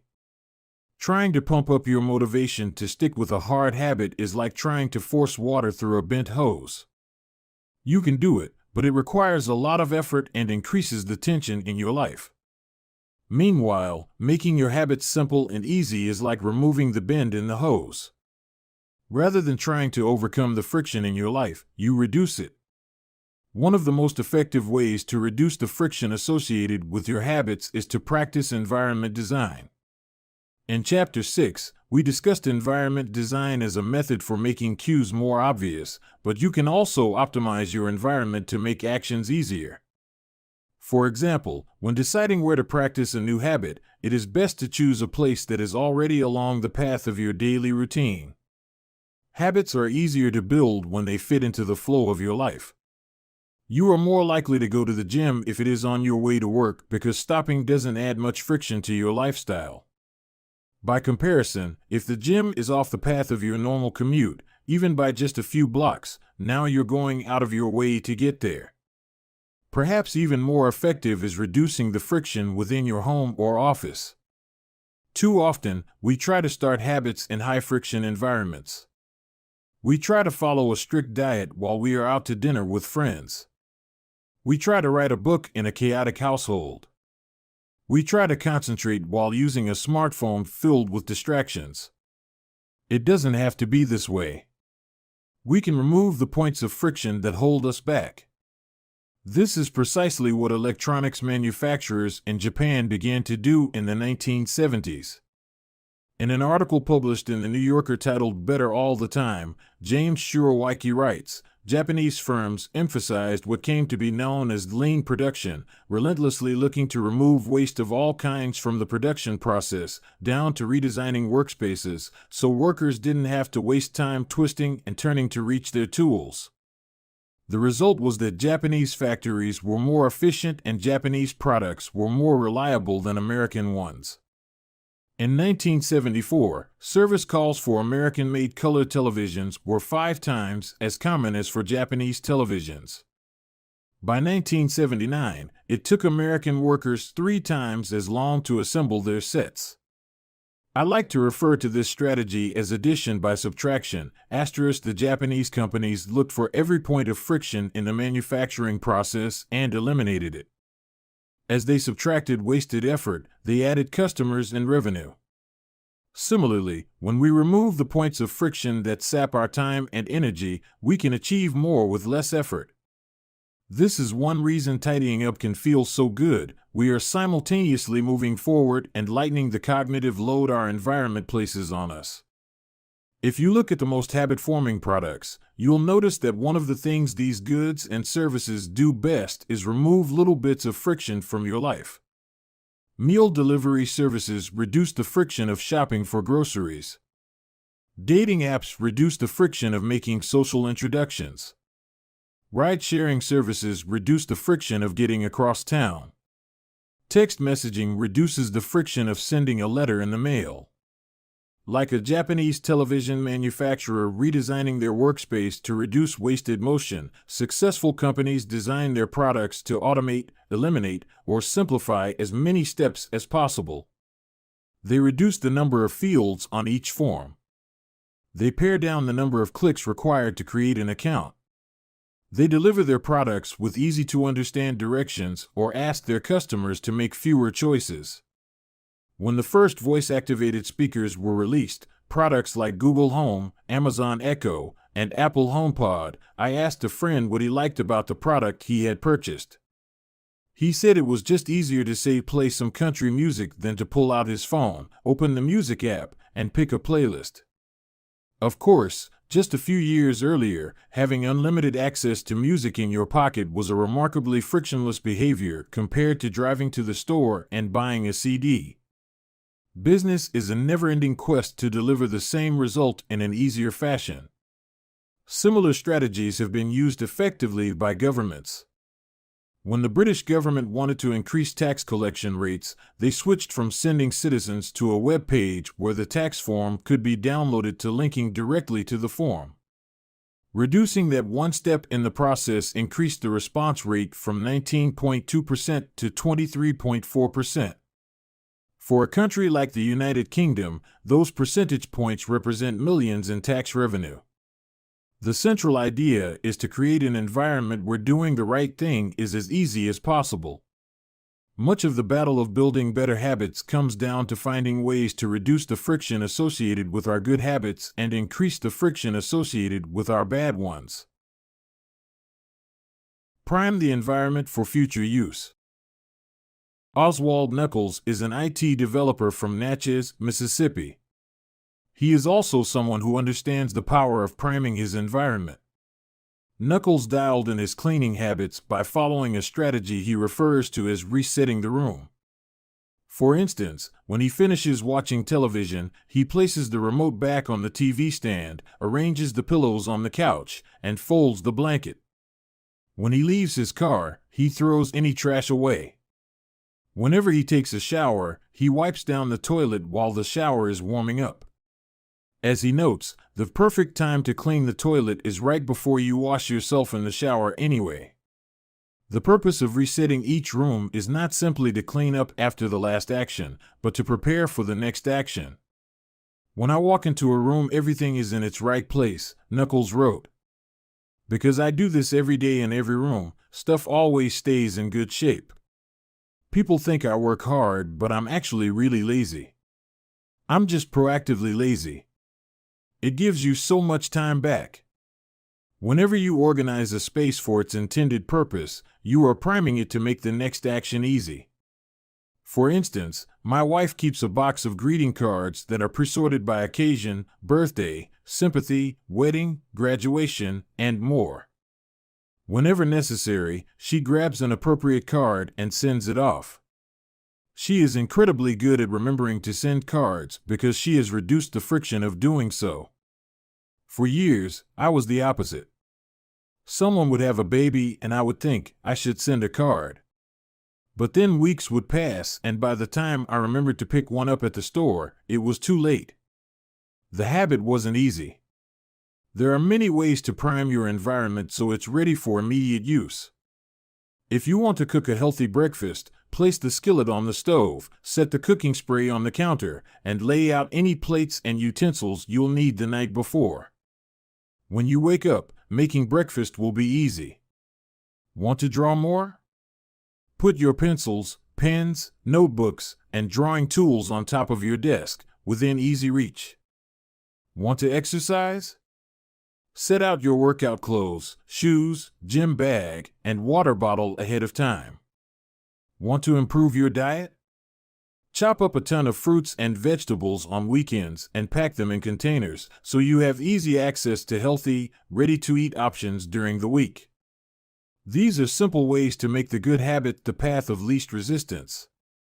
You can also invert this principle and prime the environment to make bad behaviors difficult. If you find yourself watching too much television, for example, then unplug it after each use. Only plug it back in if you can say out loud the name of the show you want to watch. This setup creates just enough friction to prevent mindless viewing. If that doesn't do it, you can take it a step further. Unplug the television and take the batteries out of the remote after each use, so it takes an extra 10 seconds to turn it back on. And if you're really hardcore, move the television out of the living room and into a closet after each use. You can be sure you'll only take it out when you really want to watch something. The greater the friction, the less likely the habit. Whenever possible, I leave my phone in a different room until lunch. When it's right next to me, I'll check it all morning for no reason at all. But when it is in another room, I rarely think about it. And the friction is high enough that I won't go get it without a reason. As a result, I get 3 to 4 hours each morning when I can work without interruption. If sticking your phone in another room doesn't seem like enough, tell a friend or family member to hide it from you for a few hours. Ask a coworker to keep it at their desk in the morning and give it back to you at lunch. It is remarkable how little friction is required to prevent unwanted behavior. When I hide beer in the back of the fridge where I can't see it, I drink less. When I delete social media apps from my phone, it can be weeks before I download them again and log in. These tricks are unlikely to curb a true addiction, but for many of us, a little bit of friction can be the difference between sticking with a good habit or sliding into a bad one. Imagine the cumulative impact of making dozens of these changes and living in an environment designed to make the good behaviors easier and the bad behaviors harder. Whether we are approaching behavior change as an individual, a parent, a coach, or a leader, we should ask ourselves the same question: how can we design a world where it's easy to do what's right? Redesign your life so the actions that matter most are also the actions that are easiest to do. Chapter Summary. Human behavior follows the law of least effort. We will naturally gravitate toward the option that requires the least amount of work. Create an environment where doing the right thing is as easy as possible. Reduce the friction associated with good behaviors. When friction is low, habits are easy. Increase the friction associated with bad behaviors. When friction is high, habits are difficult. Prime your environment to make future actions easier. Chapter 13. How to stop procrastinating by using the 2-minute rule. Twyla Tharp is widely regarded as one of the greatest dancers and choreographers of the modern era. In 1992, she was awarded a MacArthur Fellowship, often referred to as the Genius Grant, and she has spent the bulk of her career touring the globe to perform her original works. She also credits much of her success to simple daily habits. I begin each day of my life with a ritual, she writes. I wake up at 5:30 a.m., put on my workout clothes, my leg warmers, my sweatshirt, and my hat.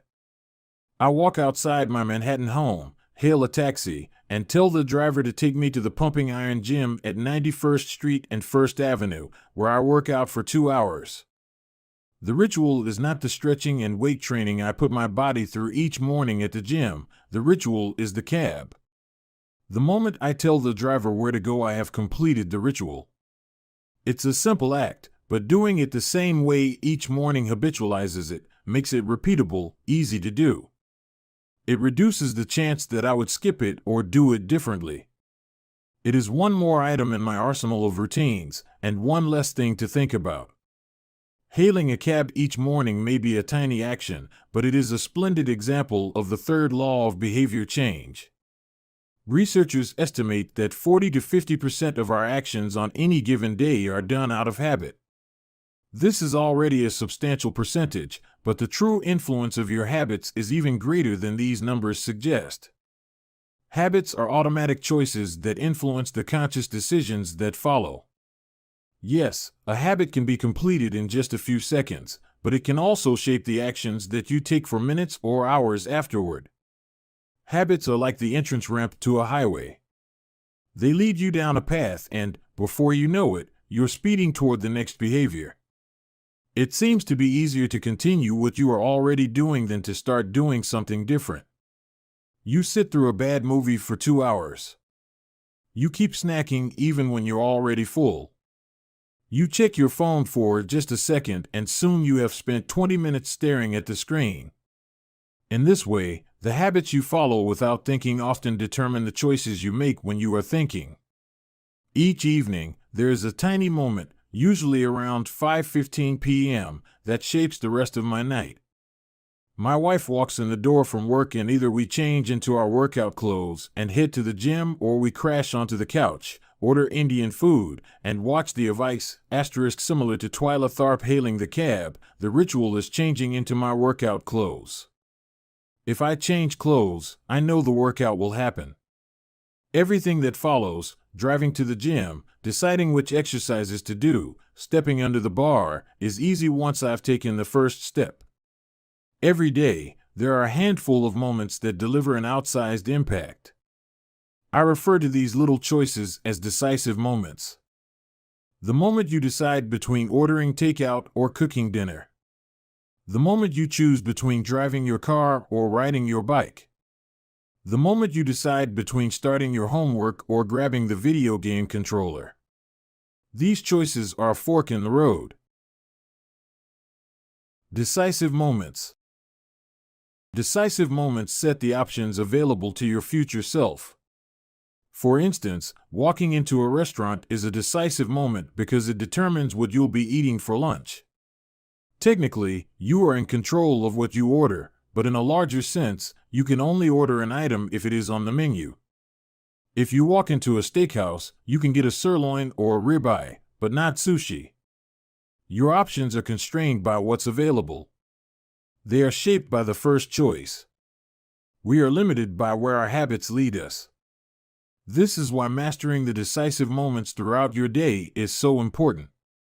Each day is made up of many moments, but it is really a few habitual choices that determine the path you take. These little choices stack up, each one setting the trajectory for how you spend the next chunk of time. Habits are the entry point, not the end point. They are the cab, not the gym. The 2-minute rule. Even when you know you should start small, it's easy to start too big. When you dream about making a change, excitement inevitably takes over and you end up trying to do too much too soon. The most effective way I know to counteract this tendency is to use the 2-minute rule, which states, when you start a new habit, it should take less than 2 minutes to do. You'll find that nearly any habit can be scaled down into a 2-minute version. Read before bed each night becomes read 1 page.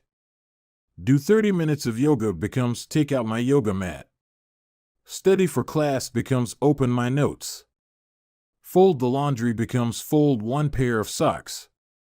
Run 3 miles becomes tie my running shoes. The idea is to make your habits as easy as possible to start. Anyone can meditate for 1 minute, read 1 page, or put 1 item of clothing away. And, as we have just discussed, this is a powerful strategy because once you've started doing the right thing, it is much easier to continue doing it. A new habit should not feel like a challenge.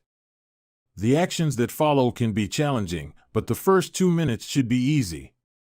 What you want is a gateway habit that naturally leads you down a more productive path. You can usually figure out the gateway habits that will lead to your desired outcome by mapping out your goals on a scale from very easy to very hard. For instance, running a marathon is very hard. Running a 5K is hard. Walking 10,000 steps is moderately difficult. Walking 10 minutes is easy. And putting on your running shoes is very easy.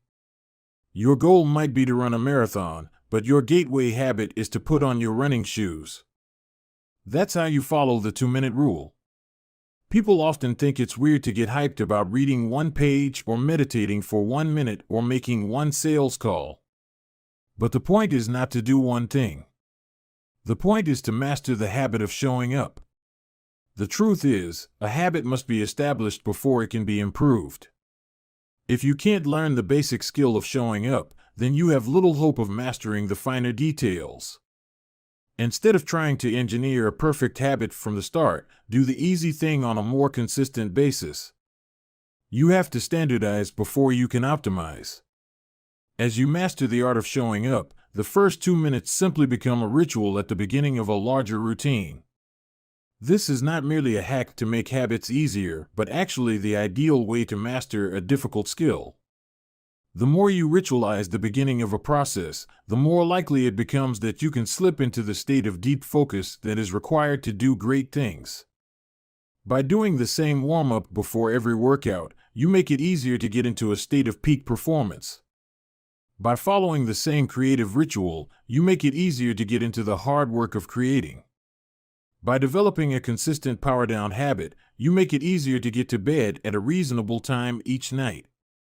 You may not be able to automate the whole process, but you can make the first action mindless. Make it easy to start and the rest will follow. The 2-minute rule can seem like a trick to some people. You know that the real goal is to do more than just 2 minutes, so it may feel like you're trying to fool yourself. Nobody is actually aspiring to read 1 page or do 1 push-up or open their notes. And if you know it's a mental trick, why would you fall for it? If the 2-minute rule feels forced, try this: do it for 2 minutes and then stop. Go for a run, but you must stop after 2 minutes. Start meditating, but you must stop after 2 minutes. Study Arabic, but you must stop after 2 minutes. It's not a strategy for starting, it's the whole thing. Your habit can only last 120 seconds. One of my readers used this strategy to lose over 100 pounds. In the beginning, he went to the gym each day, but he told himself he wasn't allowed to stay for more than 5 minutes. He would go to the gym, exercise for 5 minutes, and leave as soon as his time was up. After a few weeks, he looked around and thought, well, I'm always coming here anyway. I might as well start staying a little longer. A few years later, the weight was gone. Journaling provides another example. Nearly everyone can benefit from getting their thoughts out of their head and onto paper, but most people give up after a few days or avoid it entirely because journaling feels like a chore. The secret is to always stay below the point where it feels like work. Greg McEwen, a leadership consultant from the United Kingdom, built a daily journaling habit by specifically writing less than he felt like. He always stopped journaling before it seemed like a hassle. Ernest Hemingway believed in similar advice for any kind of writing. The best way is to always stop when you are going good, he said. Strategies like this work for another reason, too. They reinforce the identity you want to build.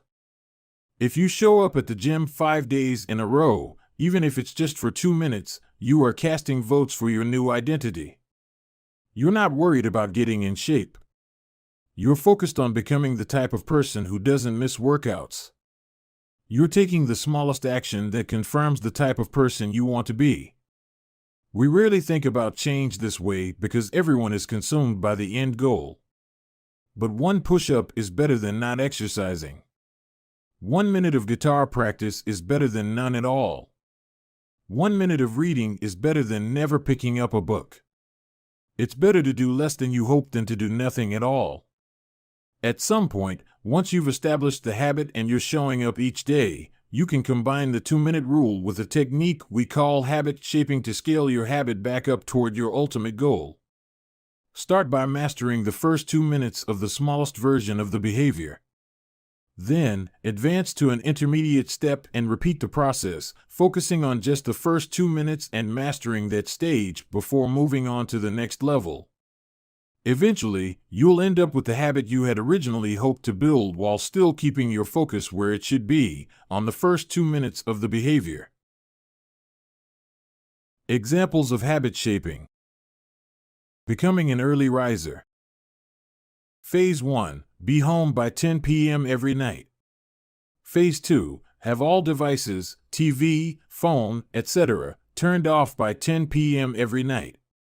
Phase 3. Be in bed by 10 p.m. every night, reading a book, talking with your partner. Phase 4. Lights off by 10 p.m. every night. Phase 5. Wake up at 6 a.m. every day. Becoming vegan. Phase 1. Start eating vegetables at each meal. Phase 2. Stop eating animals with 4 legs, cow, pig, lamb, etc.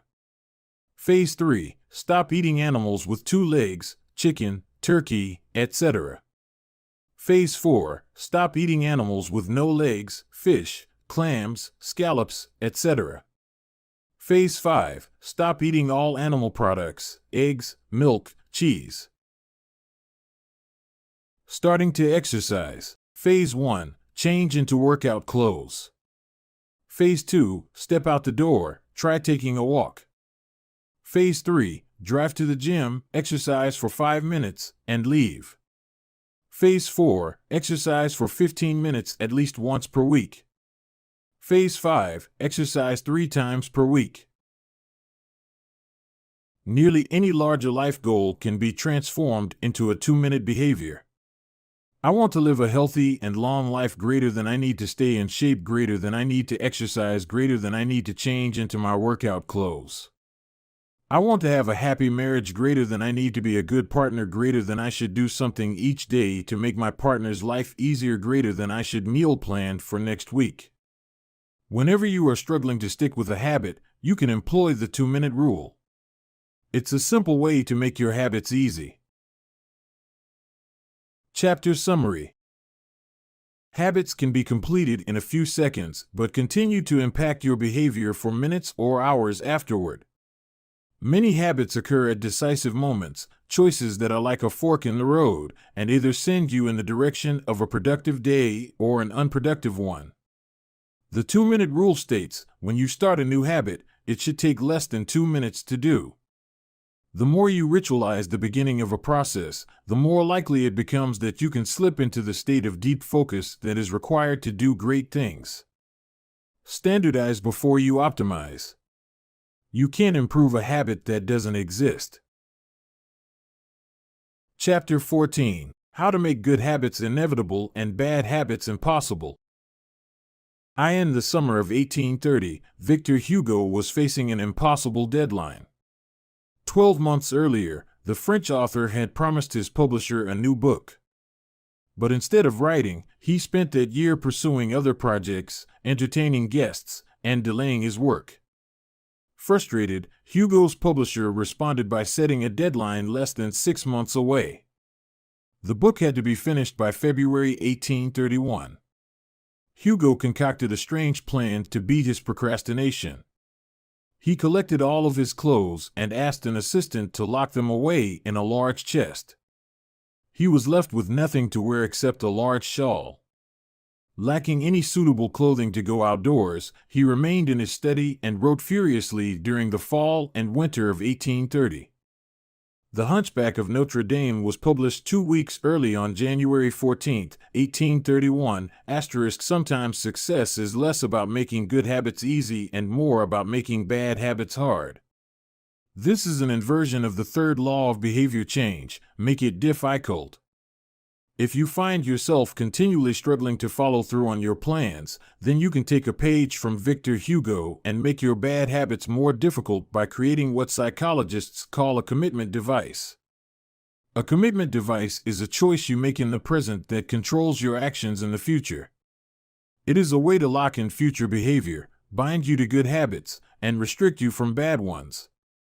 When Victor Hugo shut his clothes away so he could focus on writing, he was creating a commitment device. There are many ways to create a commitment device.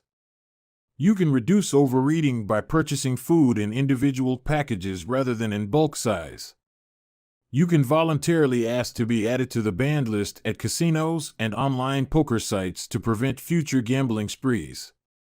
I've even heard of athletes who have to make weight for a competition choosing to leave their wallets at home during the week before weigh-in so they won't be tempted to buy fast food. As another example, my friend and fellow habits expert Nir Eyal purchased an outlet timer, which is an adapter that he plugged in between his internet router and the power outlet. At 10 p.m. each night, the outlet timer cuts off the power to the router. When the internet goes off, everyone knows it is time to go to bed. Commitment devices are useful because they enable you to take advantage of good intentions before you can fall victim to temptation. Whenever I'm looking to cut calories, for example, I will ask the waiter to split my meal and box half of it to go before the meal is served. If I waited until the meal came out and told myself I'll just eat half, it would never work. The key is to change the task such that it requires more work to get out of the good habit than to get started on it. If you're feeling motivated to get in shape, schedule a yoga session and pay ahead of time. If you're excited about the business you want to start, email an entrepreneur you respect and set up a consulting call. When the time comes to act, the only way to bail is to cancel the meeting, which requires effort and may cost money. Commitment devices increase the odds that you'll do the right thing in the future by making bad habits difficult in the present. However, we can do even better. We can make good habits inevitable and bad habits impossible. How to automate a habit and never think about it again. John Henry Patterson was born in Dayton, Ohio, in 1844. He spent his childhood doing chores on the family farm and working shifts at his father's sawmill. After attending college at Dartmouth, Patterson returned to Ohio and opened a small supply store for coal miners. It seemed like a good opportunity. The store faced little competition and enjoyed a steady stream of customers, but still struggled to make money. That was when Patterson discovered his employees were stealing from him. In the mid-1800s, employee theft was a common problem. Receipts were kept in an open drawer and could easily be altered or discarded. There were no video cameras to review behavior and no software to track transactions. Unless you were willing to hover over your employees every minute of the day, or to manage all transactions yourself, it was difficult to prevent theft. As Patterson mulled over his predicament, he came across an advertisement for a new invention called Ritty's Incorruptible Cashier. Designed by fellow Dayton resident James Ritty, it was the first cash register. The machine automatically locked the cash and receipts inside after each transaction. Patterson bought 2 for $50 each. Employee theft at his store vanished overnight.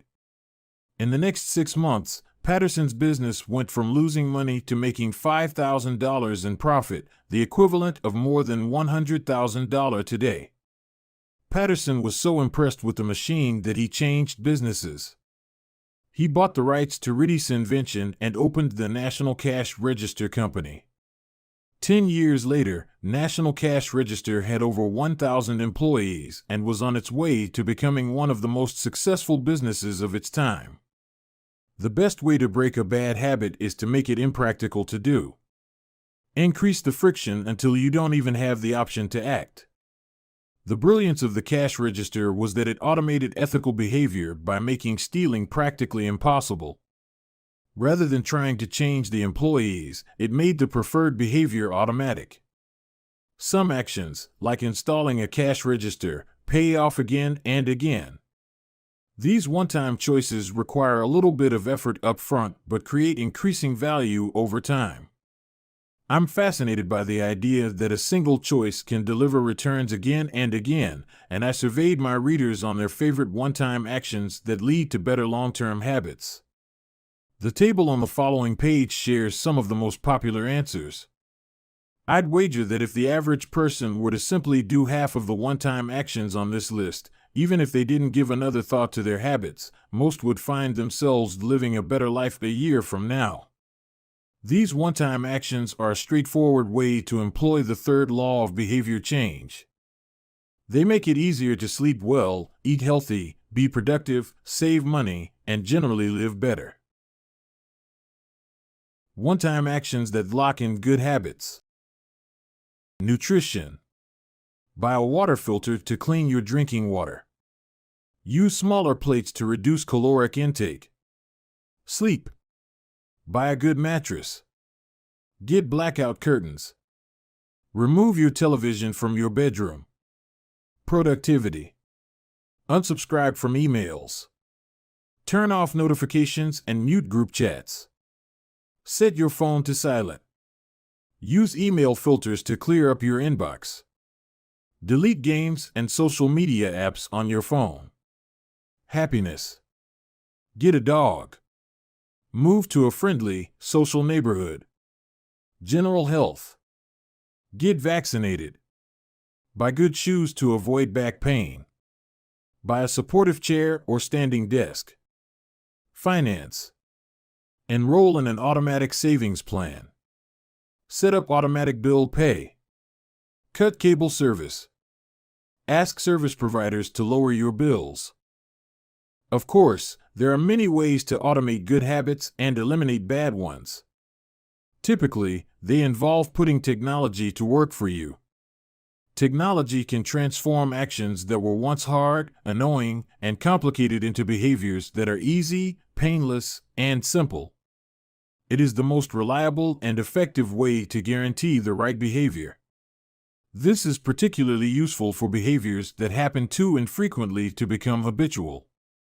Things you have to do monthly or yearly, like rebalancing your investment portfolio, are never repeated frequently enough to become a habit, so they benefit in particular from technology remembering to do them for you. Other examples include medicine. Prescriptions can be automatically refilled. Personal finance. Employees can save for retirement with an automatic wage deduction. Cooking. Meal delivery services can do your grocery shopping. Productivity. Social media browsing can be cut off with a website blocker. When you automate as much of your life as possible, you can spend your effort on the tasks machines cannot do yet. Each habit that we hand over to the authority of technology frees up time and energy to pour into the next stage of growth. As mathematician and philosopher Alfred North Whitehead wrote, civilization advances by extending the number of operations we can perform without thinking about them. Of course, the power of technology can work against us as well. Binge watching becomes a habit because you have to put more effort in to stop looking at the screen than to continue doing so. Instead of pressing a button to advance to the next episode, Netflix or YouTube will autoplay it for you. All you have to do is keep your eyes open. Technology creates a level of convenience that enables you to act on your smallest whims and desires. At the mere suggestion of hunger, you can have food delivered to your door. At the slightest hint of boredom, you can get lost in the vast expanse of social media. When the effort required to act on your desires becomes effectively zero, you can find yourself slipping into whatever impulse arises at the moment. The downside of automation is that we can find ourselves jumping from easy task to easy task without making time for more difficult, but ultimately more rewarding, work. I often find myself gravitating toward social media during any downtime. If I feel bored for just a fraction of a second, I reach for my phone. It's easy to write off these minor distractions as just taking a break, but over time they can accumulate into a serious issue. The constant tug of just one more minute can prevent me from doing anything of consequence. I'm not the only one. The average person spends over 2 hours per day on social media. What could you do with an extra 600 hours per year? During the year I was writing this book, I experimented with a new time management strategy. Every Monday, my assistant would reset the passwords on all my social media accounts, which logged me out on each device. All week I worked without distraction. On Friday, she would send me the new passwords. I had the entire weekend to enjoy what social media had to offer until Monday morning when she would do it again. If you don't have an assistant, team up with a friend or family member and reset each other's passwords each week.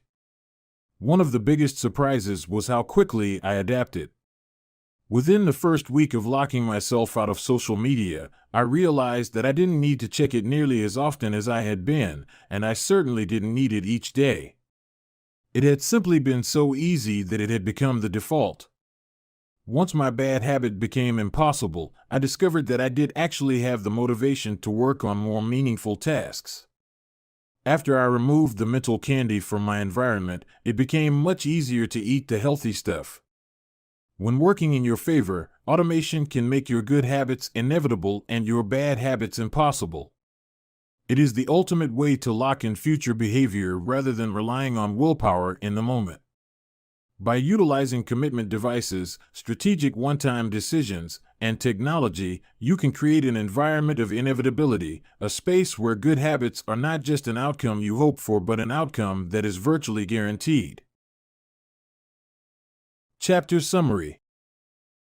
The inversion of the third law of behavior change is make it difficult. A commitment device is a choice you make in the present that locks in better behavior in the future. The ultimate way to lock in future behavior is to automate your habits. One-time choices, like buying a better mattress or enrolling in an automatic savings plan, are single actions that automate your future habits and deliver increasing returns over time. Using technology to automate your habits is the most reliable and effective way to guarantee the right behavior. The fourth law, make it satisfying. Chapter 15, The Cardinal Rule of Behavior Change. In the late 1990s, a public health worker named Stephen Luby left his hometown of Omaha, Nebraska, and bought a one-way ticket to Karachi, Pakistan. Karachi was one of the most populous cities in the world. By 1998, over 9 million people called it home. It was the economic center of Pakistan and a transportation hub, with some of the most active airports and seaports in the region. In the commercial parts of town, you could find all of the standard urban amenities and bustling downtown streets. But Karachi was also one of the least livable cities in the world. Over 60% of Karachi's residents lived in squatter settlements and slums. These densely packed neighborhoods were filled with makeshift houses cobbled together from old boards, cinder blocks, and other discarded materials. There was no waste removal system, no electricity grid, no clean water supply. When dry, the streets were a combination of dust and trash. When wet, they became a muddy pit of sewage. Mosquito colonies thrived in pools of stagnant water, and children played among the garbage. The unsanitary conditions lead to widespread illness and disease. Contaminated water sources caused epidemics of diarrhea, vomiting, and abdominal pain. Nearly 1/3 of the children living there were malnourished. With so many people crammed into such a small space, viruses and bacterial infections spread rapidly. It was this public health crisis that had brought Stephen Luby to Pakistan. Luby and his team realized that in an environment with poor sanitation, the simple habit of washing your hands could make a real difference in the health of the residents. But they soon discovered that many people were already aware that hand washing was important. And yet, despite this knowledge, many residents were washing their hands in a haphazard fashion. Some people would just run their hands under the water quickly. Others would only wash one hand. Many would simply forget to wash their hands before preparing food. Everyone said hand washing was important, but few people made a habit out of it. The problem wasn't knowledge. The problem was consistency. That was when Luby and his team partnered with Procter & Gamble to supply the neighborhood with Safeguard soap. Compared to your standard bar of soap, using Safeguard was a more enjoyable experience. In Pakistan, Safeguard was a premium soap, Luby told me. The study participants commonly mentioned how much they liked it. The soap foamed easily, and people were able to lather their hands with suds. It smelled great. Instantly, hand washing became slightly more pleasurable. I see the goal of hand washing promotion not as behavior change, but as habit adoption, Luby said. It is a lot easier for people to adopt a product that provides a strong positive sensory signal, for example the mint taste of toothpaste, than it is to adopt a habit that does not provide pleasurable sensory feedback, like flossing one's teeth. The marketing team at Procter & Gamble talked about trying to create a positive hand-washing experience. Within months, the researchers saw a rapid shift in the health of children in the neighborhood. The rate of diarrhea fell by 52%, pneumonia by 48%, and impetigo, a bacterial skin infection, by 35%. The long-term effects were even better. We went back to some of the households in Karachi 6 years after, Luby told me. Over 95% of households who had been given the soap for free and encouraged to wash their hands had a hand-washing station with soap and water available when our study team visited. We had not given any soap to the intervention group for over 5 years, but during the trial they had become so habituated to wash their hands that they had maintained the practice. It was a powerful example of the fourth and final law of behavior change: make it satisfying. We are more likely to repeat a behavior when the experience is satisfying. This is entirely logical. Feelings of pleasure, even minor ones like washing your hands with soap that smells nice and lathers well, are signals that tell the brain, this feels good. Do this again, next time. Pleasure teaches your brain that a behavior is worth remembering and repeating. Take the story of chewing gum.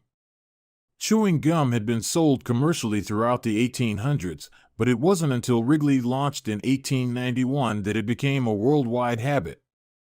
Early versions were made from relatively bland resins, chewy, but not tasty.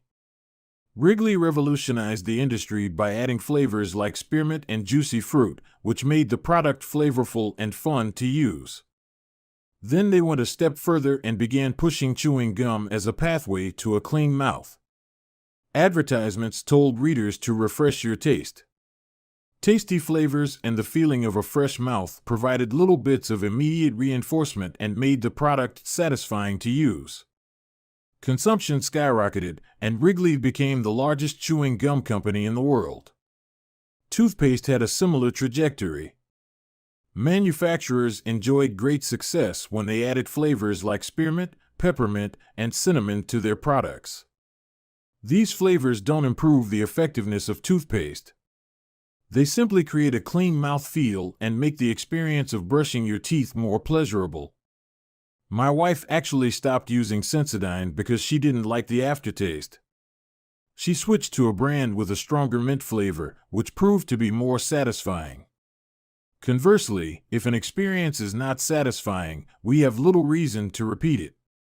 In my research, I came across the story of a woman who had a narcissistic relative who drove her nuts. In an attempt to spend less time with this egomaniac, she acted as dull and as boring as possible whenever he was around. Within a few encounters, he started avoiding her because he found her so uninteresting.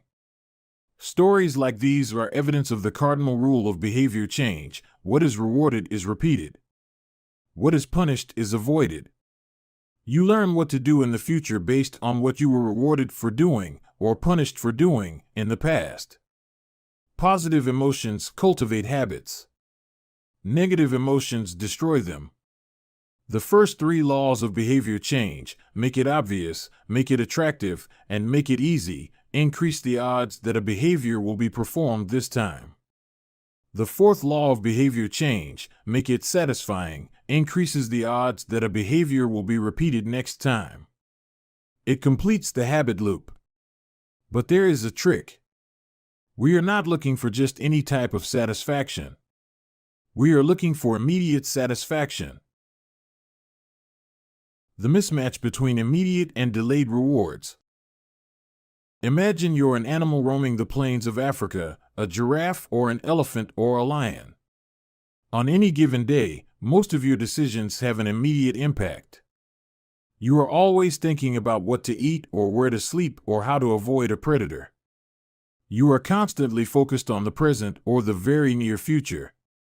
You live in what scientists call an immediate return environment because your actions instantly deliver clear and immediate outcomes.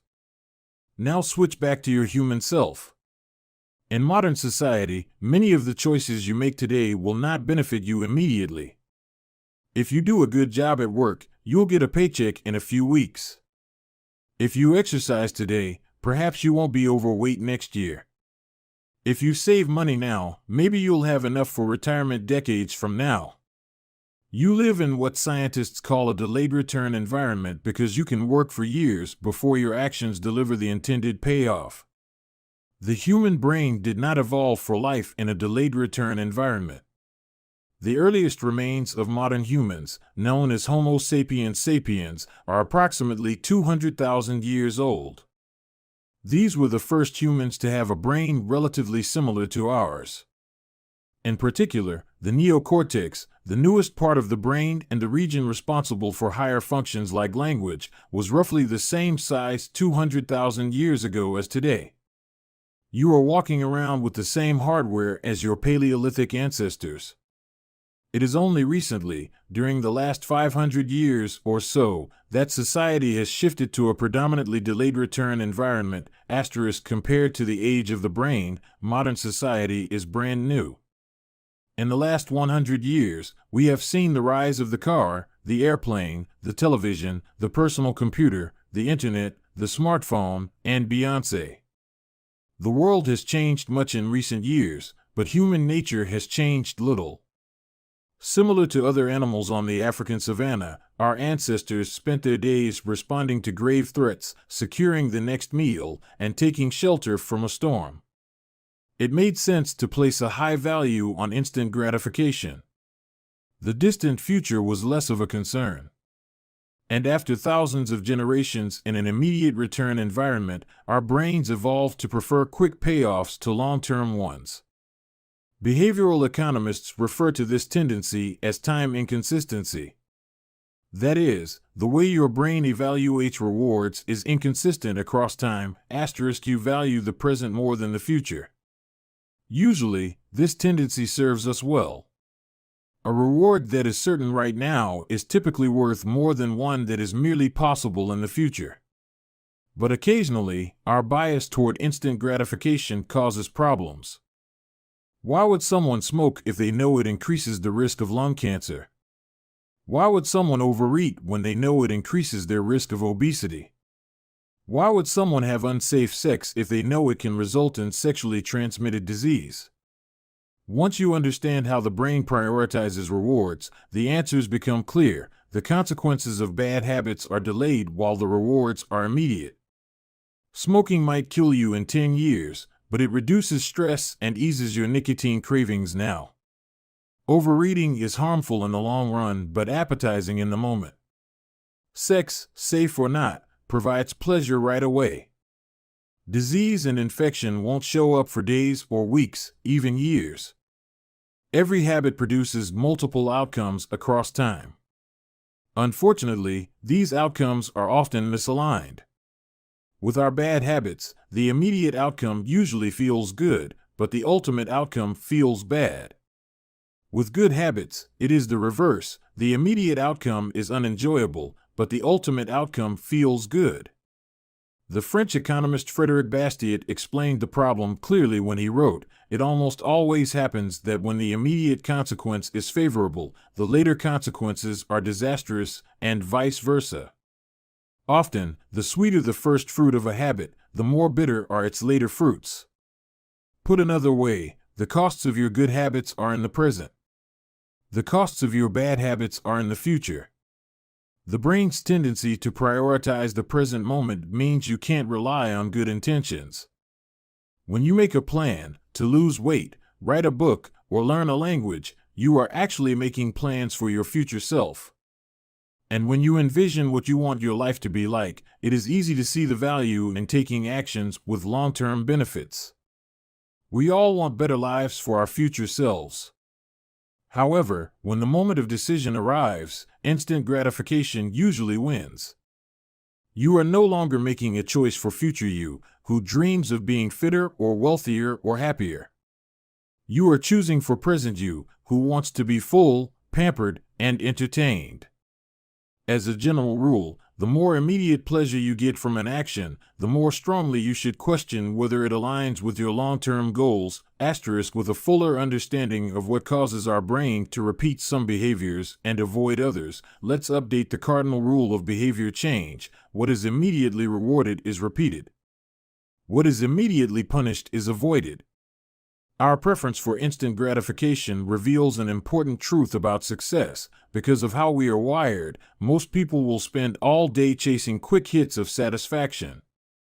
The road less traveled is the road of delayed gratification. If you're willing to wait for the rewards, you'll face less competition and often get a bigger payoff. As the saying goes, the last mile is always the least crowded. This is precisely what research has shown. People who are better at delaying gratification have higher SAT scores, lower levels of substance abuse, lower likelihood of obesity, better responses to stress, and superior social skills. We've all seen this play out in our own lives. If you delay watching television and get your homework done, you'll generally learn more and get better grades. If you don't buy desserts and chips at the store, you'll often eat healthier food when you get home. At some point, success in nearly every field requires you to ignore an immediate reward in favor of a delayed reward. Here's the problem: most people know that delaying gratification is the wise approach. They want the benefits of good habits, to be healthy, productive, at peace. But these outcomes are seldom top of mind at the decisive moment. Thankfully, it's possible to train yourself to delay gratification, but you need to work with the grain of human nature, not against it. The best way to do this is to add a little bit of immediate pleasure to the habits that pay off in the long run and a little bit of immediate pain to ones that don't. How to turn instant gratification to your advantage. The vital thing in getting a habit to stick is to feel successful, even if it's in a small way. The feeling of success is a signal that your habit paid off and that the work was worth the effort. In a perfect world, the reward for a good habit is the habit itself. In the real world, good habits tend to feel worthwhile only after they have provided you with something. Early on, it's all sacrifice. You've gone to the gym a few times, but you're not stronger or fitter or faster, at least, not in any noticeable sense. It's only months later, once you shed a few pounds or your arms gain some definition, that it becomes easier to exercise for its own sake. In the beginning, you need a reason to stay on track. This is why immediate rewards are essential. They keep you excited while the delayed rewards accumulate in the background. What we're really talking about here, when we're discussing immediate rewards, is the ending of a behavior. The ending of any experience is vital because we tend to remember it more than other phases. You want the ending of your habit to be satisfying. The best approach is to use reinforcement, which refers to the process of using an immediate reward to increase the rate of a behavior. Habit stacking, which we covered in Chapter 5, ties your habit to an immediate cue, which makes it obvious when to start. Reinforcement ties your habit to an immediate reward, which makes it satisfying when you finish. Immediate reinforcement can be especially helpful when dealing with habits of avoidance, which are behaviors you want to stop doing. It can be challenging to stick with habits like no frivolous purchases or no alcohol this month because nothing happens when you skip happy hour drinks or don't buy that pair of shoes. It can be hard to feel satisfied when there is no action in the first place. All you're doing is resisting temptation, and there isn't much satisfying about that. One solution is to turn the situation on its head. You want to make avoidance visible. Open a savings account and label it for something you want, maybe leather jacket. Whenever you pass on a purchase, put the same amount of money in the account. Skip your morning latte? Transfer $5. Pass on another month of Netflix? Move $10 over. It's like creating a loyalty program for yourself. The immediate reward of seeing yourself save money toward the leather jacket feels a lot better than being deprived. You are making it satisfying to do nothing. One of my readers and his wife used a similar setup. They wanted to stop eating out so much and start cooking together more. They labeled their savings account Trip to Europe. Whenever they skipped going out to eat, they transferred $50 into the account. At the end of the year, they put the money toward the vacation. It is worth noting that it is important to select short-term rewards that reinforce your identity rather than ones that conflict with it. Buying a new jacket is fine if you're trying to lose weight or read more books, but it doesn't work if you're trying to budget and save money. Instead, taking a bubble bath or going on a leisurely walk are good examples of rewarding yourself with free time, which aligns with your ultimate goal of more freedom and financial independence. Similarly, if your reward for exercising is eating a bowl of ice cream, then you're casting votes for conflicting identities, and it ends up being a wash. Instead, maybe your reward is a massage, which is both a luxury and a vote toward taking care of your body. Now the short-term reward is aligned with your long-term vision of being a healthy person.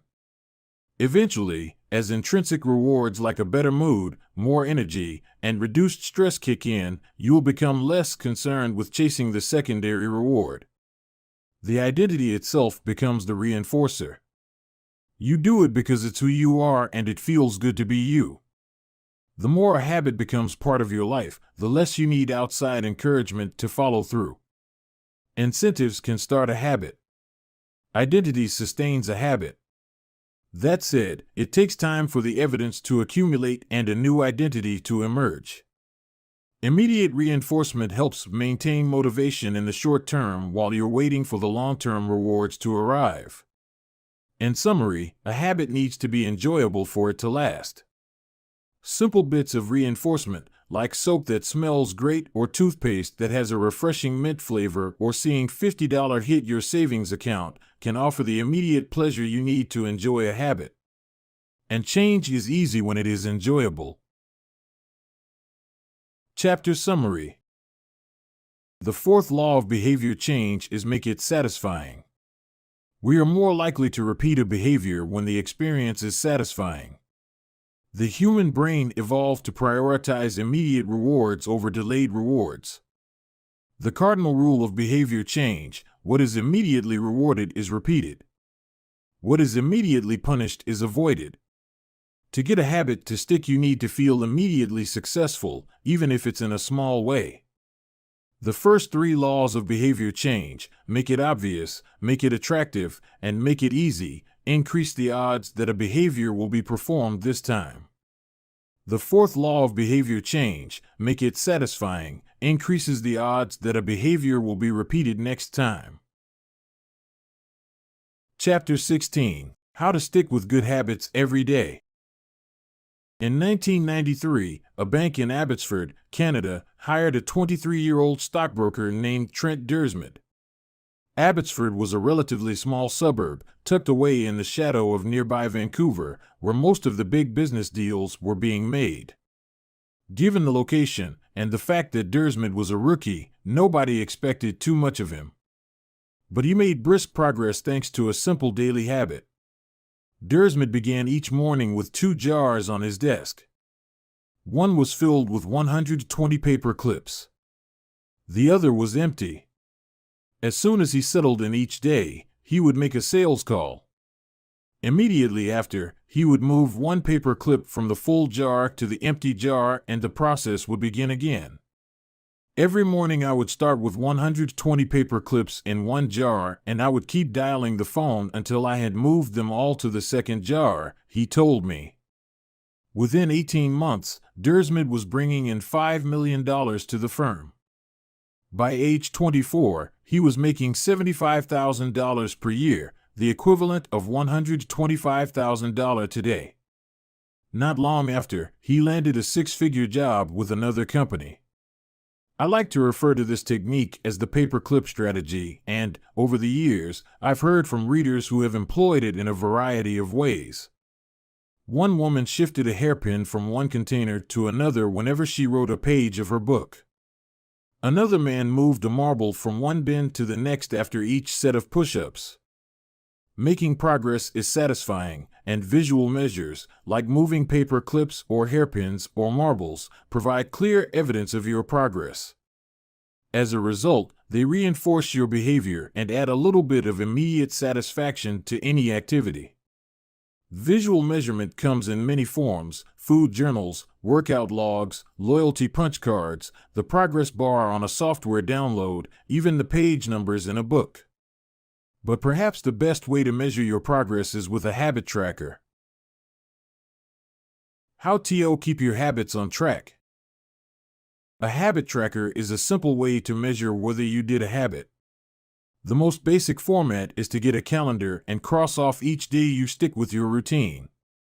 For example, if you meditate on Monday, Wednesday, and Friday, each of those dates gets an X.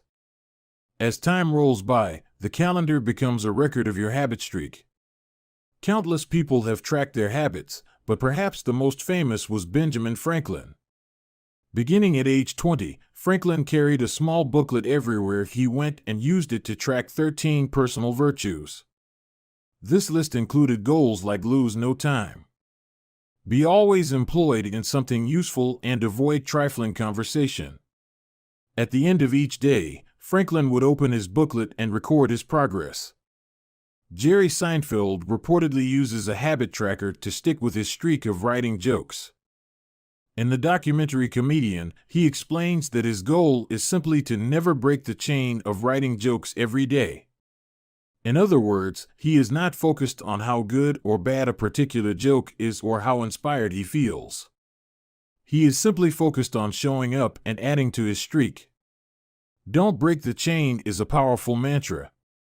Don't break the chain of sales calls, and you'll build a successful book of business. Don't break the chain of workouts, and you'll get fit faster than you'd expect. Don't break the chain of creating every day, and you will end up with an impressive portfolio. Habit tracking is powerful because it leverages multiple laws of behavior change. It simultaneously makes a behavior obvious, attractive, and satisfying. Let's break down each one. Benefit number 1: habit tracking is obvious. Recording your last action creates a trigger that can initiate your next one. Habit tracking naturally builds a series of visual cues like the streak of X's on your calendar or the list of meals in your food log. When you look at the calendar and see your streak, you'll be reminded to act again. Research has shown that people who track their progress on goals like losing weight, quitting smoking, and lowering blood pressure are all more likely to improve than those who don't. One study of more than 1,600 people found that those who kept a daily food log lost twice as much weight as those who did not. The mere act of tracking a behavior can spark the urge to change it. Habit tracking also keeps you honest. Most of us have a distorted view of our own behavior. We think we act better than we do. Measurement offers one way to overcome our blindness to our own behavior and notice what's really going on each day. One glance at the paper clips in the container and you immediately know how much work you have, or haven't, been putting in. When the evidence is right in front of you, you are less likely to lie to yourself. Benefit number 2: habit tracking is attractive. The most effective form of motivation is progress. When we get a signal that we are moving forward, we become more motivated to continue down that path. In this way, habit tracking can have an addictive effect on motivation. Each small win feeds your desire. This can be particularly powerful on a bad day. When you're feeling down, it's easy to forget about all the progress you have already made. Habit tracking provides visual proof of your hard work, a subtle reminder of how far you've come. Plus, the empty square you see each morning can motivate you to get started because you don't want to lose your progress by breaking the streak. Benefit number 3: habit tracking is satisfying. This is the most crucial benefit of all. Tracking can become its own form of reward. It is satisfying to cross an item off your to-do list, to complete an entry in your workout log, or to mark an X on the calendar. It feels good to watch your results grow, the size of your investment portfolio, the length of your book manuscript, and if it feels good, then you're more likely to endure. Habit tracking also helps keep your eye on the ball. You're focused on the process rather than the result. You're not fixated on getting six-pack abs. You're just trying to keep the streak alive and become the type of person who doesn't miss workouts. In summary, habit tracking, 1. Creates a visual cue that can remind you to act. 2. Is inherently motivating because you see the progress you are making and don't want to lose it. And 3. Feels satisfying whenever you record another successful instance of your habit. Furthermore, habit tracking provides visual proof that you are casting votes for the type of person you wish to become, which is a delightful form of immediate and intrinsic gratification. Asterisk, you may be wondering, if habit tracking is so useful, why have I waited so long to talk about it? Despite all the benefits, I've left this discussion until now for a simple reason: many people resist the idea of tracking and measuring. It can feel like a burden because it forces you into two habits: the habit you're trying to build and the habit of tracking it. Counting calories sounds like a hassle when you're already struggling to follow a diet. Writing down every sales call seems tedious when you've got work to do. It feels easier to say, "I'll just eat less," or "I'll try harder," or "I'll remember to do it."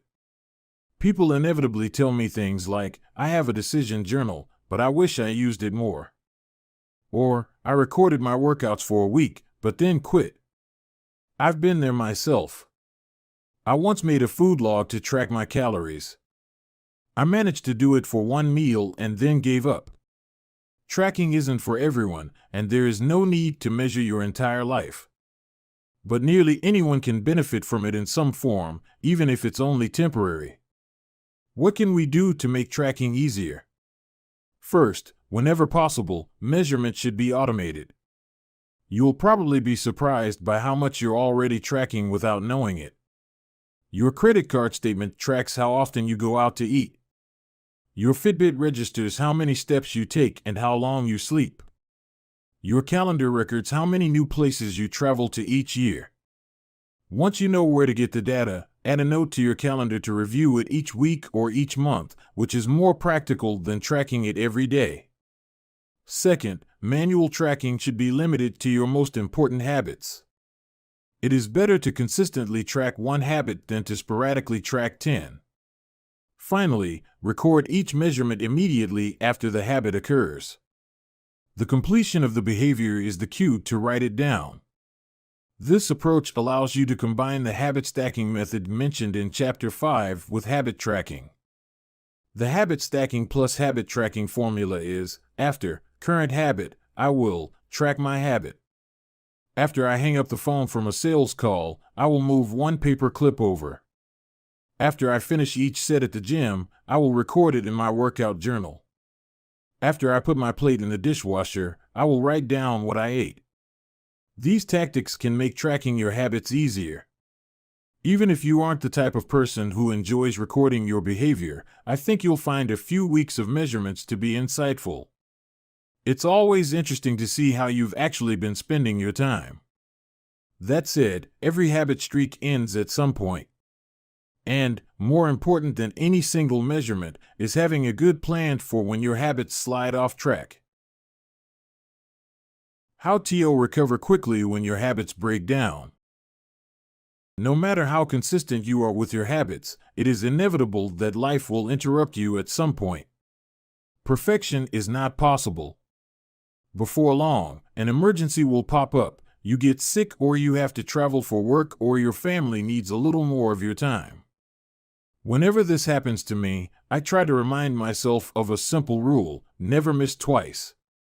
If I miss one day, I try to get back into it as quickly as possible. Missing one workout happens, but I'm not going to miss 2 in a row. Maybe I'll eat an entire pizza, but I'll follow it up with a healthy meal. I can't be perfect, but I can avoid a second lapse. As soon as one streak ends, I get started on the next one. The first mistake is never the one that ruins you. It is the spiral of repeated mistakes that follows. Missing once is an accident. Missing twice is the start of a new habit. This is a distinguishing feature between winners and losers. Anyone can have a bad performance, a bad workout, or a bad day at work. But when successful people fail, they rebound quickly. The breaking of a habit doesn't matter if the reclaiming of it is fast. I think this principle is so important that I'll stick to it even if I can't do a habit as well or as completely as I would like. Too often, we fall into an all-or-nothing cycle with our habits. The problem is not slipping up. The problem is thinking that if you can't do something perfectly, then you shouldn't do it at all. You don't realize how valuable it is to just show up on your bad, or busy, days. Lost days hurt you more than successful days help you. If you start with $100, then a 50% gain will take you to $150. But you only need a 33% loss to take you back to $100. In other words, avoiding a 33% loss is just as valuable as achieving a 50% gain. As Charlie Munger says, the first rule of compounding: never interrupt it unnecessarily. This is why the bad workouts are often the most important ones. Sluggish days and bad workouts maintain the compound gains you accrued from previous good days. Simply doing something, 10 squats, 5 sprints, a push-up, anything really, is huge. Don't put up a zero. Don't let losses eat into your compounding. Furthermore, it's not always about what happens during the workout. It's about being the type of person who doesn't miss workouts. It's easy to train when you feel good, but it's crucial to show up when you don't feel like it, even if you do less than you hope. Going to the gym for 5 minutes may not improve your performance, but it reaffirms your identity. The all-or-nothing cycle of behavior change is just one pitfall that can derail your habits. Another potential danger, especially if you are using a habit tracker, is measuring the wrong thing. Knowing when, and when not, to track a habit. Say you're running a restaurant and you want to know if your chef is doing a good job. One way to measure success is to track how many customers pay for a meal each day. If more customers come in, the food must be good. If fewer customers come in, something must be wrong. However, this one measurement, daily revenue, only gives a limited picture of what's really going on. Just because someone pays for a meal doesn't mean they enjoy the meal. Even dissatisfied customers are unlikely to dine and dash. In fact, if you're only measuring revenue, the food might be getting worse, but you're making up for it with marketing or discounts or some other method. Instead, it may be more effective to track how many customers finish their meal or perhaps the percentage of customers who leave a generous tip. The dark side of tracking a particular behavior is that we become driven by the number rather than the purpose behind it. If your success is measured by quarterly earnings, you will optimize sales, revenue, and accounting for quarterly earnings. If your success is measured by a lower number on the scale, you will optimize for a lower number on the scale, even if that means embracing crash diets, juice cleanses, and fat loss pills. The human mind wants to win whatever game is being played. This pitfall is evident in many areas of life. We focus on working long hours instead of getting meaningful work done. We care more about getting 10,000 steps than we do about being healthy. We teach for standardized tests instead of emphasizing learning, curiosity, and critical thinking. In short, we optimize for what we measure. When we choose the wrong measurement, we get the wrong behavior. This is sometimes referred to as Goodhart's Law. Named after the economist Charles Goodhart, the principle states, when a measure becomes a target, it ceases to be a good measure. Measurement is only useful when it guides you and adds context to a larger picture, not when it consumes you. Each number is simply one piece of feedback in the overall system. In our data-driven world, we tend to overvalue numbers and undervalue anything ephemeral, soft, and difficult to quantify. We mistakenly think the factors we can measure are the only factors that exist. But just because you can measure something doesn't mean it's the most important thing. And just because you can't measure something doesn't mean it's not important at all. All of this to say, it's crucial to keep habit tracking in its proper place. It can feel satisfying to record a habit and track your progress, but the measurement is not the only thing that matters. Furthermore, there are many ways to measure progress, and sometimes it helps to shift your focus to something entirely different. This is why non-scale victories can be effective for weight loss. The number on the scale may be stubborn, so if you focus solely on that number, your motivation will sag. But you may notice that your skin looks better, or you wake up earlier, or your sex drive got a boost. All of these are valid ways to track your improvement. If you're not feeling motivated by the number on the scale, perhaps it's time to focus on a different measurement, one that gives you more signals of progress. No matter how you measure your improvement, habit tracking offers a simple way to make your habits more satisfying. Each measurement provides a little bit of evidence that you're moving in the right direction and a brief moment of immediate pleasure for a job well done. Chapter Summary. One of the most satisfying feelings is the feeling of making progress. A habit tracker is a simple way to measure whether you did a habit, like marking an X on a calendar. Habit trackers and other visual forms of measurement can make your habits satisfying by providing clear evidence of your progress. Don't break the chain. Try to keep your habit streak alive. Never miss twice. If you miss one day, try to get back on track as quickly as possible. Just because you can measure something doesn't mean it's the most important thing. Chapter 17. How an accountability partner can change everything. After serving as a pilot in World War II, Roger Fisher attended Harvard Law School and spent 34 years specializing in negotiation and conflict management. He founded the Harvard Negotiation Project and worked with numerous countries and world leaders on peace resolutions, hostage crises, and diplomatic compromises. But it was in the 1970s and 1980s, as the threat of nuclear war escalated, that Fisher developed perhaps his most interesting idea. At the time, Fisher was focused on designing strategies that could prevent nuclear war, and he had noticed a troubling fact. Any sitting president would have access to launch codes that could kill millions of people but would never actually see anyone die because he would always be thousands of miles away. My suggestion was quite simple, he wrote in 1981. Put that nuclear code number in a little capsule, and then implant that capsule right next to the heart of a volunteer. The volunteer would carry with him a big, heavy butcher knife as he accompanied the president. If ever the president wanted to fire nuclear weapons, the only way he could do so would be for him first, with his own hands, to kill one human being. The president says, "George, I'm sorry, but tens of millions must die."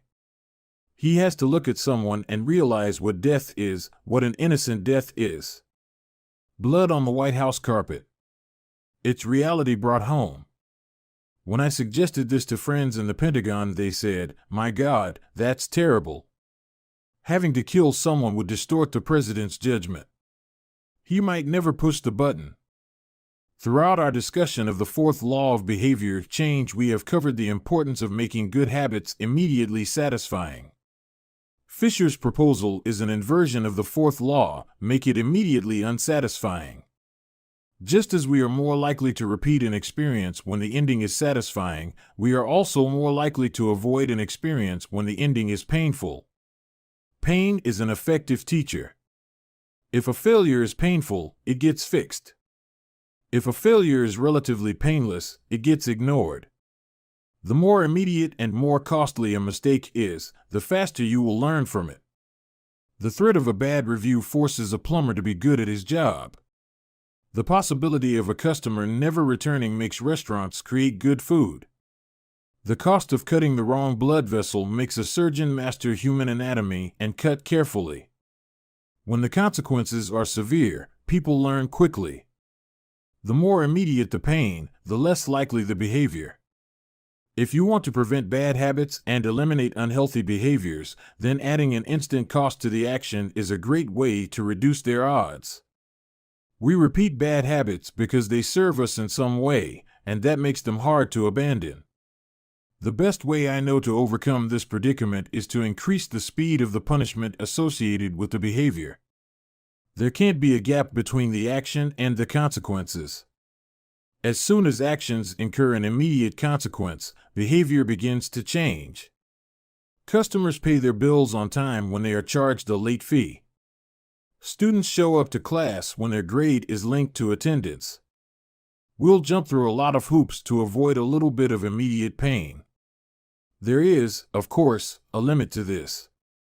If you're going to rely on punishment to change behavior, then the strength of the punishment must match the relative strength of the behavior it is trying to correct. To be productive, the cost of procrastination must be greater than the cost of action. To be healthy, the cost of laziness must be greater than the cost of exercise. Getting fined for smoking in a restaurant or failing to recycle adds consequence to an action.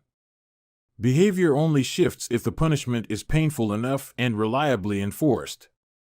In general, the more local, tangible, concrete, and immediate the consequence, the more likely it is to influence individual behavior. The more global, intangible, vague, and delayed the consequence, the less likely it is to influence individual behavior. Thankfully, there is a straightforward way to add an immediate cost to any bad habit: create a habit contract. The habit contract. The first seatbelt law was passed in New York on December 1, 1984. At the time, just 14% of people in the United States regularly wore a seatbelt, but that was all about to change. Within 5 years, over half of the nation had seatbelt laws. Today, wearing a seatbelt is enforceable by law in 49 of the 50 states. And it's not just the legislation, the number of people wearing seatbelts has changed dramatically as well. In 2016, over 88% of Americans buckled up each time they got in a car. In just over 30 years, there was a complete reversal in the habits of millions of people. Laws and regulations are an example of how government can change our habits by creating a social contract. As a society, we collectively agree to abide by certain rules and then enforce them as a group. Whenever a new piece of legislation impacts behavior, seatbelt laws, banning smoking inside restaurants, mandatory recycling, it is an example of a social contract shaping our habits. The group agrees to act in a certain way, and if you don't follow along, you'll be punished. Just as governments use laws to hold citizens accountable, you can create a habit contract to hold yourself accountable.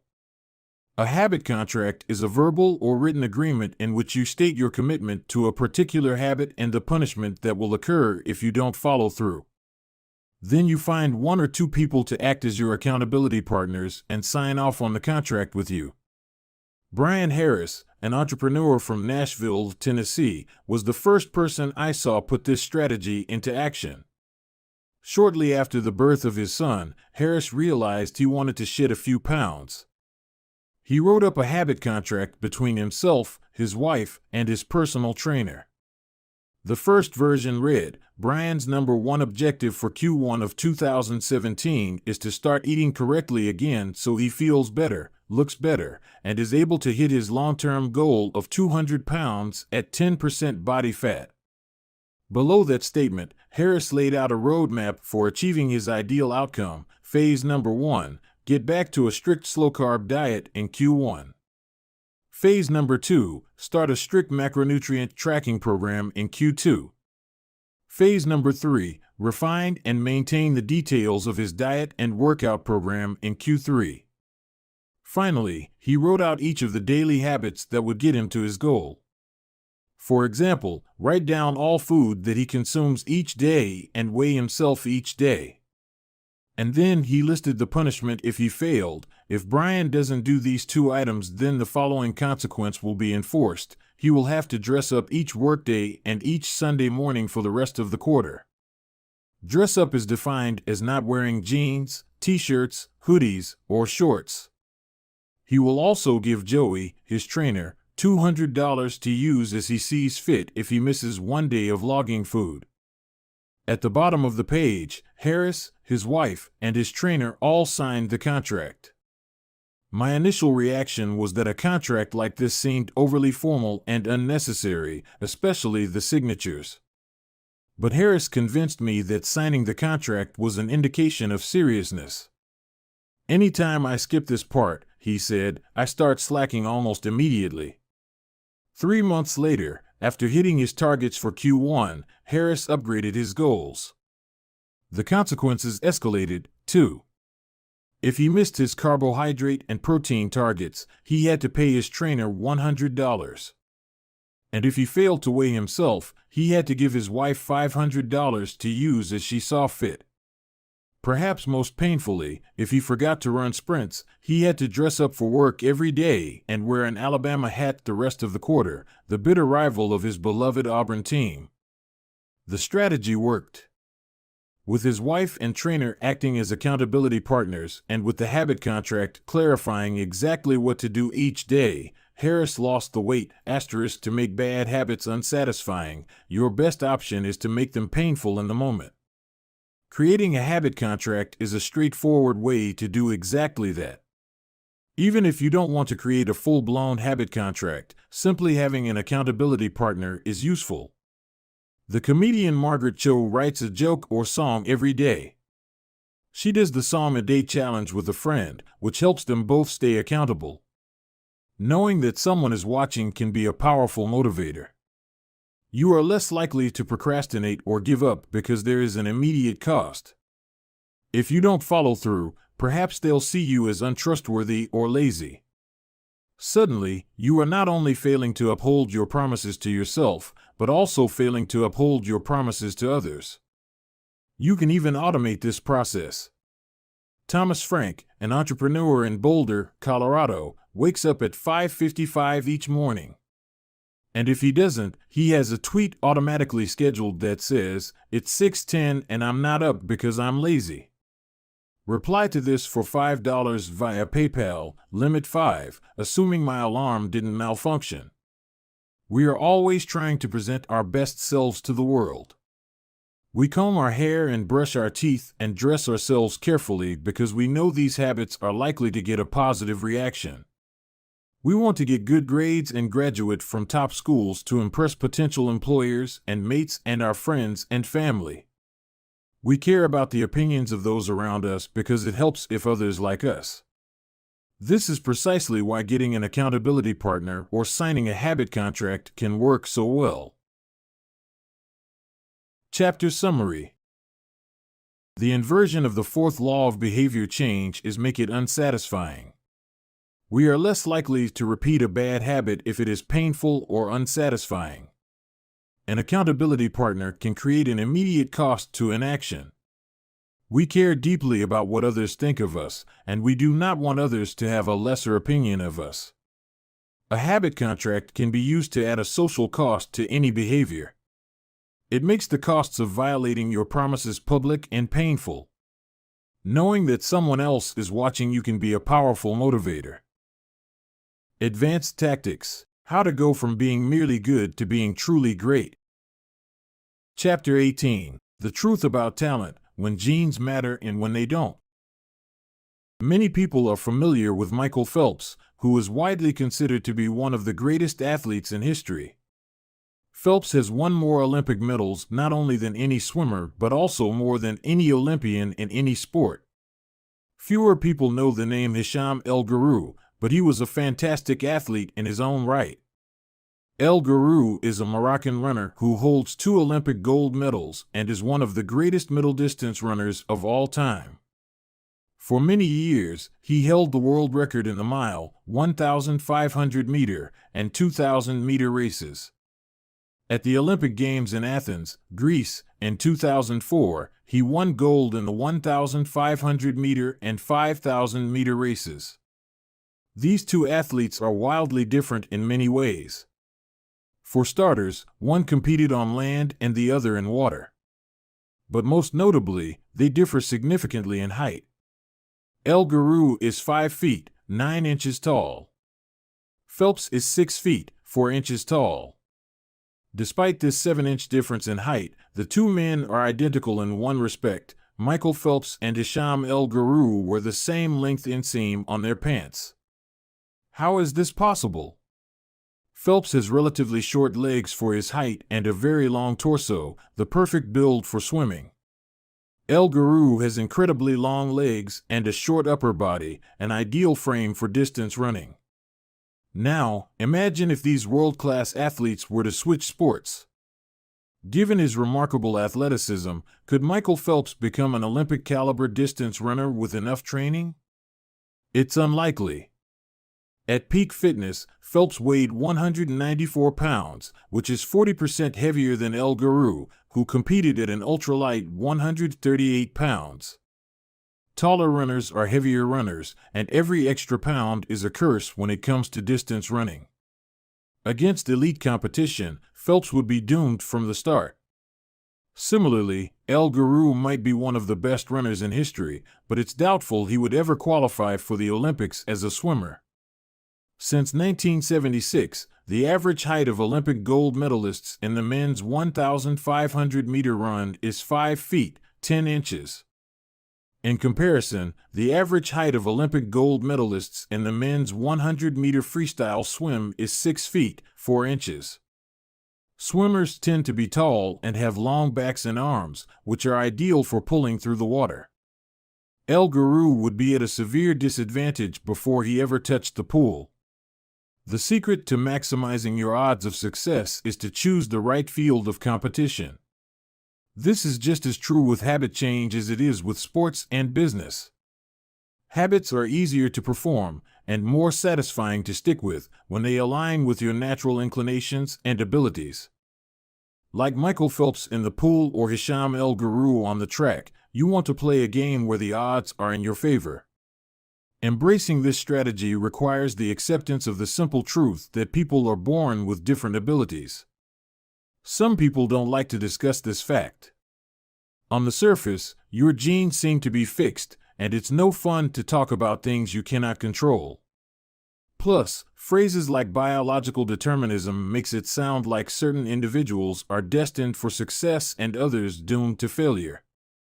But this is a short-sighted view of the influence of genes on behavior. The strength of genetics is also their weakness. Genes cannot be easily changed, which means they provide a powerful advantage in favorable circumstances and a serious disadvantage in unfavorable circumstances. If you want to dunk a basketball, being 7 feet tall is very useful.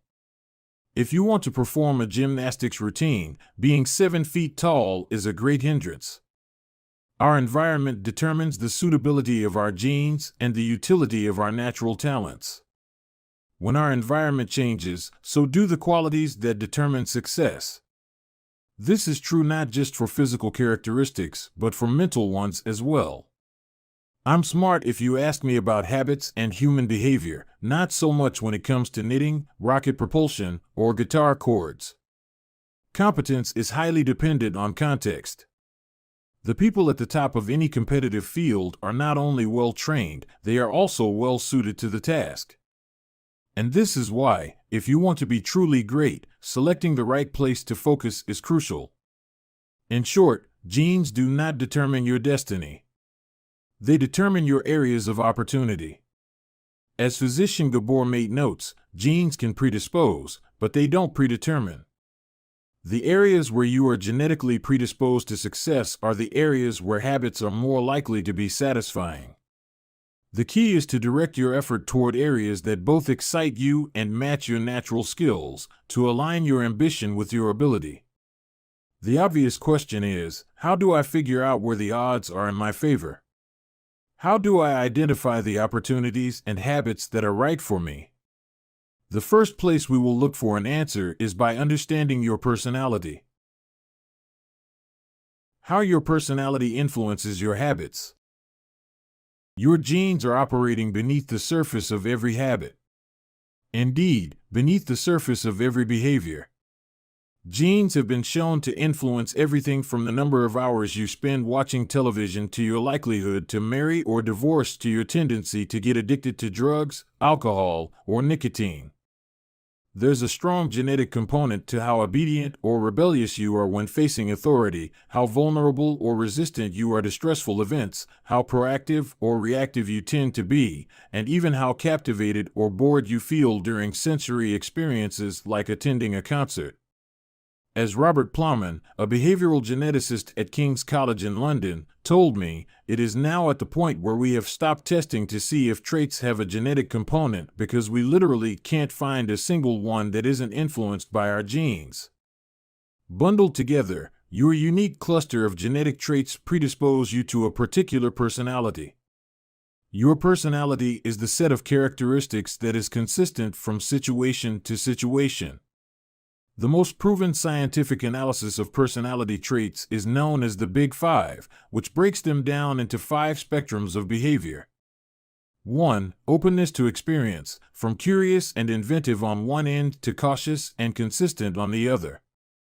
2. Conscientiousness, organized and efficient to easygoing and spontaneous. 3. Extroversion, outgoing and energetic to solitary and reserved. You likely know them as extroverts versus introverts. 4. Agreeableness, friendly and compassionate to challenging and detached. 5. Neuroticism, anxious and sensitive to confident, calm, and stable. All 5 characteristics have biological underpinnings. Extroversion, for instance, can be tracked from birth. If scientists play a loud noise in the nursing ward, some babies turn toward it while others turn away. When the researchers tracked these children through life, they found that the babies who turned toward the noise were more likely to grow up to be extroverts. Those who turned away were more likely to become introverts. People who are high in agreeableness are kind, considerate, and warm. They also tend to have higher natural oxytocin levels, a hormone that plays an important role in social bonding, increases feelings of trust, and can act as a natural antidepressant.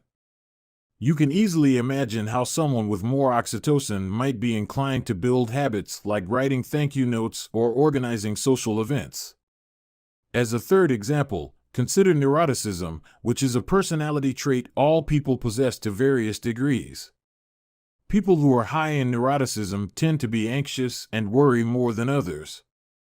This trait has been linked to hypersensitivity of the amygdala, the portion of the brain responsible for noticing threats. In other words, people who are more sensitive to negative cues in their environment are more likely to score high in neuroticism. Our habits are not solely determined by our personalities, but there is no doubt that our genes nudge us in a certain direction. Our deeply rooted preferences make certain behaviors easier for some people than for others. You don't have to apologize for these differences or feel guilty about them, but you do have to work with them. A person who scores lower on conscientiousness, for example, will be less likely to be orderly by nature and may need to rely more heavily on environment design to stick with good habits. As a reminder for the less conscientious readers among us, environment design is a strategy we discussed in chapters 6 and 12. The takeaway is that you should build habits that work for your personality. People can get ripped working out like a bodybuilder, but if you prefer rock climbing or cycling or rowing, then shape your exercise habit around your interests. If your friend follows a low-carb diet but you find that low-fat works for you, then more power to you. If you want to read more, don't be embarrassed if you prefer steamy romance novels over nonfiction. Read whatever fascinates you. You don't have to build the habits everyone tells you to build. Choose the habit that best suits you, not the one that is most popular. There is a version of every habit that can bring you joy and satisfaction. Find it. Habits need to be enjoyable if they are going to stick. This is the core idea behind the 4th law. Tailoring your habits to your personality is a good start, but this is not the end of the story. Let's turn our attention to finding and designing situations where you're at a natural advantage. How to find a game where the odds are in your favor. Learning to play a game where the odds are in your favor is critical for maintaining motivation and feeling successful. In theory, you can enjoy almost anything. In practice, you are more likely to enjoy the things that come easily to you. People who are talented in a particular area tend to be more competent at that task and are then praised for doing a good job. They stay energized because they are making progress where others have failed, and because they get rewarded with better pay and bigger opportunities, which not only makes them happier but also propels them to produce even higher quality work. It's a virtuous cycle. Pick the right habit and progress is easy. Pick the wrong habit and life is a struggle. How do you pick the right habit? The first step is something we covered in the third law: make it easy. In many cases, when people pick the wrong habit, it simply means they picked a habit that was too difficult. When a habit is easy, you are more likely to be successful. When you are successful, you are more likely to feel satisfied. However, there is another level to consider. In the long run, if you continue to advance and improve, any area can become challenging. At some point, you need to make sure you're playing the right game for your skill set. How do you figure that out? The most common approach is trial and error. Of course, there's a problem with this strategy: life is short. You don't have time to try every career, date every eligible bachelor, or play every musical instrument. Thankfully, there is an effective way to manage this conundrum, and it is known as the explore/exploit trade-off. In the beginning of a new activity, there should be a period of exploration. In relationships, it's called dating. In college, it's called the liberal arts. In business, it's called split testing. The goal is to try out many possibilities, research a broad range of ideas, and cast a wide net.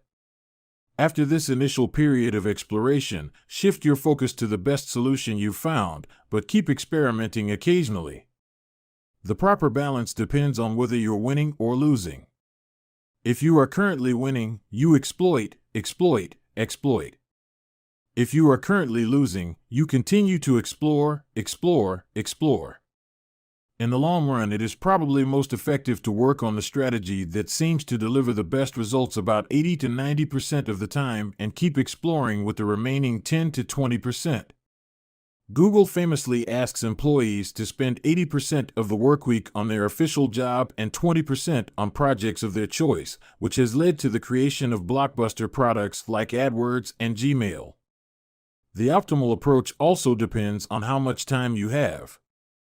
If you have a lot of time, like someone at the beginning of their career, it makes more sense to explore because once you find the right thing, you still have a good amount of time to exploit it.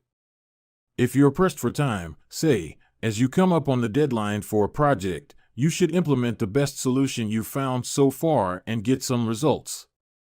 As you explore different options, there are a series of questions you can ask yourself to continually narrow in on the habits and areas that will be most satisfying to you. What feels like fun to me, but work to others?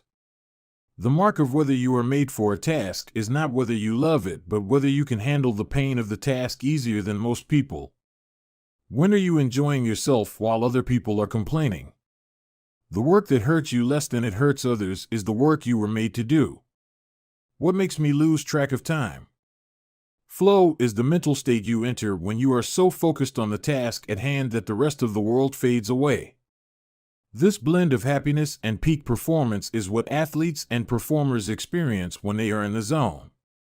It is nearly impossible to experience a flow state and not find the task satisfying at least to some degree. Where do I get greater returns than the average person? We are continually comparing ourselves to those around us, and a behavior is more likely to be satisfying when the comparison is in our favor. When I started writing at jamesclear.com, my email list grew very quickly. I wasn't quite sure what I was doing well, but I knew that results seemed to be coming faster for me than for some of my colleagues, which motivated me to keep writing. What comes naturally to me? For just a moment, ignore what you have been taught. Ignore what society has told you. Ignore what others expect of you. Look inside yourself and ask, what feels natural to me? When have I felt alive? When have I felt like the real me? No internal judgments or people-pleasing. No second-guessing or self-criticism. Just feelings of engagement and enjoyment. Whenever you feel authentic and genuine, you are headed in the right direction. To be honest, some of this process is just luck. Michael Phelps and Hisham El Guru were lucky to be born with a rare set of abilities that are highly valued by society and to be placed in the ideal environment for those abilities. We all have limited time on this planet, and the truly great among us are the ones who not only work hard but also have the good fortune to be exposed to opportunities that favor us. But what if you don't want to leave it up to luck? If you can't find a game where the odds are stacked in your favor, create one. Scott Adams, the cartoonist behind Dilbert, says, everyone has at least a few areas in which they could be in the top 25% with some effort. In my case, I can draw better than most people, but I'm hardly an artist. And I'm not any funnier than the average stand-up comedian who never makes it big, but I'm funnier than most people. The magic is that few people can draw well and write jokes. It's the combination of the two that makes what I do so rare. And when you add in my business background, suddenly I had a topic that few cartoonists could hope to understand without living it.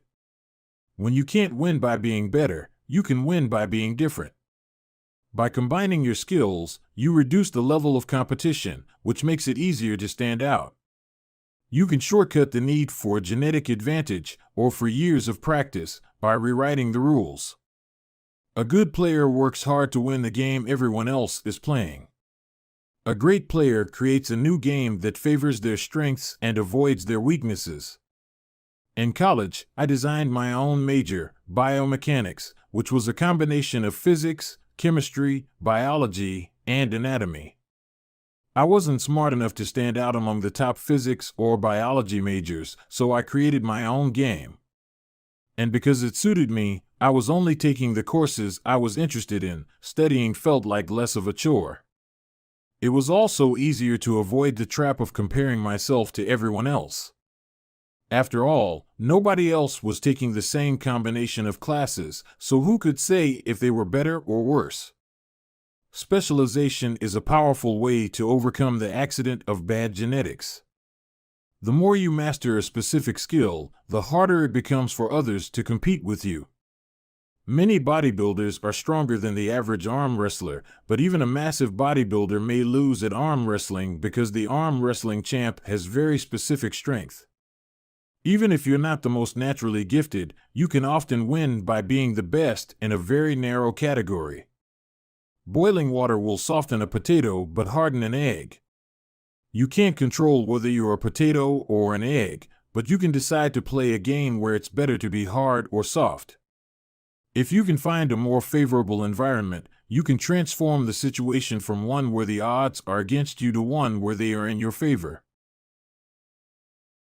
How to get the most out of your genes. Our genes do not eliminate the need for hard work. They clarify it. They tell us what to work hard on. Once we realize our strengths, we know where to spend our time and energy. We know which types of opportunities to look for and which types of challenges to avoid. The better we understand our nature, the better our strategy can be. Biological differences matter. Even so, it's more productive to focus on whether you are fulfilling your own potential than comparing yourself to someone else. The fact that you have a natural limit to any specific ability has nothing to do with whether you are reaching the ceiling of your capabilities. People get so caught up in the fact that they have limits that they rarely exert the effort required to get close to them. Furthermore, genes can't make you successful if you're not doing the work.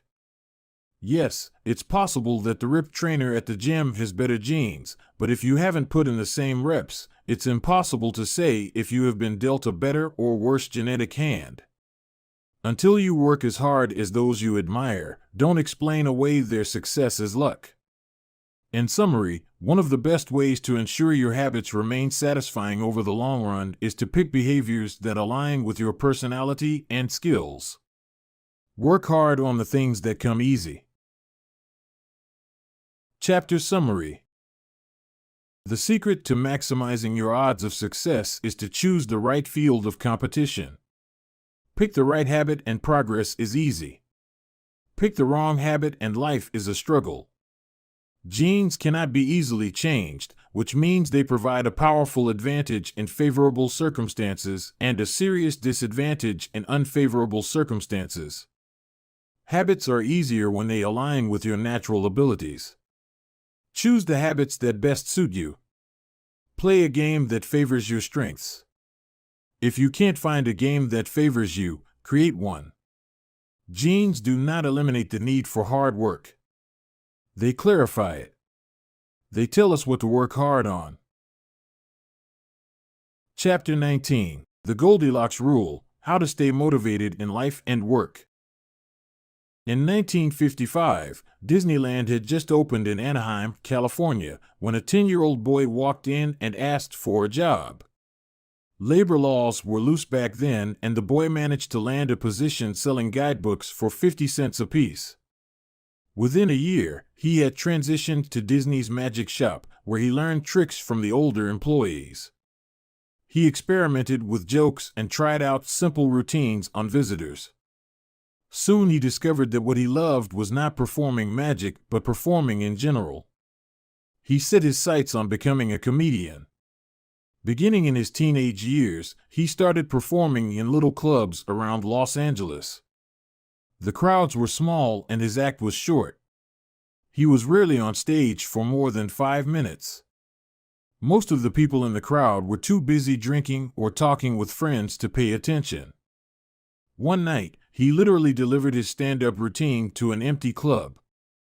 It wasn't glamorous work, but there was no doubt he was getting better. His first routines would only last 1 or 2 minutes. By high school, his material had expanded to include a 5-minute act and, a few years later, a 10-minute show. At 19, he was performing weekly for 20 minutes at a time. He had to read 3 poems during the show just to make the routine long enough, but his skills continued to progress. He spent another decade experimenting, adjusting, and practicing. He took a job as a television writer and, gradually, he was able to land his own appearances on talk shows. By the mid-1970s, he had worked his way into being a regular guest on The Tonight Show and Saturday Night Live. Finally, after nearly 15 years of work, the young man rose to fame. He toured 60 cities in 63 days. Then 72 cities in 80 days. Then 85 cities in 90 days. He had 18,695 people attend one show in Ohio. Another 45,000 tickets were sold for his 3-day show in New York. He catapulted to the top of his genre and became one of the most successful comedians of his time. His name is Steve Martin. Martin's story offers a fascinating perspective on what it takes to stick with habits for the long run. Comedy is not for the timid. It is hard to imagine a situation that would strike fear into the hearts of more people than performing alone on stage and failing to get a single laugh. And yet Steve Martin faced this fear every week for 18 years. In his words, 10 years spent learning, 4 years spent refining, and 4 years as a wild success. Why is it that some people, like Martin, stick with their habits, whether practicing jokes or drawing cartoons or playing guitar, while most of us struggle to stay motivated? How do we design habits that pull us in rather than ones that fade away? Scientists have been studying this question for many years. While there is still much to learn, one of the most consistent findings is that the way to maintain motivation and achieve peak levels of desire is to work on tasks of just manageable difficulty. The human brain loves a challenge, but only if it is within an optimal zone of difficulty. If you love tennis and try to play a serious match against a 4-year-old, you will quickly become bored. It's too easy. You will win every point. In contrast, if you play a professional tennis player like Roger Federer or Serena Williams, you will quickly lose motivation because the match is too difficult. Now consider playing tennis against someone who is your equal. As the game progresses, you win a few points and you lose a few. You have a good chance of winning, but only if you really try. Your focus narrows, distractions fade away, and you find yourself fully invested in the task at hand.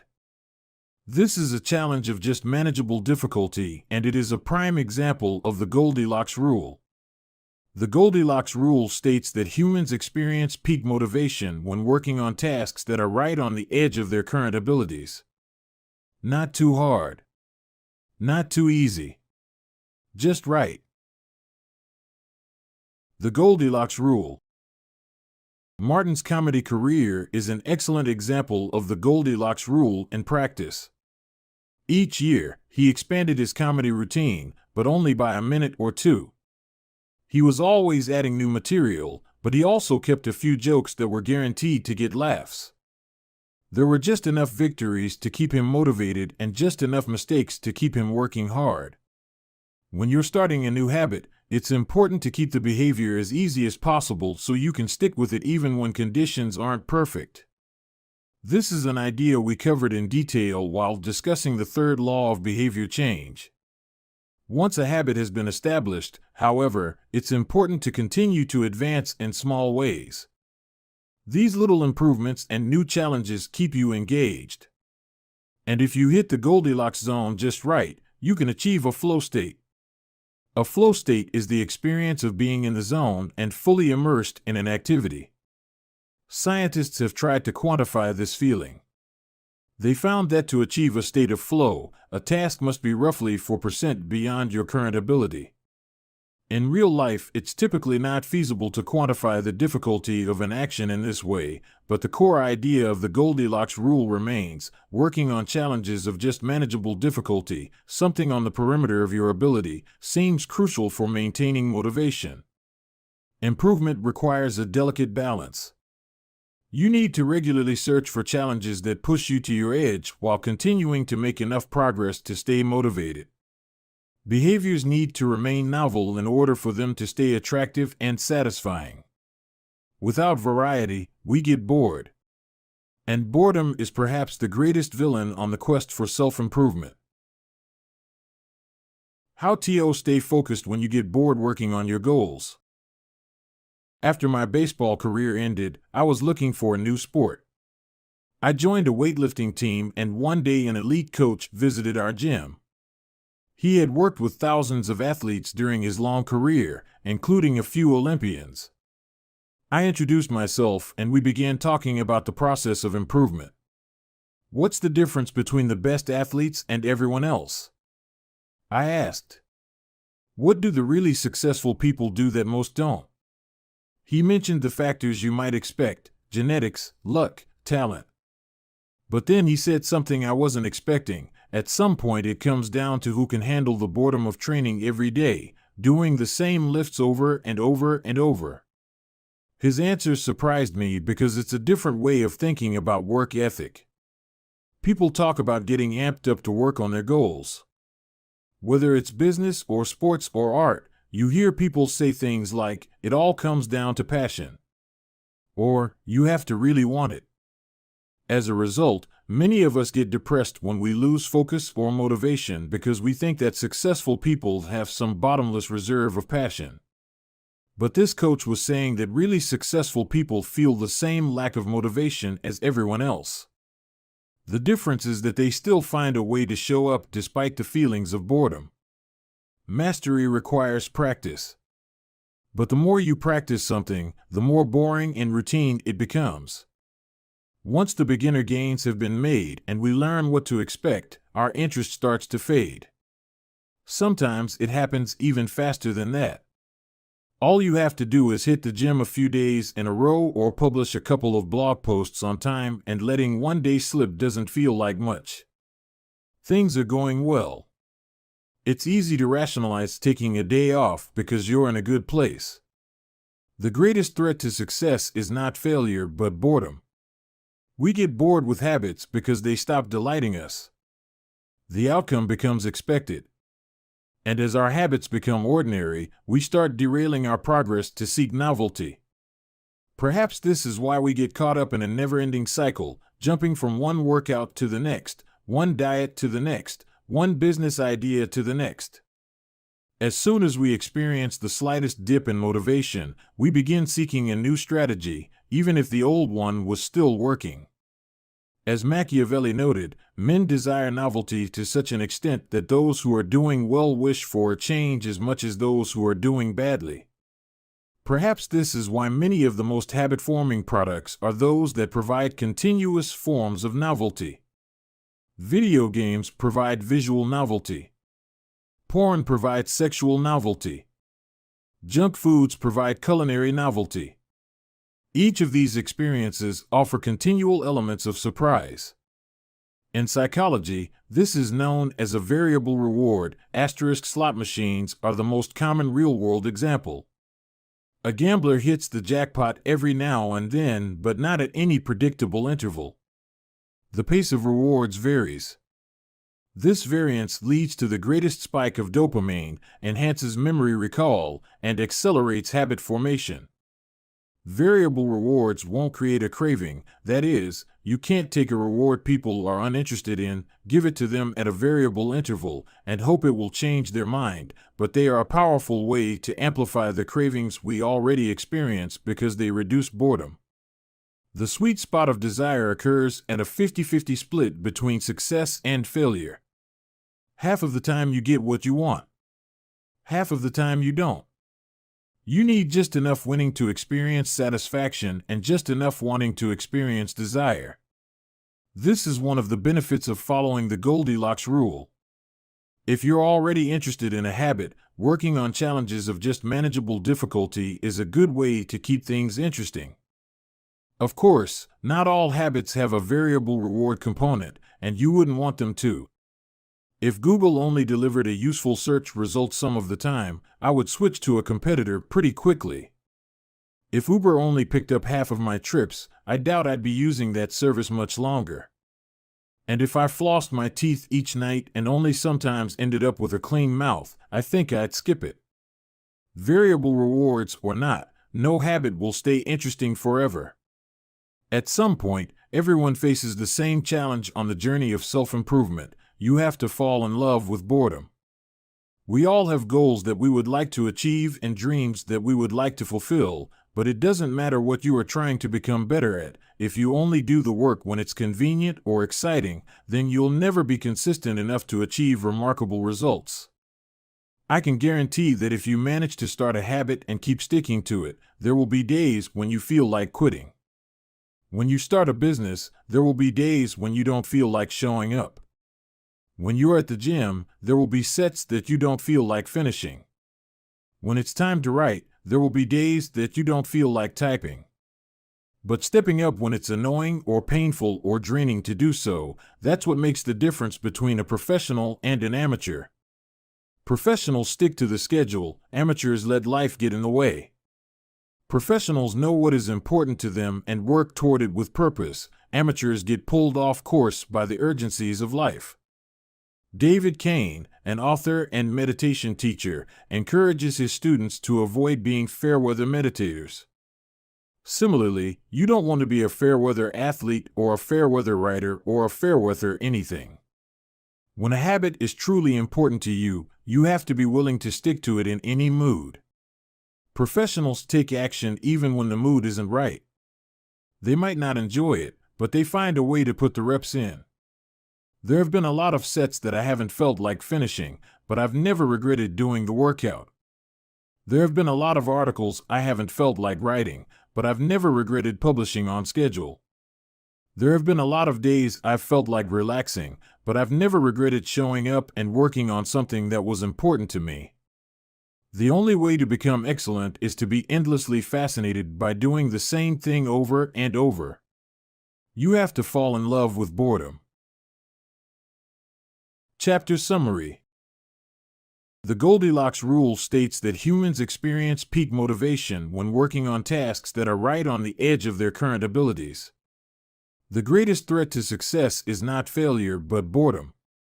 As habits become routine, they become less interesting and less satisfying. We get bored. Anyone can work hard when they feel motivated. It's the ability to keep going when work isn't exciting that makes the difference. Professionals stick to the schedule, amateurs let life get in the way. Chapter 20: The Downside of Creating Good Habit. Habits create the foundation for mastery. In chess, it is only after the basic movements of the pieces have become automatic that a player can focus on the next level of the game. Each chunk of information that is memorized opens up the mental space for more effortful thinking. This is true for any endeavor. When you know the simple movements so well that you can perform them without thinking, you are free to pay attention to more advanced details. In this way, habits are the backbone of any pursuit of excellence. However, the benefits of habits come at a cost. At first, each repetition develops fluency, speed, and skill. But then, as a habit becomes automatic, you become less sensitive to feedback. You fall into mindless repetition. It becomes easier to let mistakes slide. When you can do it good enough on autopilot, you stop thinking about how to do it better. The upside of habits is that we can do things without thinking. The downside of habits is that you get used to doing things a certain way and stop paying attention to little errors. You assume you're getting better because you're gaining experience. In reality, you are merely reinforcing your current habits, not improving them. In fact, some research has shown that once a skill has been mastered, there is usually a slight decline in performance over time. Usually, this minor dip in performance is no cause for worry. You don't need a system to continuously improve how well you brush your teeth or tie your shoes or make your morning cup of tea. With habits like these, good enough is usually good enough.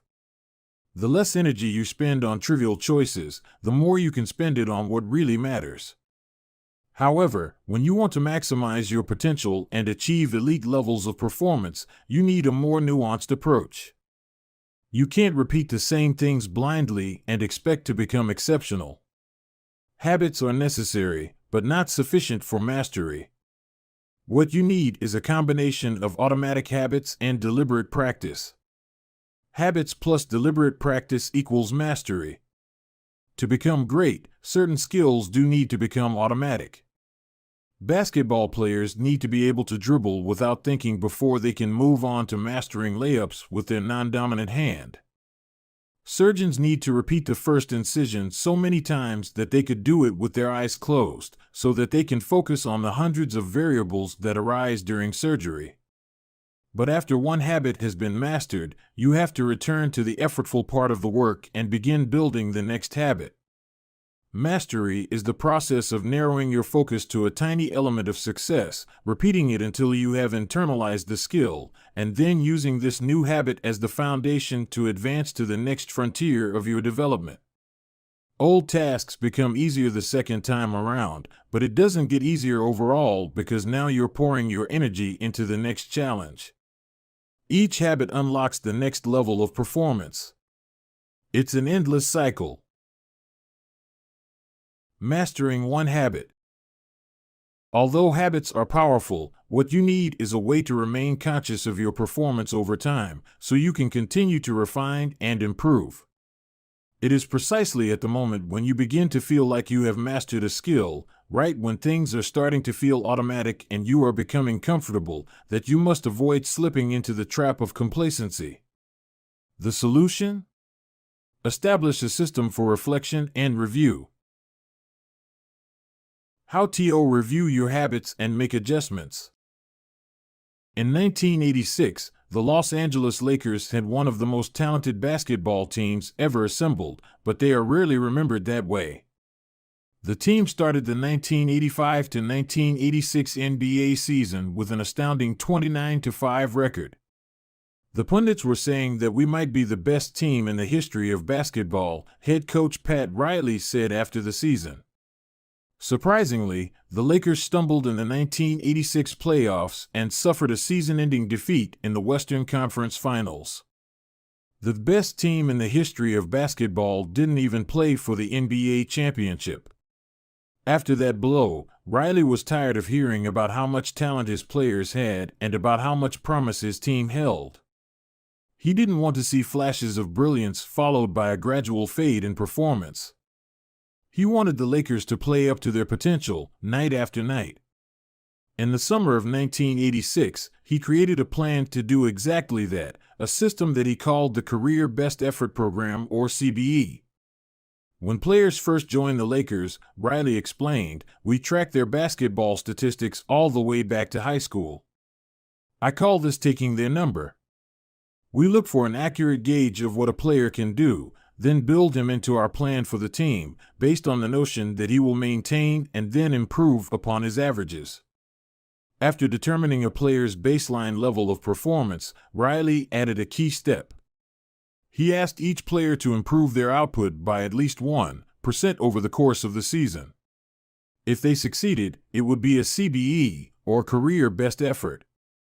Similar to the British cycling team that we discussed in Chapter 1, the Lakers sought peak performance by getting slightly better each day. Riley was careful to point out that CBE was not merely about points or statistics, but about giving your best effort spiritually and mentally and physically.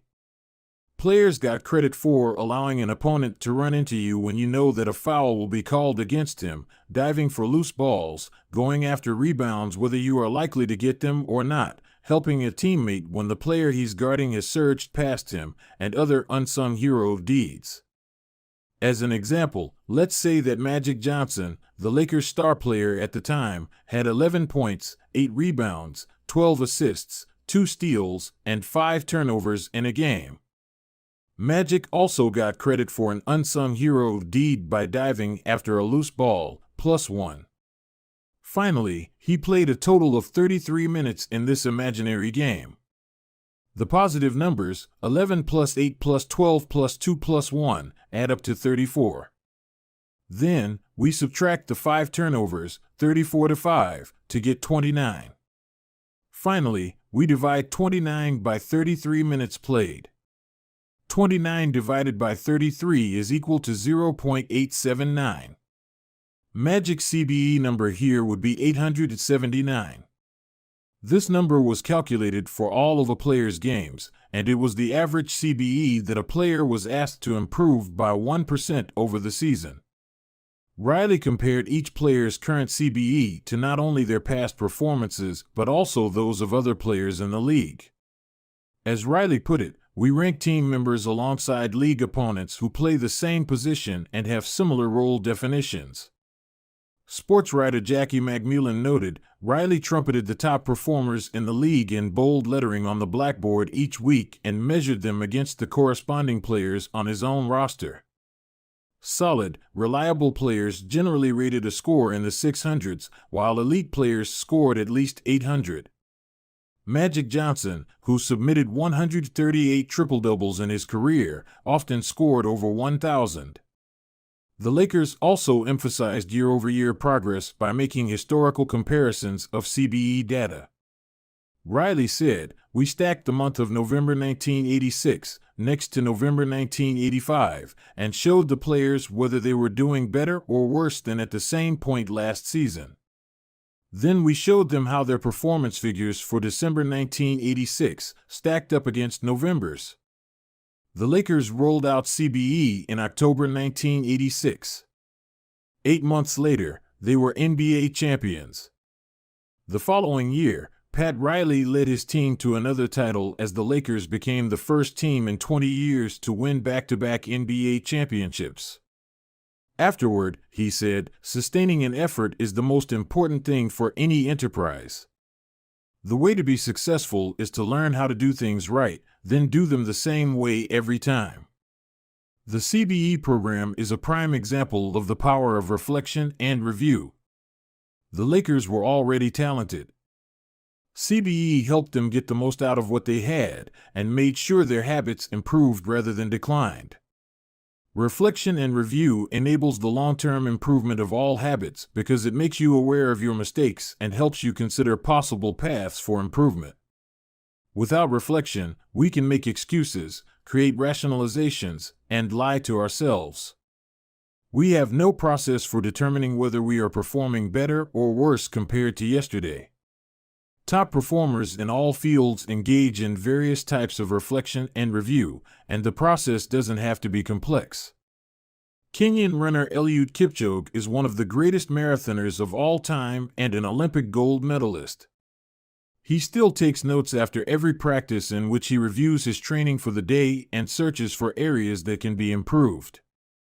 Similarly, gold medal swimmer Katie Ledecky records her wellness on a scale of 1 to 10 and includes notes on her nutrition and how well she slept.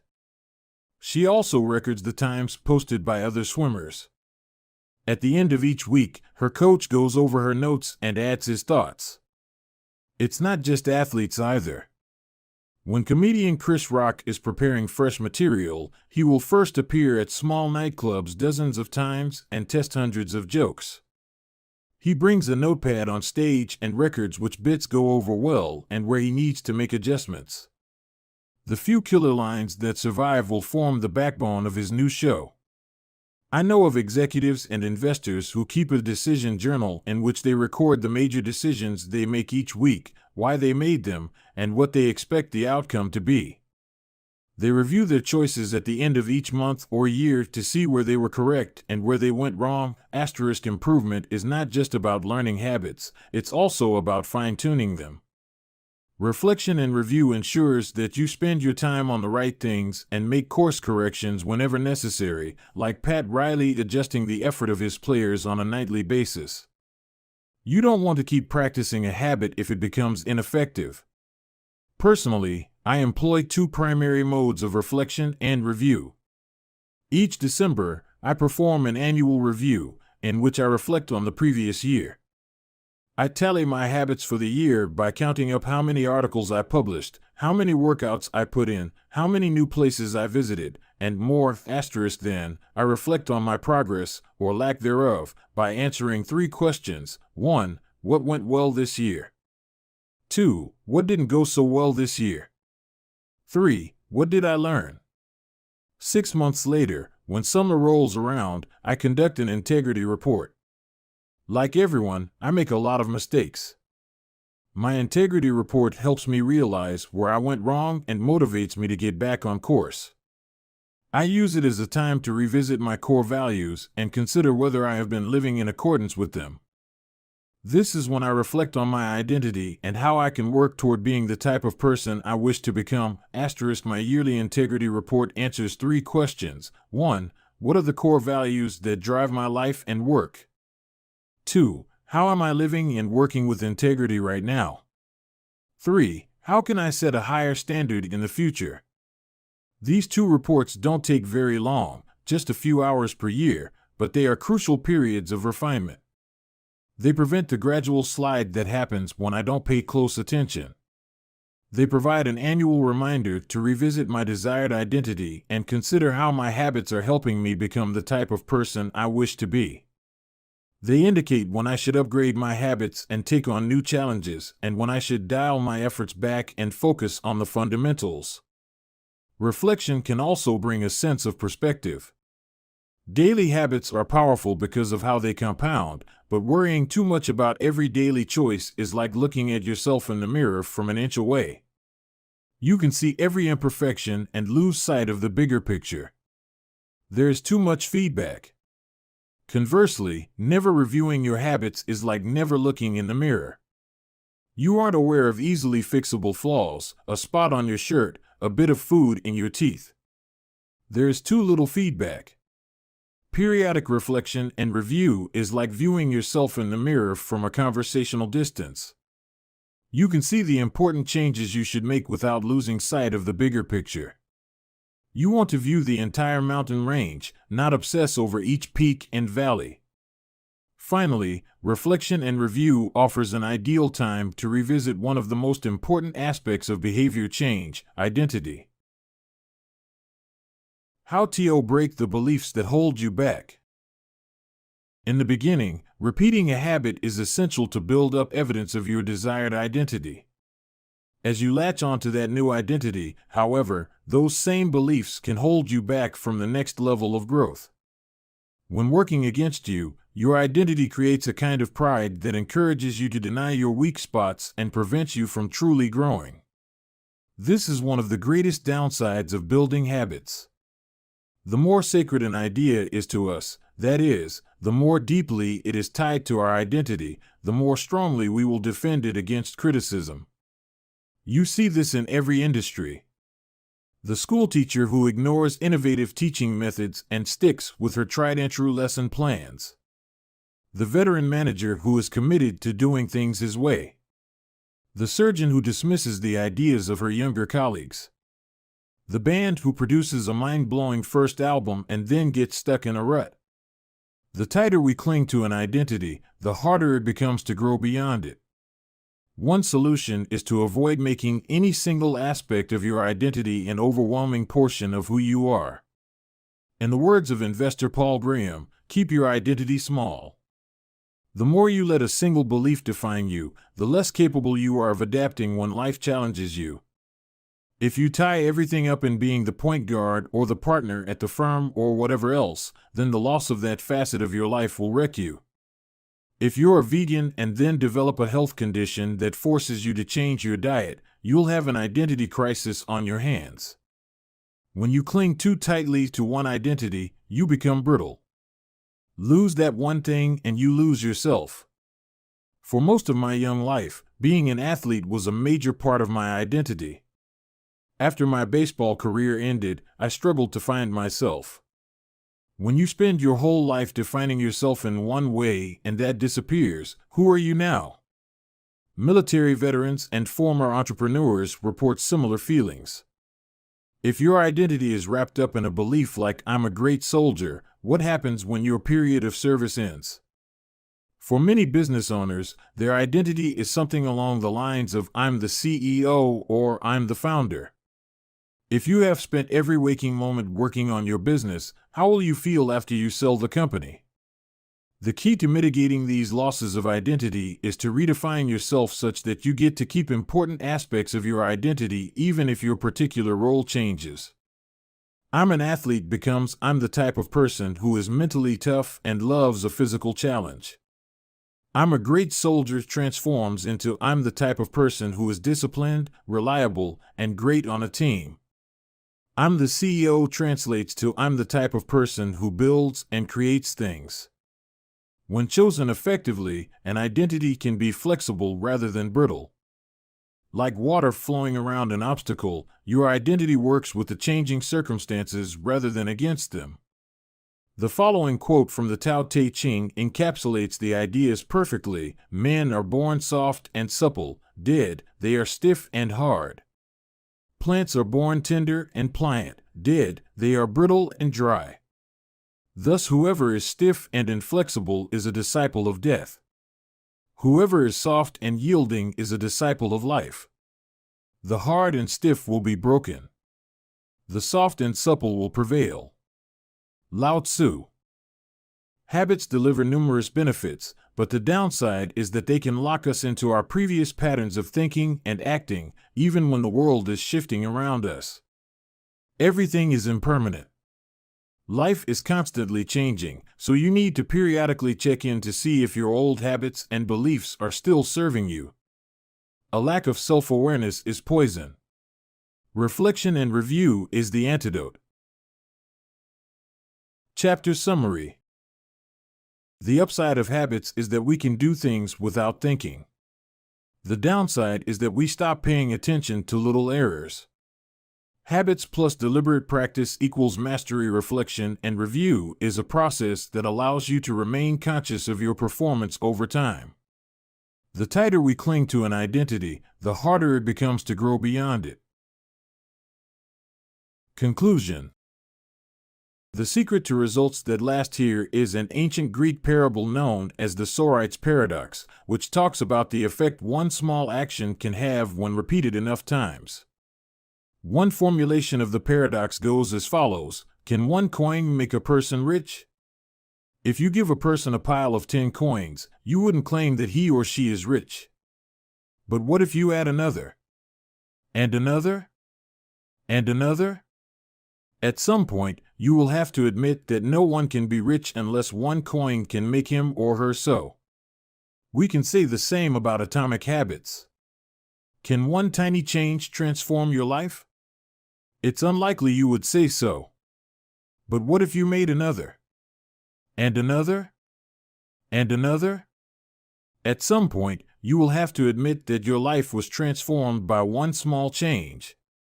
The holy grail of habit change is not a single 1% improvement, but 1,000 of them. It's a bunch of atomic habits stacking up, each one a fundamental unit of the overall system. In the beginning, small improvements can often seem meaningless because they get washed away by the weight of the system. Just as one coin won't make you rich, one positive change like meditating for 1 minute or reading 1 page each day is unlikely to deliver a noticeable difference.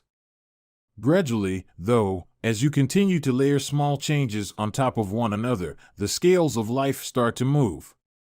Each improvement is like adding a grain of sand to the positive side of the scale, slowly tilting things in your favor. Eventually, if you stick with it, you hit a tipping point. Suddenly, it feels easier to stick with good habits. The weight of the system is working for you rather than against you. Over the course of this book, we've looked at dozens of stories about top performers. We've heard about Olympic gold medalists, award-winning artists, business leaders, life-saving physicians, and star comedians who have all used the science of small habits to master their craft and vault to the top of their field.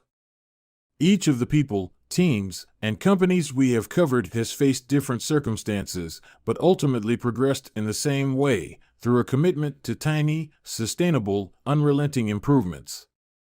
Success is not a goal to reach or a finish line to cross. It is a system to improve, an endless process to refine. In Chapter 1, I said, if you're having trouble changing your habits, the problem isn't you. The problem is your system. Bad habits repeat themselves again and again not because you don't want to change, but because you have the wrong system for change. As this book draws to a close, I hope the opposite is true. With the 4 laws of behavior change, you have a set of tools and strategies that you can use to build better systems and shape better habits. Sometimes a habit will be hard to remember and you'll need to make it obvious. Other times you won't feel like starting and you'll need to make it attractive. In many cases, you may find that a habit will be too difficult and you'll need to make it easy. And sometimes, you won't feel like sticking with it and you'll need to make it satisfying. You want to push your good habits toward the left side of the spectrum by making them obvious, attractive, easy, and satisfying. Meanwhile, you want to cluster your bad habits toward the right side by making them invisible, unattractive, hard, and unsatisfying. This is a continuous process. There is no finish line. There is no permanent solution. Whenever you're looking to improve, you can rotate through the 4 laws of behavior change until you find the next bottleneck. Make it obvious. Make it attractive. Make it easy. Make it satisfying. Round and round. Always looking for the next way to get 1% better. The secret to getting results that last is to never stop making improvements.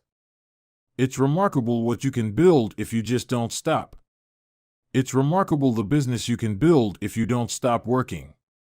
It's remarkable the body you can build if you don't stop training.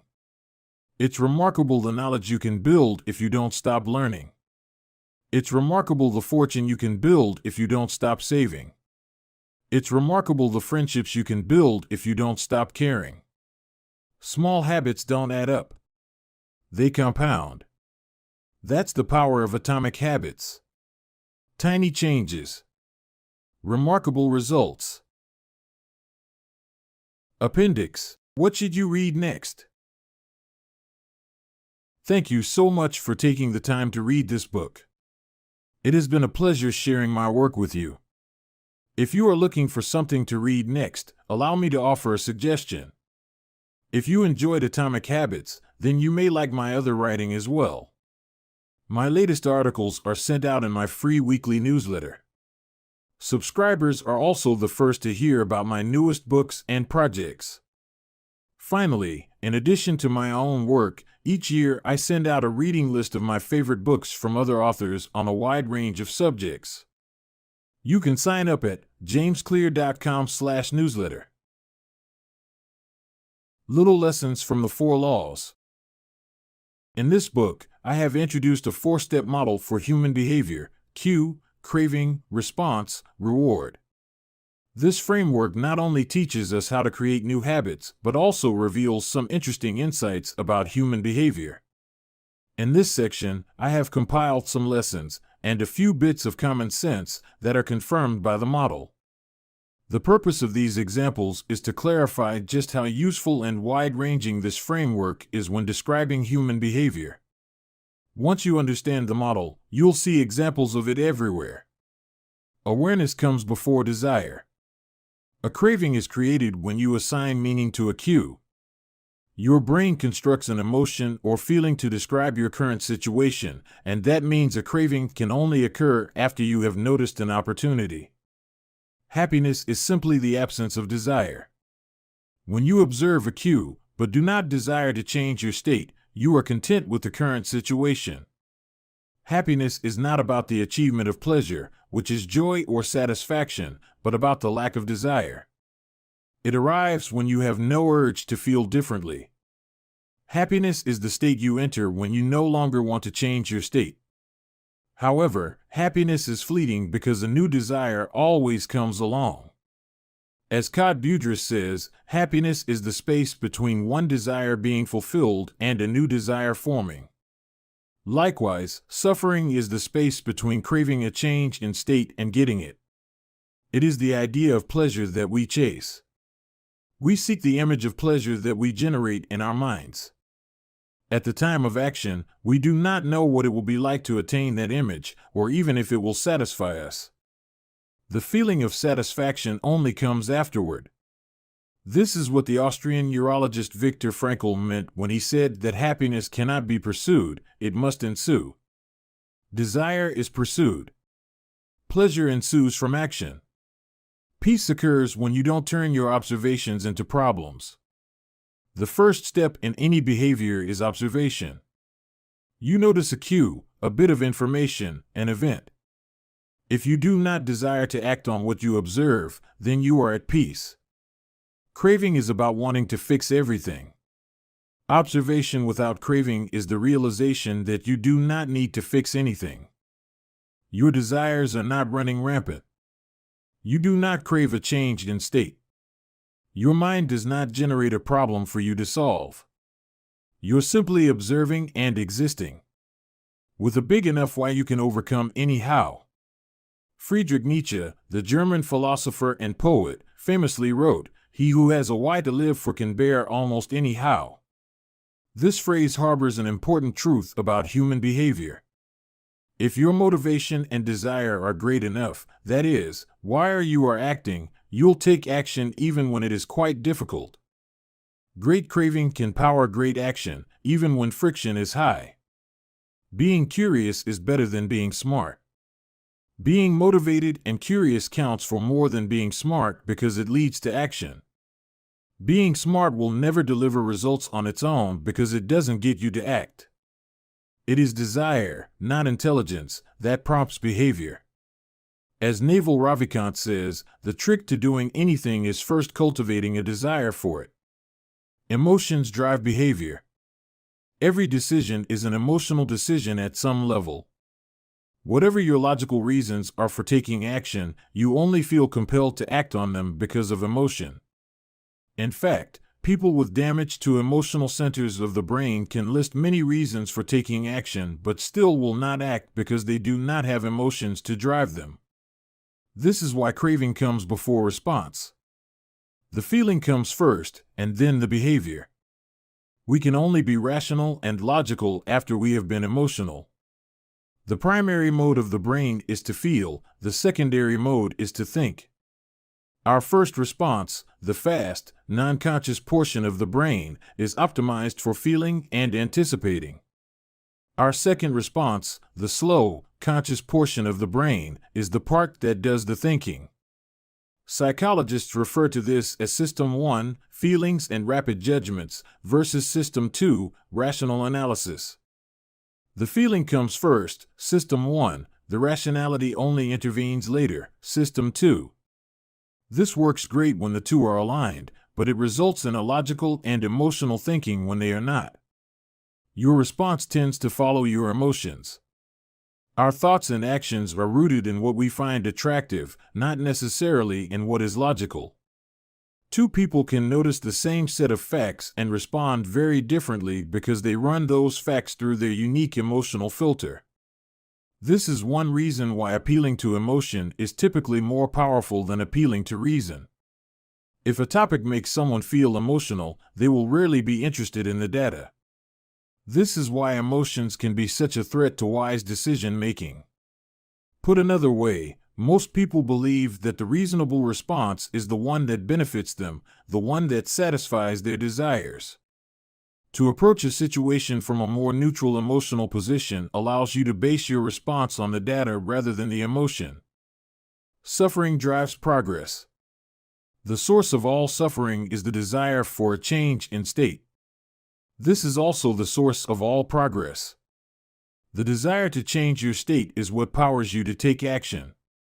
It is wanting more that pushes humanity to seek improvements, develop new technologies, and reach for a higher level. With craving, we are dissatisfied but driven. Without craving, we are satisfied but lack ambition. Your actions reveal how badly you want something. If you keep saying something is a priority but you never act on it, then you don't really want it. It's time to have an honest conversation with yourself. Your actions reveal your true motivations. Reward is on the other side of sacrifice. Response, sacrifice of energy, always precedes reward, the collection of resources. The runner's high only comes after the hard run. The reward only comes after the energy is spent. Self-control is difficult because it is not satisfying. A reward is an outcome that satisfies your craving. This makes self-control ineffective because inhibiting our desires does not usually resolve them. Resisting temptation does not satisfy your craving, it just ignores it. It creates space for the craving to pass. Self-control requires you to release a desire rather than satisfy it. Our expectations determine our satisfaction. The gap between our cravings and our rewards determines how satisfied we feel after taking action. If the mismatch between expectations and outcomes is positive, surprise and delight, then we are more likely to repeat a behavior in the future. If the mismatch is negative, disappointment and frustration, then we are less likely to do so. For example, if you expect to get $10 and get $100, you feel great. If you expect to get $100 and get $10, you feel disappointed. Your expectation changes your satisfaction. An average experience preceded by high expectations is a disappointment. An average experience preceded by low expectations is a delight. When liking and wanting are approximately the same, you feel satisfied. Satisfaction equals liking, wanting. This is the wisdom behind Seneca's famous quote, "Being poor is not having too little, it is wanting more." If your wants outpace your likes, you'll always be unsatisfied. You're perpetually putting more weight on the problem than the solution. Happiness is relative. When I first began sharing my writing publicly, it took me 3 months to get 1,000 subscribers. When I hit that milestone, I told my parents and my girlfriend. We celebrated. I felt excited and motivated. A few years later, I realized that 1,000 people were signing up each day. And yet I didn't even think to tell anyone. It felt normal. I was getting results 90 times faster than before, but experiencing little pleasure over it. It wasn't until a few days later that I realized how absurd it was that I wasn't celebrating something that would have seemed like a pipe dream just a few years before. The pain of failure correlates to the height of expectation. When desire is high, it hurts to not like the outcome. Failing to attain something you want hurts more than failing to attain something you didn't think much about in the first place. This is why people say, "I don't want to get my hopes up." Feelings come both before and after the behavior. Before acting, there is a feeling that motivates you to act, the craving. After acting, there is a feeling that teaches you to repeat the action in the future, the reward. Cue greater than craving, feeling, greater than response, greater than reward, feeling. How we feel influences how we act, and how we act influences how we feel. Desire initiates. Pleasure sustains. Wanting and liking are the two drivers of behavior. If it's not desirable, you have no reason to do it. Desire and craving are what initiate a behavior. But if it's not enjoyable, you have no reason to repeat it. Pleasure and satisfaction are what sustain a behavior. Feeling motivated gets you to act. Feeling successful gets you to repeat. Hope declines with experience and is replaced by acceptance. The first time an opportunity arises, there is hope of what could be. Your expectation, cravings, is based solely on promise. The second time around, your expectation is grounded in reality. You begin to understand how the process works, and your hope is gradually traded for a more accurate prediction and acceptance of the likely outcome. This is one reason why we continually grasp for the latest get-rich-quick or weight loss scheme. New plans offer hope because we don't have any experiences to ground our expectations. New strategies seem more appealing than old ones because they can have unbounded hope. As Aristotle noted, youth is easily deceived because it is quick to hope. Perhaps this can be revised to youth is easily deceived because it only hopes. There is no experience to root the expectation in. In the beginning, hope is all you have. Acknowledgements.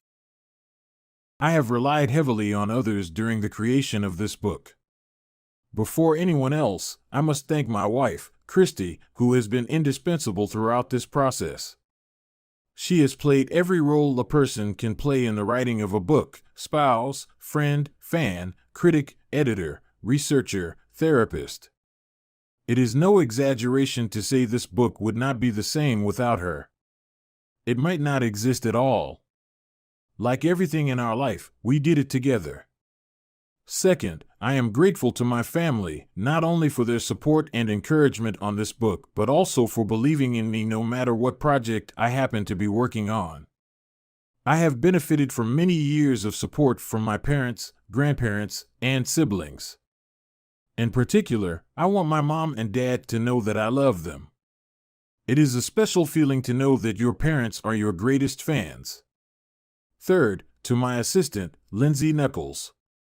At this point, her job defies description as she has been asked to do nearly everything one could imagine for a small business. Thankfully, her skills and talents are more powerful than my questionable management style. Some sections of this book are as much hers as they are mine. I am deeply grateful for her help.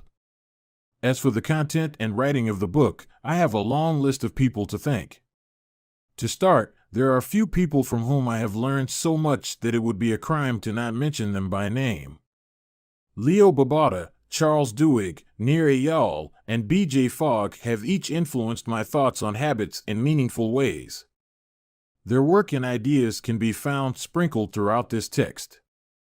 If you enjoyed this book, I'd encourage you to read their writing as well. At various stages of writing, I benefited from the guidance of many fine editors. Thanks to Peter Guzzardi for walking me through the early stages of the writing process and for a kick in the pants when I really needed it.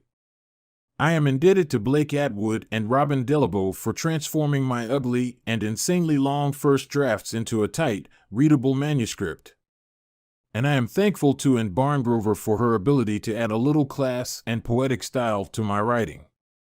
I'd like to thank the many people who read early versions of the manuscript, including Bruce Ammons, Darcy Ansell, Tim Ballard, Vishal Bardwaj, Charlotte Blank, Jerome Burt, Sim Campbell, Alabama Carlos, Nikki Case, Julie Chang, Jason Collins, Deborah Croy, Roger Dooley, Tiago Forte, Matt Gartland, Andrew Girer, Randy Jiffin, John Gigante, Adam Gilbert, Stephen Guyanet, Jeremy Hendon, Jane Horvath, Joachim Jansen, Josh Kaufman, and Kavanaugh, Chris Klaus, Zeke Lopez, Katie Macon, Sid Matson, Kira McGrath, Amy Mitchell, Anna Moise, Stacy Morris, Tara Nicole Nelson, Taylor Pearson, Max Shank, Trey Shelton, Jason Shen, Jacob Zangelitis, and Ari Zelmano.